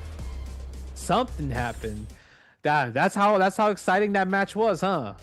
It's too much. It's too much aura, bro. Too much energy. It was too much energy. Damn. You know that Brawl Pro reacted so well with that had to happen. I get it. I respect it. I understand it. I wonder are they still? Oh, what the?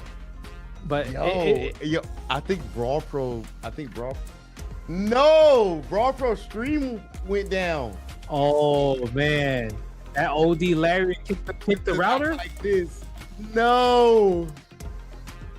The OD Lariat kicked the router so hard. That was such a good read too, because he thought Hotashi was gonna think that he was gonna wake up level 3. He jumped, neutral jump, tried to get a punish, but Brawl Pro stood his ground and then punished with OD Lariat. With the OD Lariat. And it was like a late too, like just barely at the end right there. Yeah, that was. I wonder how they go about this. Like, honestly, I would, if it was me, I would goddamn be like, all right, look, let's just play it. Let's just replay the last game. They've been going back and forth so much. Let's just replay. They have a good match, right? In general, yeah, right. It's a good match. And Brawl Pro, I mean, he was going into that round with match point, right?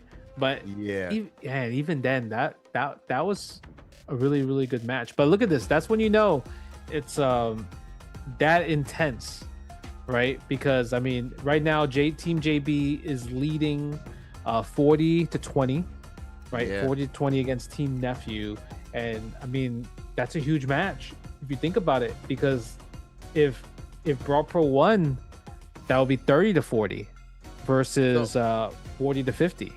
So I'm seeing from production, Hotashi gets the round. I thought that was last round. No, it wasn't last round. Okay, so it's gonna be they're gonna be playing 1-1. So it's final round. So it's gonna be final round. No, I guess it's the score's 1-1. I guess that's what it means. Okay, so that was the game. Okay, so it's 1-1 now. Yeah, so it's 1-1. Yeah, it's 1-1. Wow, Brawl Pro lost that game. Man, he shouldn't have kicked that router. I get it. I get it because if I hit a godlike anti-air like that after a read, I'm hype. I'm kicking it. Throw the router across the room real quick. You got. Like, you see that? You can't shimmy me.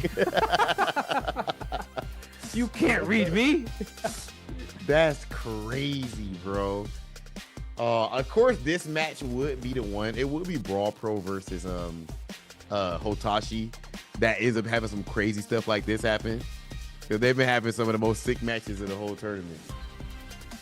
Yeah. I mean, this is like a lot of the matches have been like a really good adaptation, but these two in particular, it was either like, all right, you steamroll me, then I steamroll you. And then it looks like Brawl Pro was doing the steamrolling the third time around, but then now it's tied 1-1. 1-1, bro. I mean, that's a lot. I mean, this is probably really extremely important value time because you could be coaching. You could true. JB could be like, all right, Hotashi. You know what I mean? This is what you're doing wrong. This is what you stopped doing, because we didn't see Hotashi kind of stopped doing the standing medium punch, right? Just using a lot of it. True. He should be using a lot more stand medium punch and making guess for throws and everything like that. Stuff like that is really, really important. And obviously, as we get the players back into the lobby, we're gonna take a quick ad break, and when we return, we're going to see the finale of Team JB versus Team Nephew, the finale of the saga of Hotashi, right? Just trying to make the comeback against Brawl Pro, or can Brawl Pro close it out? So stay tuned, and we'll see you soon.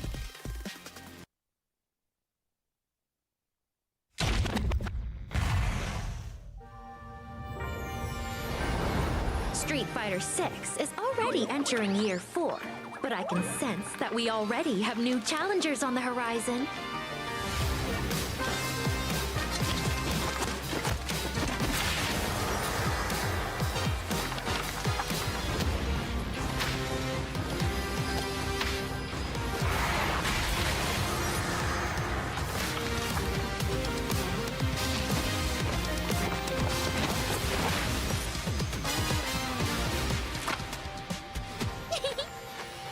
Fascinating.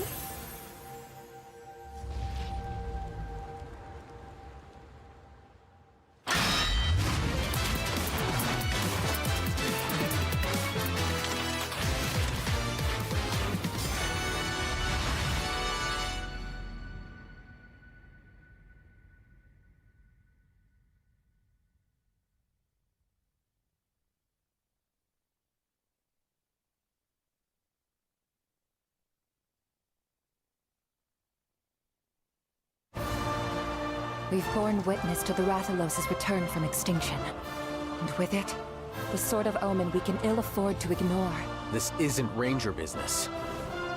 One wrong move, and it could all blow up into a diplomatic incident.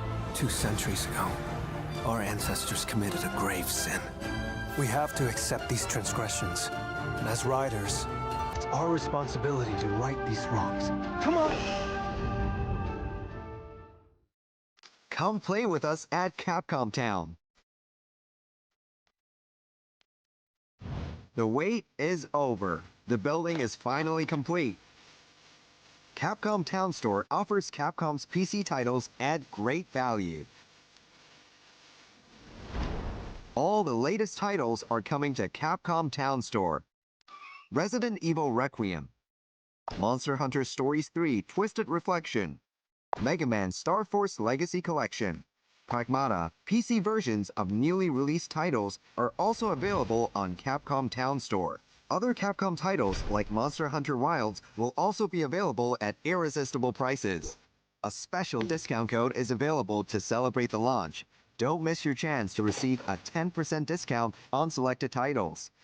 Create your Capcom ID today and enjoy Capcom Town Store to the fullest. Capcom's finest classics like Mega Man and Street Fighter II The World Warrior are playable on mobile as well. Join us at Capcom Town today.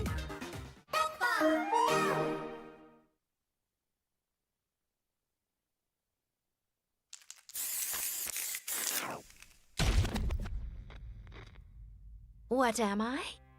I am many things. An extra-dimensional being, a peacekeeper, a guardian angel, a code holder. Call me what you wish. It's me, Ingrid! Greetings! Round one.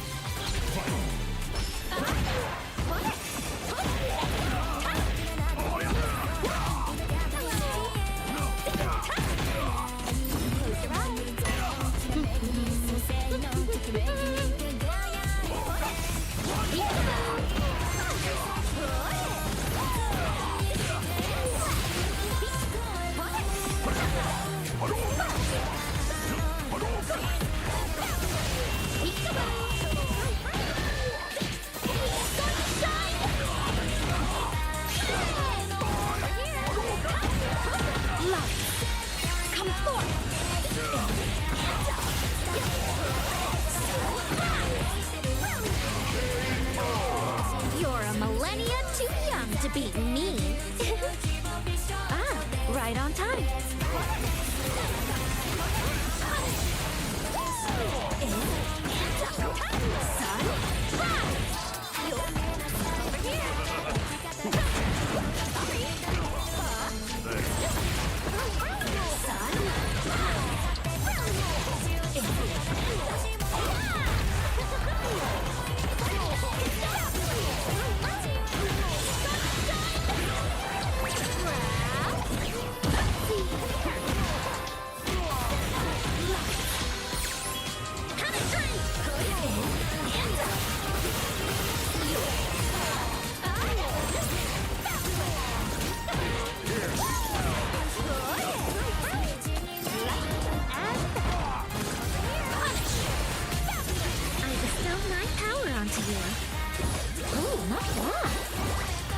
Example? Here. KO. Oh. Well, I can't say no to this. Off I go.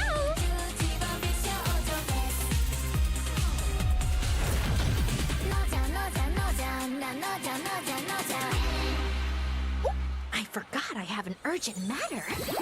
You, babysit this one for a while. Come on!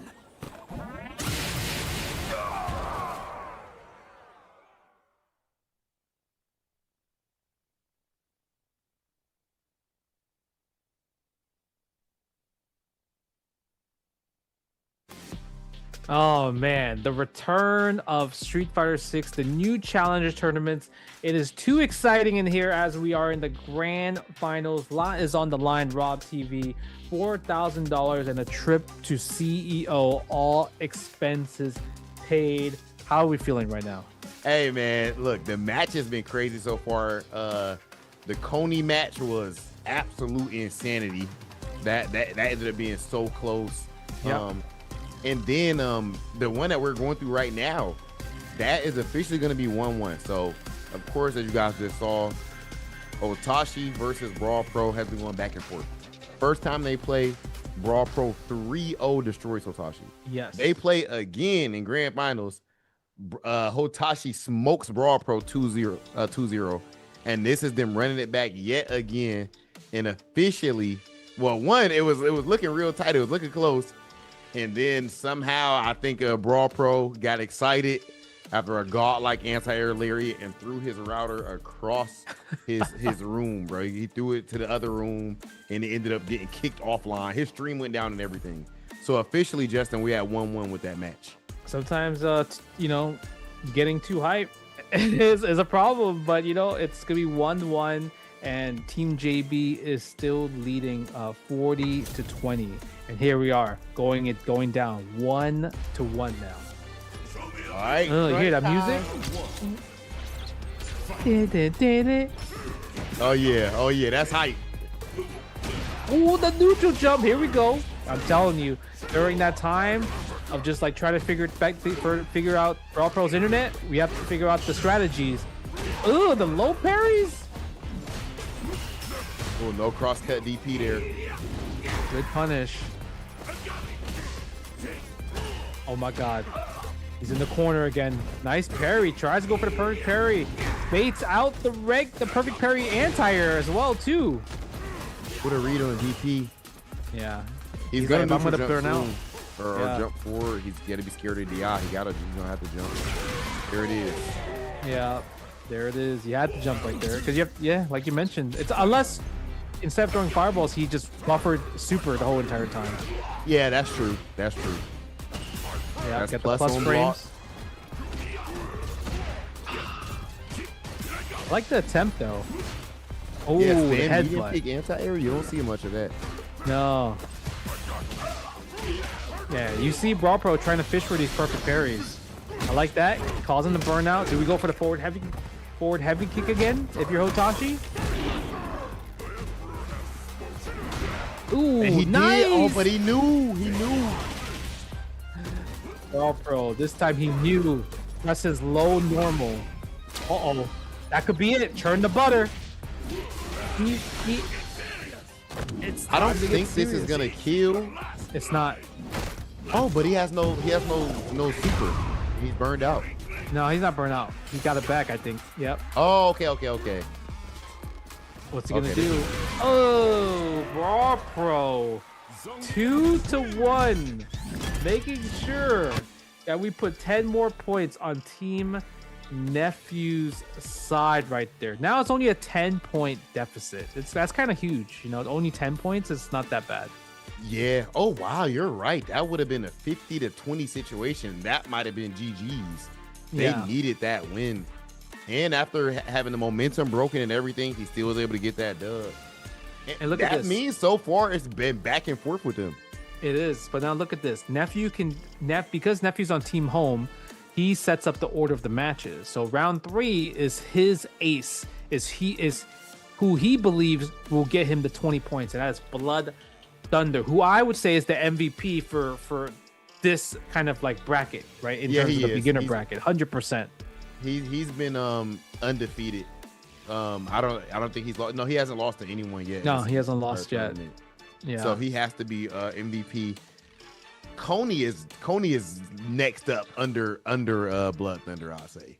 Yeah, I would say. I mean, if you're gonna rank it per category, I mean, Coney would be the intermediate GOAT, while Blood Thunder would be the beginner GOAT. Okay, we're going like that. Yes. Yeah. Coney's going crazy. But Skull Volver, I mean, he was really close. He was at one point he was close and super close to win the set, the previous one, right? While JB was on Team Home.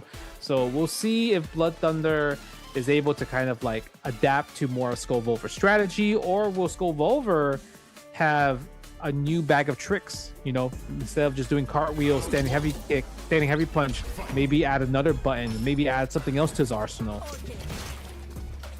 I wouldn't be opposed to seeing maybe a bit of maybe some stand light kick, maybe just a bit more jump. He's very patient.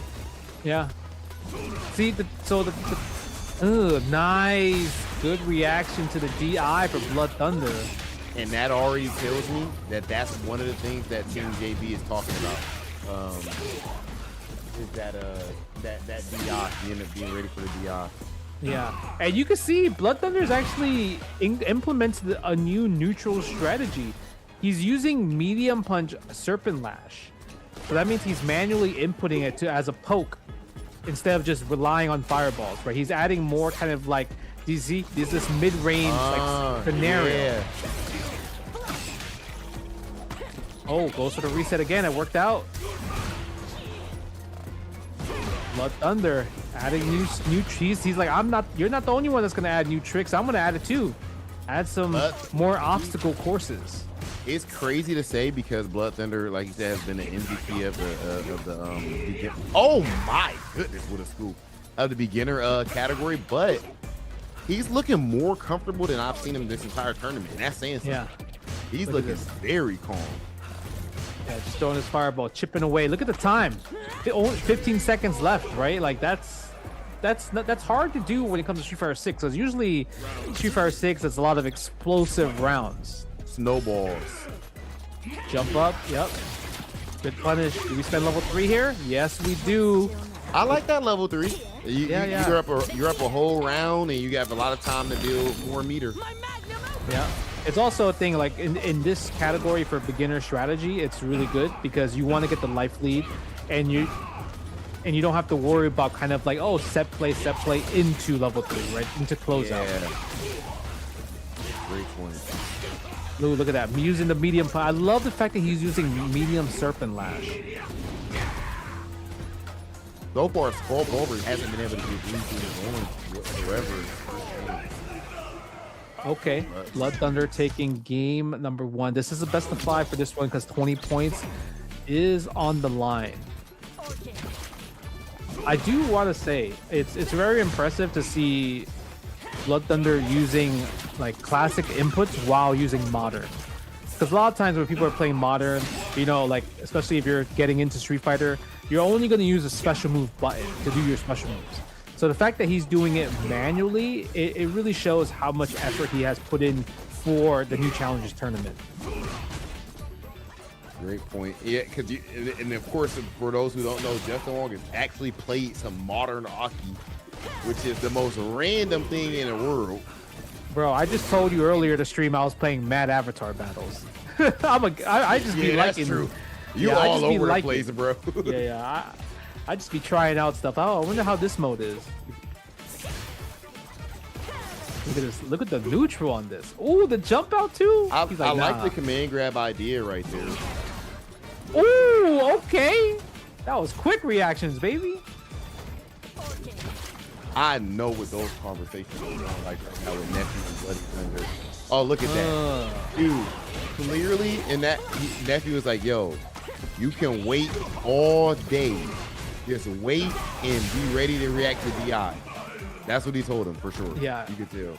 He's playing the neutral. He's literally like, this is my wall. You cannot break this fortress down. Nice again. And you talked about this, Rob. Like, yeah, Skull Over did really good in like the earlier sets because it's the first of 2, but first to 3, I feel like it does not favor him at all for this. No, it is not. No, it is not. And he really has to. When he put some Bloody Thunder in the corner, he has to be looking for that OD slide right there. Yeah. To just go for a regular throw against the reaction. Man, look at that. He's playing this nooch. Attacking from all different ranges. Look at it. Oh, ooh, oh, I thought the DI was coming. I swear to you. He's been doing so good against them so far. Okay, cartwheels coming. Again. Okay, I see the strategy. I like it. I like it from Skull Volver. Using DI after Blood Thunder does a jump in, because Blood Thunder usually kind of only goes for a standing heavy kick auto combo after a jump in. It's not gonna kill, right? Yeah, it's not gonna kill due to just using kind of modern reactions. Yeah, I think modern is maybe what, like 20% less damage. I believe it's 20%. Yeah, it's definitely not 100%. That's for sure. They're gonna have to definitely leave Blood Thunder alone in the next round of this. They need to try to make this be Blood Thunder's last game if you're on Team JB, because he's looking perfect in this set. Yeah, he's looking like he's back in control. And what's really cool is that he understands how Aki's Toxic Blossom works, which is really cool. So like he understands that, oh, if you're poison, I get a combo extender. If you're not poison and I anti-air you, then I'm gonna throw the puddle instead, right? So I love the fact, see, like there, I love the fact that he knows.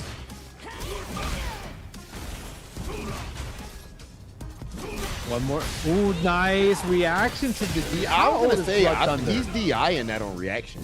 Yeah, how old is Blood Thunder? Because that's some young man reaction right there every single time. Yeah. Okay, I like that Skull Diver. Going for the drive rush right there. That was the first time I see raw drive rush as offense from Skull Volver. He went for a drive rush command grab earlier. Command grab, but yeah, checking the this plasma. has to be. I feel like at this level too, this level of experience, it has to be so frustrating dealing with this. Yeah, it does. You remember what it was like not knowing how to deal with zoning yet? Like, bro. Oh my god. He's gonna slide. Oh, that was godlike. That was good. Nice. Oh, you gotta be careful with that. One more of those. I feel like Di is coming next. Ooh. Oh my god. We're going into critical art for sure. Here we go.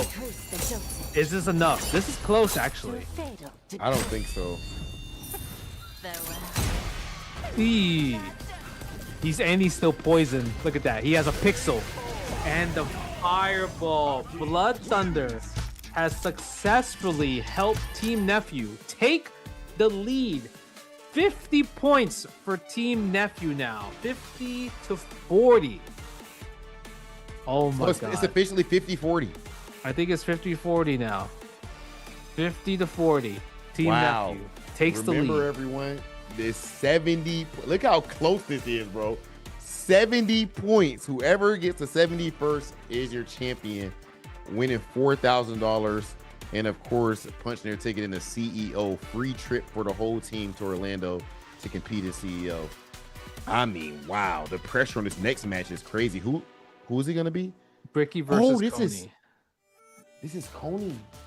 Yeah. Because remember, since Coney was the ace in the hole for JB last time, Nephew's like, we're going to put Coney last. Yeah. So right, now, Team JB has 40, right? Yeah, so they need Coney to tie it up. Out. You know what? If I'm JB, I need Coney to win right now, and then making Coney play again. Yeah, well, you would like Coney play in the first two for sure. Yeah, or at least one of the first two. Yeah. Yeah, the first two matches, right? Because then at that point, the first two matches can be decided off of those two matches alone. Yeah, that's true. That's true. Oh my god! Coney got to get that. He got to get that dub first, because remember, this person too, he went down 0-2 to Bricky last time. This is not a foregone conclusion. If Bricky wins, though, this really makes it so hard for JB's team to win. Yeah, that's 60. They wouldn't be able to lose one more game or one more set at that point. Yeah, they would have to rely on the first 3 games. They have to completely win it, right? It's literally a 3-game streak. So it's either Team Nephew is in a good place or JB is in the winning position. Hey man, it's crunch time right now. It's crunch time. Nice, got the whiff punish already. Again for the stand jab. I think Coney keeps trying to wake up jump. That's why he keeps getting hit by the standing light punch from Chun-Li. Oh, no anti-air this time from Coney though. Ooh, jumping medium kick again with the OD power bomb. I mean, I feel like Coney's success rate for power bombs have been extremely on point. The only time they've been not working is when he's 2+, right? And he doesn't realize it. Okay, fireball. And I like that choice from Bricky. It was too late though, but tried to go for the air throw there. Oh, so many of their rounds recently are coming down to like this last few scramble situations. Yeah, down to the wire and everything, right? Okay, yep. Oh, unfortunate, but the reset, we take those. The OD power bomb again. Look at the damage on that every single time. It's just reliable chunk of damage. That jab. That's the Coney special. Jab. Oh, is that gonna hit? No, but you are burned. Oh, that's so unfortunate for Bricky. Yo. That is so unfortunate for Bricky. If you guys don't know what happened, so you saw Alex do level 3, right? And because Bricky was blocking, when he tried to go for the punish, he pressed forward into a punch button by accident, and the fireball came out. Oh, that's why he got fireballed. Oh, bruh. Yeah, because he probably tried to do walk-up medium punch, right? But the thing is, he held forward probably. Yeah, so he got the charge input. Yep, he got the charge input has overridden the normal. And then at the end, just didn't realize didn't think about being in burnout and went for DP in the scramble. Because if you do a fireball up close, I mean, it's not a knockdown. You're definitely not plus afterwards as well too, right? So, hey, look at Coney's gonna take advantage of this, and now Chun-Li's in burnout. Wake up super. Okay, you got defense, but that's not gonna stop Coney from coming in. I like that neutral jump choice right there. Neutral jump is really good against Alex's prowler stance. This is a good option to go for sometimes. Yeah. OD power bomb. Oh, what a great anti right there. Look at the damage on that. Another power bomb. Don't do it. Don't do another one. Don't you dare command throw again. Oh, the jumping. Oni. 50 to 50. Hey man, it's about that time. Everybody on the team has to carry their weight if you want to walk away as the new Challengers Tournament champion. 50-50. Down to the wire, ladies and gentlemen. First to 70 to see who walks away as our champion. And that does mean Team JB is going back to the home side. So they already know. I mean, let me look at Team JB. So we know Coney is going to be in the first two matches, one of the first two. I think it'll be Huntress. Coney and Huntress. Who else you put there? Coney and Huntress, in my opinion. I gotta agree with you, brother. Yeah. I gotta agree. Because Hotashi and Brawl Pro is two we don't know. Okay, let me ask you a question though. So there's two different ways. We going for Coney and Huntress round 1, round 2. That's going all in, meaning they have to win, right? Or we keep it safe, where we could do like Coney or like Huntress and Hotashi. So if it's tied 60 to 60, then Coney for the 3-game spot. Like, you feel me? No, putting Coney in the 20-point spot is actually very big brain. You know what I mean? Because you keep it safe. You keep it safe. It's just, if y'all lose, you gonna look crazy. yeah. If y'all lose, you look crazy. It's like if y'all just lose those first 2 sets, you look wow. But that's actually very smart because they got a great chance to win at least one of those first 2 sets. Yeah, that's a great idea. Yeah. I could also see Coney going first and putting Huntress in the 20-point spot too. Yeah. Right, yeah. Because at least that point you're guaranteed, like you're going in thinking like, oh, Coney, Bricky hasn't beaten you in a set yet, so you're guaranteed his 10 points. But we don't want Huntress to play against Jurassic Rabbit in the first to 2, right? Because maybe something might not go in the favor for Huntress. So that if Huntress match is scary. Yeah, so we put her in the first to 3 set, then that's just more of a safer option, right? Or they could go all in. They could. But the thing is, if you go all in and one of you loses, then you're doing Brawl Pro versus Hotashi for the 20-point set. Because there's no way, we already know, we're not going to probably see Blood Thunder until, like, at all. Like, that's not going to happen. Like, they're going to be put into Game 4. Blood Thunder's done for the night. Yeah, he's done for the night. So I'm curious about the strategy on this, because it really is up to JB's in terms of like how he's gonna think about like these matchup orders. Oh man, it's about to be godlike, bro. Oh my gosh. Oh my, yeah, strategy. It's all about strategy at this point. Strategy, nerves, coaching. At this point, everyone is warmed up. Every single player has played tons of matches. And you know what's unique about this type of format too, bro, is you get to see people play against the same person. Yeah. So you get to see their meta evolve constantly. Yep. Adaptation. Yeah, man, that's really cool. All right, but Rob, if you were JB, where are you putting Coney? 20 points or 10 points? I thought 10, but what you said about the 20 make perfect sense. Oh my goodness. You're going all in. He's going all in. He wants 20-0. He wants 20-0, bro. They're going all in. They're bro, like, we're I think it's closing gonna come down now. to Brawl Pro somehow. I don't know why. I just think it's gonna come down to Brawl Pro versus Hotashi, bro. They've been that match has been so godlike this whole time. I don't know. I don't know if Ricky gets Coney or Jurassic gets Huntress. But it really, the first match is the most important match in order to decide if match 3 will happen. Yeah, you're right. Jurassic got pressure. This is the most because they both have beaten each other, right? Coney has been Bricky the whole entire time, right? And at least with Hotashi Brawl Pro, like I would say it's back and forth, but a little bit more towards Brawl Pro. But this matchup, like they both have beaten each other.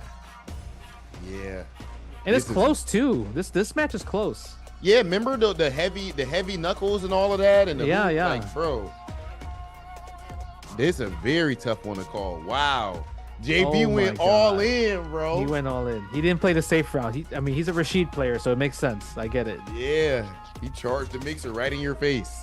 Yeah, not the fire of the tornado. He throwing the Yasar early in round 2. Just straight do it. Yeah. Oh wow. Dude, the pressure. This is it being this close. This is the thing, bro.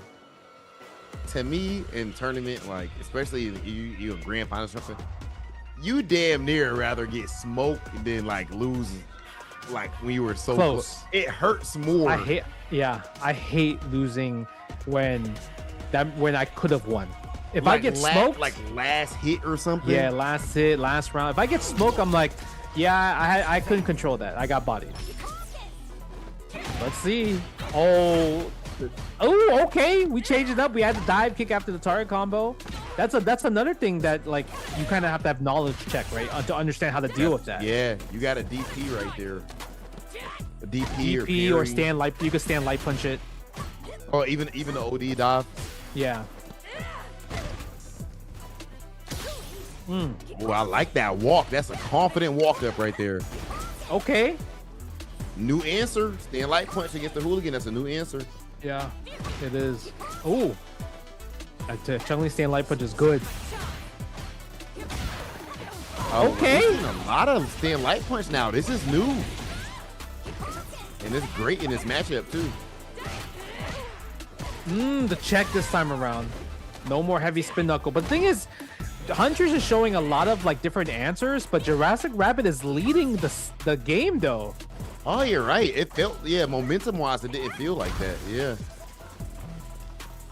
Let's see who's gonna get the low forward first. I feel like it's gonna come down to it for both sides. Which button into drive rush is gonna seal the deal? Dude, neither. Jurassic still is working. He did like dash into a jump light kick, like but the dash first probably even froze Huntress from being ready to anti-air. Yeah, just a very, very awkward type of player in a good way. Nice. Jurassic Rabbit. Oh man.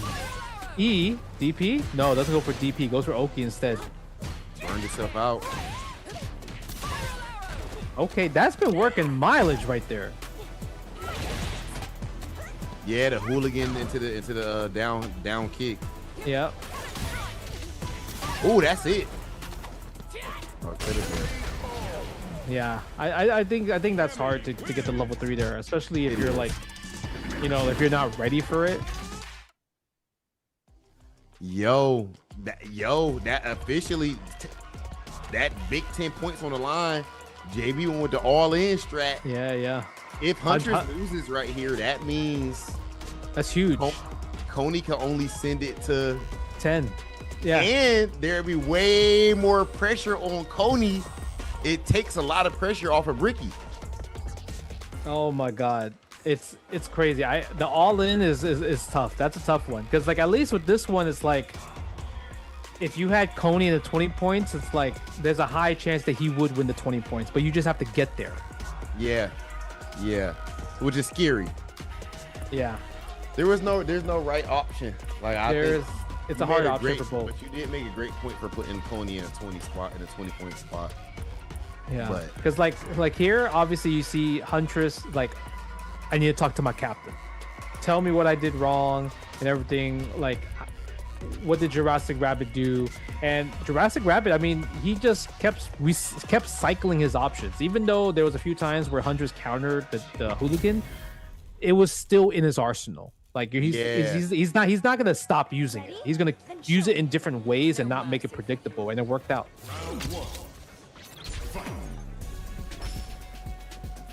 Okay, let's see. And the jump-ins, I think he realized also the jump-ins, like I can play a bit in the air a bit more instead of just only the ground. A whole lot of that jump heavy kick. Of course, Chun-Li does have the advantage in the ground game, but Cammy, you know, Cammy can fight on the ground, but that aerial approaches would really help. Yeah, it helps so much where the ground starts complementing her because she has a good air approach.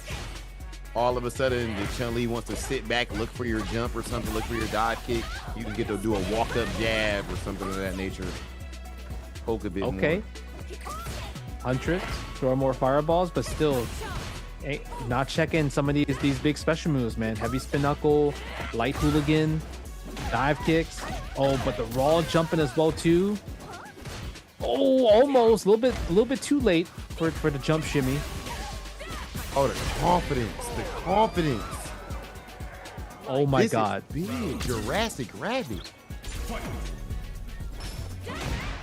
Oh, the anti didn't work out. Uh-oh, don't wake up a bit. Try to bait it. Wake up low forward drive rush. Wonderful. Okay. With the corner carry. I like that.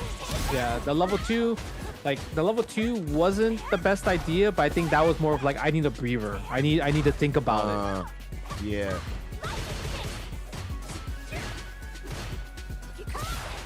Yeah, throw the fireball. Watch out for the jump. Fierce? Hold on. He was looking good. Did we spend it? Do it again. Why not? One more. Yeah, no way you check DI right here when he's under this pressure, right? Oh, the drive. Oh my God.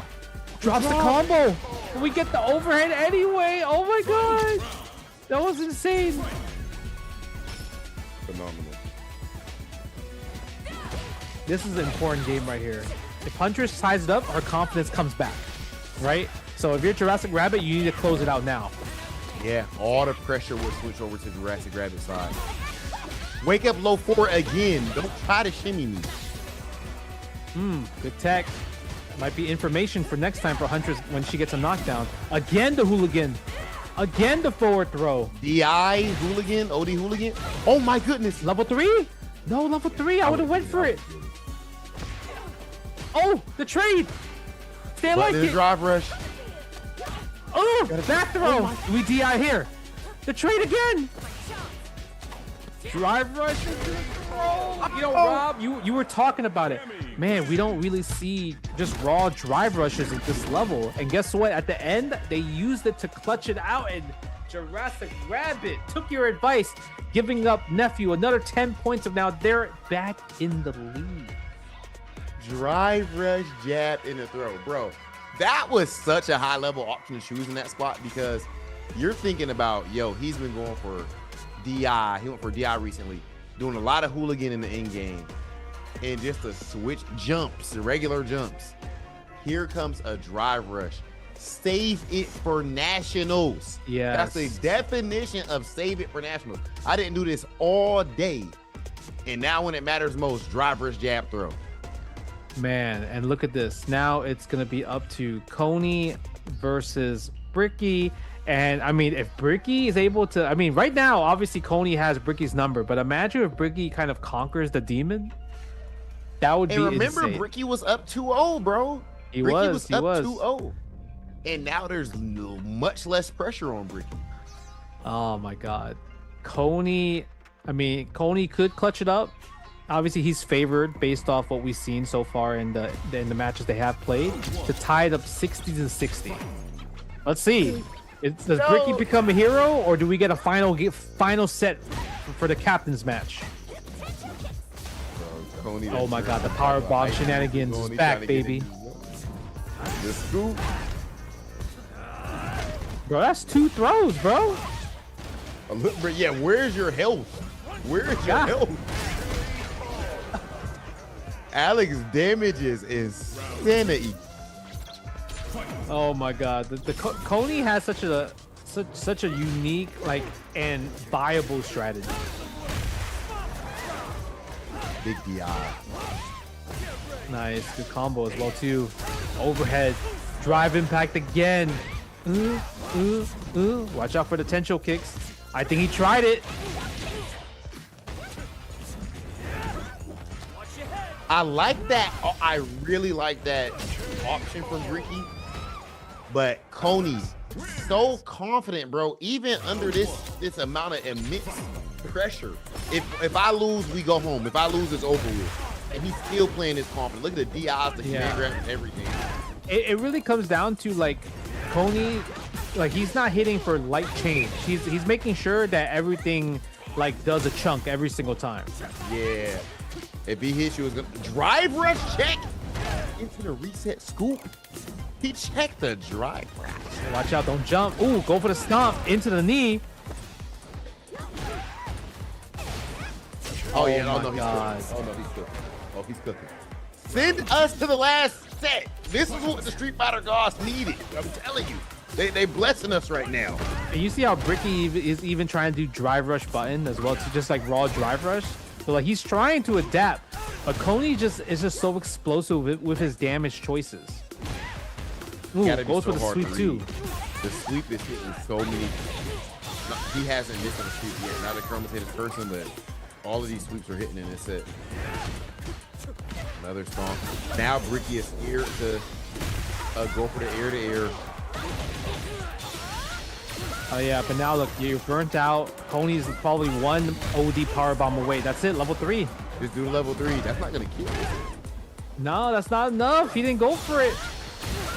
Oh, he pressed the button. Oh my God. Watch out. Chip damage is available. Dude, he could have just did raw level 3. He did. He might not have known. This is only the second level, right? When it comes down to it. But Bricky finding a way to survive. Even there, level 3 could have burned him out. Nice. Oh, again, the DI. There it this time is. with level 3. For the Get the burnout real fast. Hit him with the Kurt Angle. Ugh. Okay. Imagine. Imagine. Crazy. Oh no! The power bomb lives on. Guess what, Rob? It's 60-60. Yo, they're popping off. They say yes, yes. It's 60-60. 60-60 is crazy, bro. You cannot write this stuff. You could not make it up, bro. First to 70 points, and it's down to the final wire, and it's the captain's match, first to 3, right? Team JB, representing Team JB is Hotashi, and Team Nephew is going to be Brawl Pro. And we talked about it.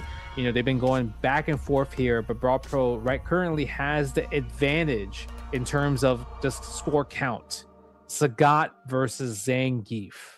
Bro, how does it just come down to this? And these guys been back and forth the whole time, bro. First to 3. And it comes down to a first to 3. Like, it happens to come down to a captain match. We get the long set, the long haul. Oh, man. Come on. Come on. I normally would be like, I feel like for Zangief, like we said, Zangief usually prefers a shorter set. But the last time they played a first to 3, Brawl Pro wins 3-0. Yeah, So what strategies do they bring this time? Man, I feel like Hotashi was doing a great job at using kind of like the pressure with medium punches, right? It really comes down to, can Hotashi eventually just stop, I would say, not like, I don't want to say flowchart offense, but like predictable offense, because Brawl Pro is really good at perfect parrying those scenarios, right?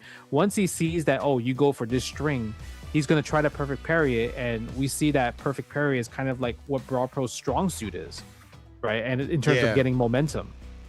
I mean, even the fact that he's you see how he was perfect parrying those fireballs? Yeah. I'm like, his perfect parry is better than some of the pros, in all seriousness. Like, if he gets the fireballs, that's actually insanity. Yeah, I feel like if I'm Hotashi, I would use more forward just forward light kick in neutral, just while Zangief's walking you down. Yeah.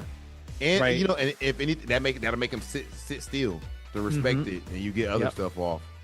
Yeah. So using more, and it also stops the charge armor, the charge standing fears from Zangief as well too. So you can stop the armor. So if you could do that, that helps a lot in terms of the nooch. Hotashi letting it be known in the chat that he needs a minute. He said, "I apologize, I need a minute, brother." This is This is cinema. Take your time. Okay. $4,000 on the line. What? A whole trip for your squad? For the whole team? Bro, you gotta play with your whole team on your back. Like, this is it. And for both teams, you gotta say everybody pretty much did their job for it to be 60-60. Yep. Everyone pulled their weight. So, it all come down to this, bro. Like, you gotta be the guy. Somebody is about to be a hero, bro. Whoever wins they'll be talking about this with each other for a couple years from now. Like, oh, bro, remember when? This is crazy. Oh my God, look at this. All right, first match.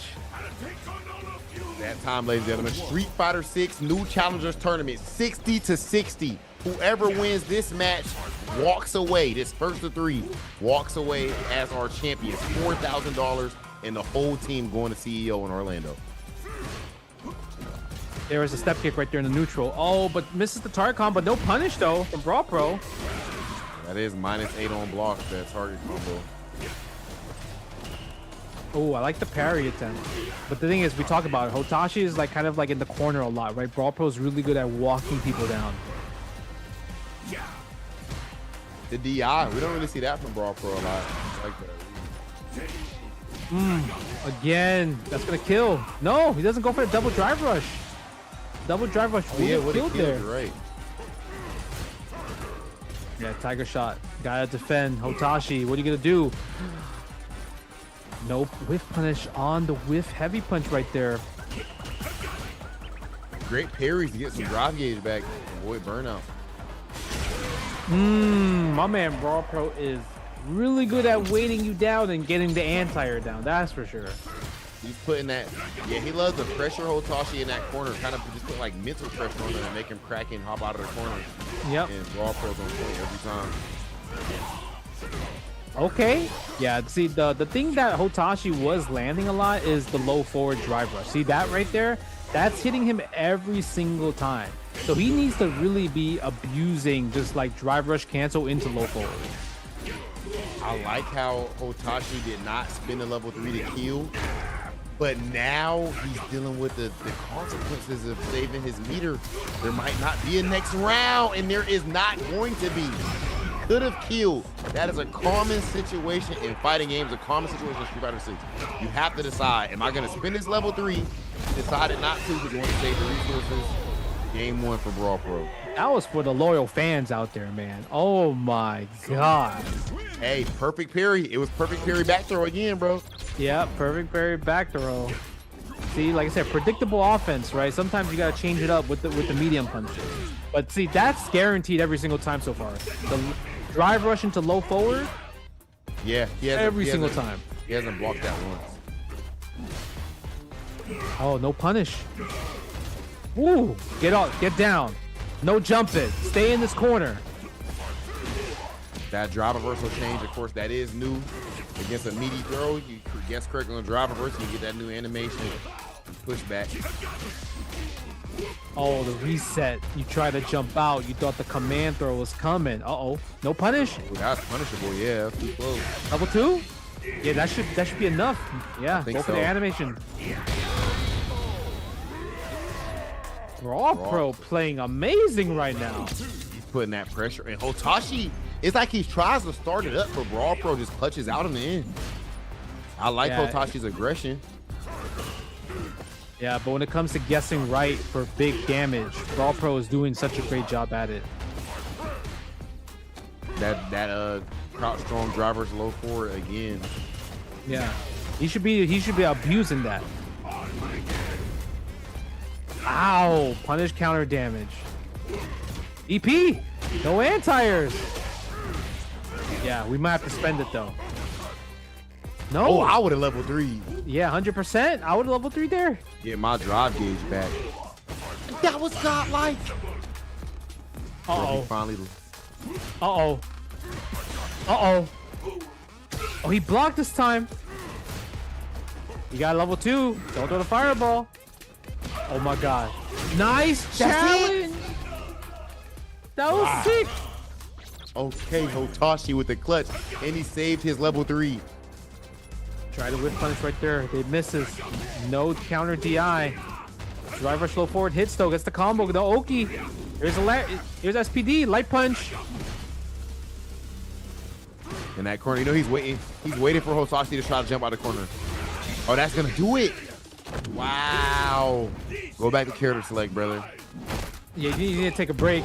Down 0-2. You gotta take a break. I don't know if you want to hit rematch right away.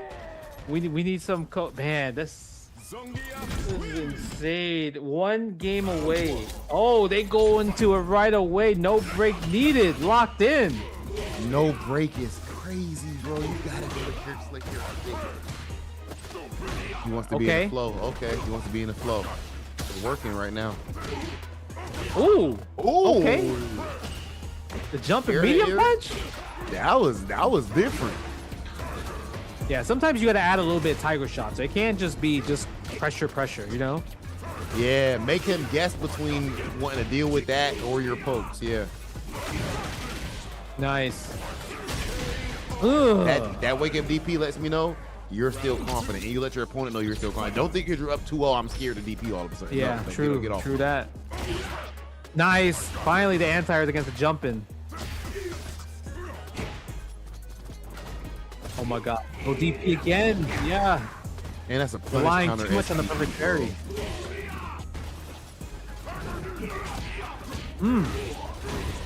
Okay. Nice tech on the throw right there.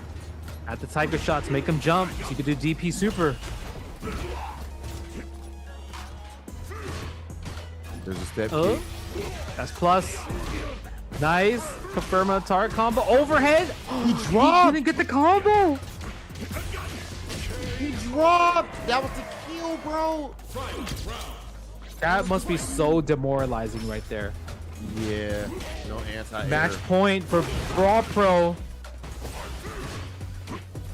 He risked it all on that DP. Nice jump. Tiger D. You're low on drive gauge though. Spend it. Yo, abuse Tiger Nexus. He doesn't know about the punish. Oh my god, I think you're burnt out. I think so. Are you burnt out? No, a slither. Oh, nice What a back dash. Back up, back dash, jump back. Okay, you gotta play neutral a bit. Oh, no, nice. Lucky back throw. How are you gonna land level 3? Level 3 needs to keep you alive. That's it. Oh my god, don't say it. Don't jinx it. Oh, my. God, ladies and gentlemen, Brawl Pro 3-0 Hotashi dropped to level 3 at the end. 3-0 victory, and Team Nephew is your Street Fighter 6 new challengers champions. Cinema. Oh my god, Rob, I'm gonna blame you on that one. I told you not to jinx it. I told you, you did, not to jinx it. I was like, don't say it, because there's a chance that he might have dropped the combo. Because oh, that was so tough. Congratulations, Team Nephew. Everyone on the team played so well. They get $4,000 plus a trip to CEO. And unfortunately, Team JB, who was coming into this as the first seed, right, with the 100 points for starting away home, they get second place, $2,000. But yeah, this is definitely your fault, Rob. I knew he was gonna. I felt like there was a chance that he was gonna drop the combo. It's rough because he just defaults to his training, understandably. Exactly. But instead, just go for a tournament combo. He didn't have a tournament combo. Bro. I would have did stand heavy punch or something. I would have did just a button into DP super. DP level 3, right? That's it. That's it. But he went for the double drive rush. Like the first one, I'm like, okay, just end it with heavy punch DP level 3. When he did another one, and then he went for another one. Oh, hold up, this look a little dangerous. Like he went for the extras on it. Yeah, yes, y'all. Man. That's a tournament combo. That's just you go for something way easier than what you would normally do. You don't worry about being optimal if it'll kill regardless. That was your fault, Rob. That was. Yeah, I feel bad. My fault. Man, that was a crazy way to end it though. But the thing is, Brawl Pro was playing amazing. Walked Hotashi down every single dime to the corner, guessed right and everything. But like you mentioned, Hotashi, even though he was down 0-2, he was still like waking up ODDPs at specific situations to let people know that he's still not scared and he still wants to win, right? Yeah, he was still, and that takes a lot, man, to be willing to let off those ODDPs in that spot when you're in such a dangerous position. But man, bro, Brawl Pro he played God like this whole tournament, man. He did. He played God like. Oh man, I want to say.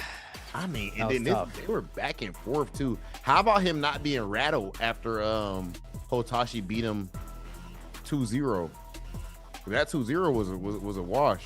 Yeah, it was tough, man. See, that's the drop combo. Unfortunate stuff right there. That's the winning sequence, Brawl Pro. Bro, I mean, he played great at the live exhibition for the new challengers during Street Fighter League US Finals. So I mean, he did it again. He did. That was absolutely godlike. What about the strategies at the end, bro? So Team JB going for the man. Imagine if I'm telling you, I would have put either Coney in the 20 or Huntress on the 20. Or Huntress in the 20. Yeah, because at least with that one, like the first three would have been kind of more, like, I guess stable, but putting Hotashi there when knowing the current like track record, I feel like it's tough. Yeah, that's tough. That's rough, man. Yeah. Hey, Coney with the clutch out too was godlike. It was good. And Huntress beat Jurassic Rabbit as well, right? Yeah, they both beat each other, and then Jurassic Rabbit beat Huntress at the end, which mattered the most. Oh yeah. You're right. Yeah. So my goodness, bro. But the thing is, I mean, Blood Thunder, he didn't get to play the final set because they knew that was guaranteed points for Team Nephew. So Blood Thunder in general, man, bro, he played amazing. Shout out Blood Thunder, bro. Like, dude, he was straight MVP of the whole beginner round. Coney went absolutely insane too. And you know what? Dark Neff winning. Before, like at the beginning, it was like, oh, yo, that, like as a coach, we think Neff, you know, Nephew was gonna might be that guy. Yeah, but like, I mean, we can all agree that Blood Thunder was the MVP for beginner. For intermediate, Coney was definitely the MVP. And I mean, for advanced, I'm gonna say Jurassic Rabbit was probably the MVP for this one, just through adaptation alone. You know what? Yeah, dude, the fact that he went for that drive rush at the end, and not just that, the drive rush adaptation, the stop teching on defense. Stop teching, yep, against Huntress. Yep, that's correct. The hooligan, he was always going for like hooligan throw, and then he switched it up and started going for the kick. Yep. Like he saw that things weren't working, and it was like, oh, I need to change it up, right? And he clutched out. Like it was, him winning that game for Team Nephew. Like imagine if Huntress did win, right? And JB's strategy worked. Like it was over. So that means that game 1 was the most important game. Oh, they would have lost. Yeah, now you lost if everything else stays the same. Because Coney wins. If Coney wins his match, then it's over. Yep. It's over. We wouldn't have seen Brawl Pro play, right? So that was really clutch because Huntress won the prior set in set 2, right? So it was like, we talked about a 50-50, but that was new challengers, Rob. I mean, that's excitement. Master Plus, that's cinema. Quick, Master Plus MVP. We know, right?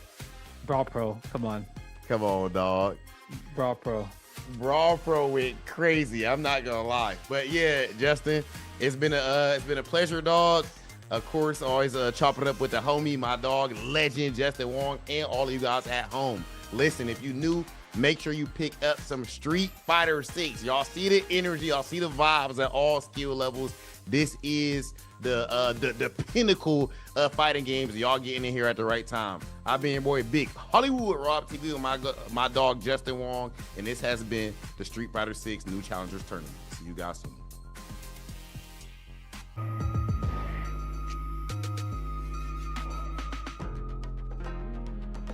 No, that was fire.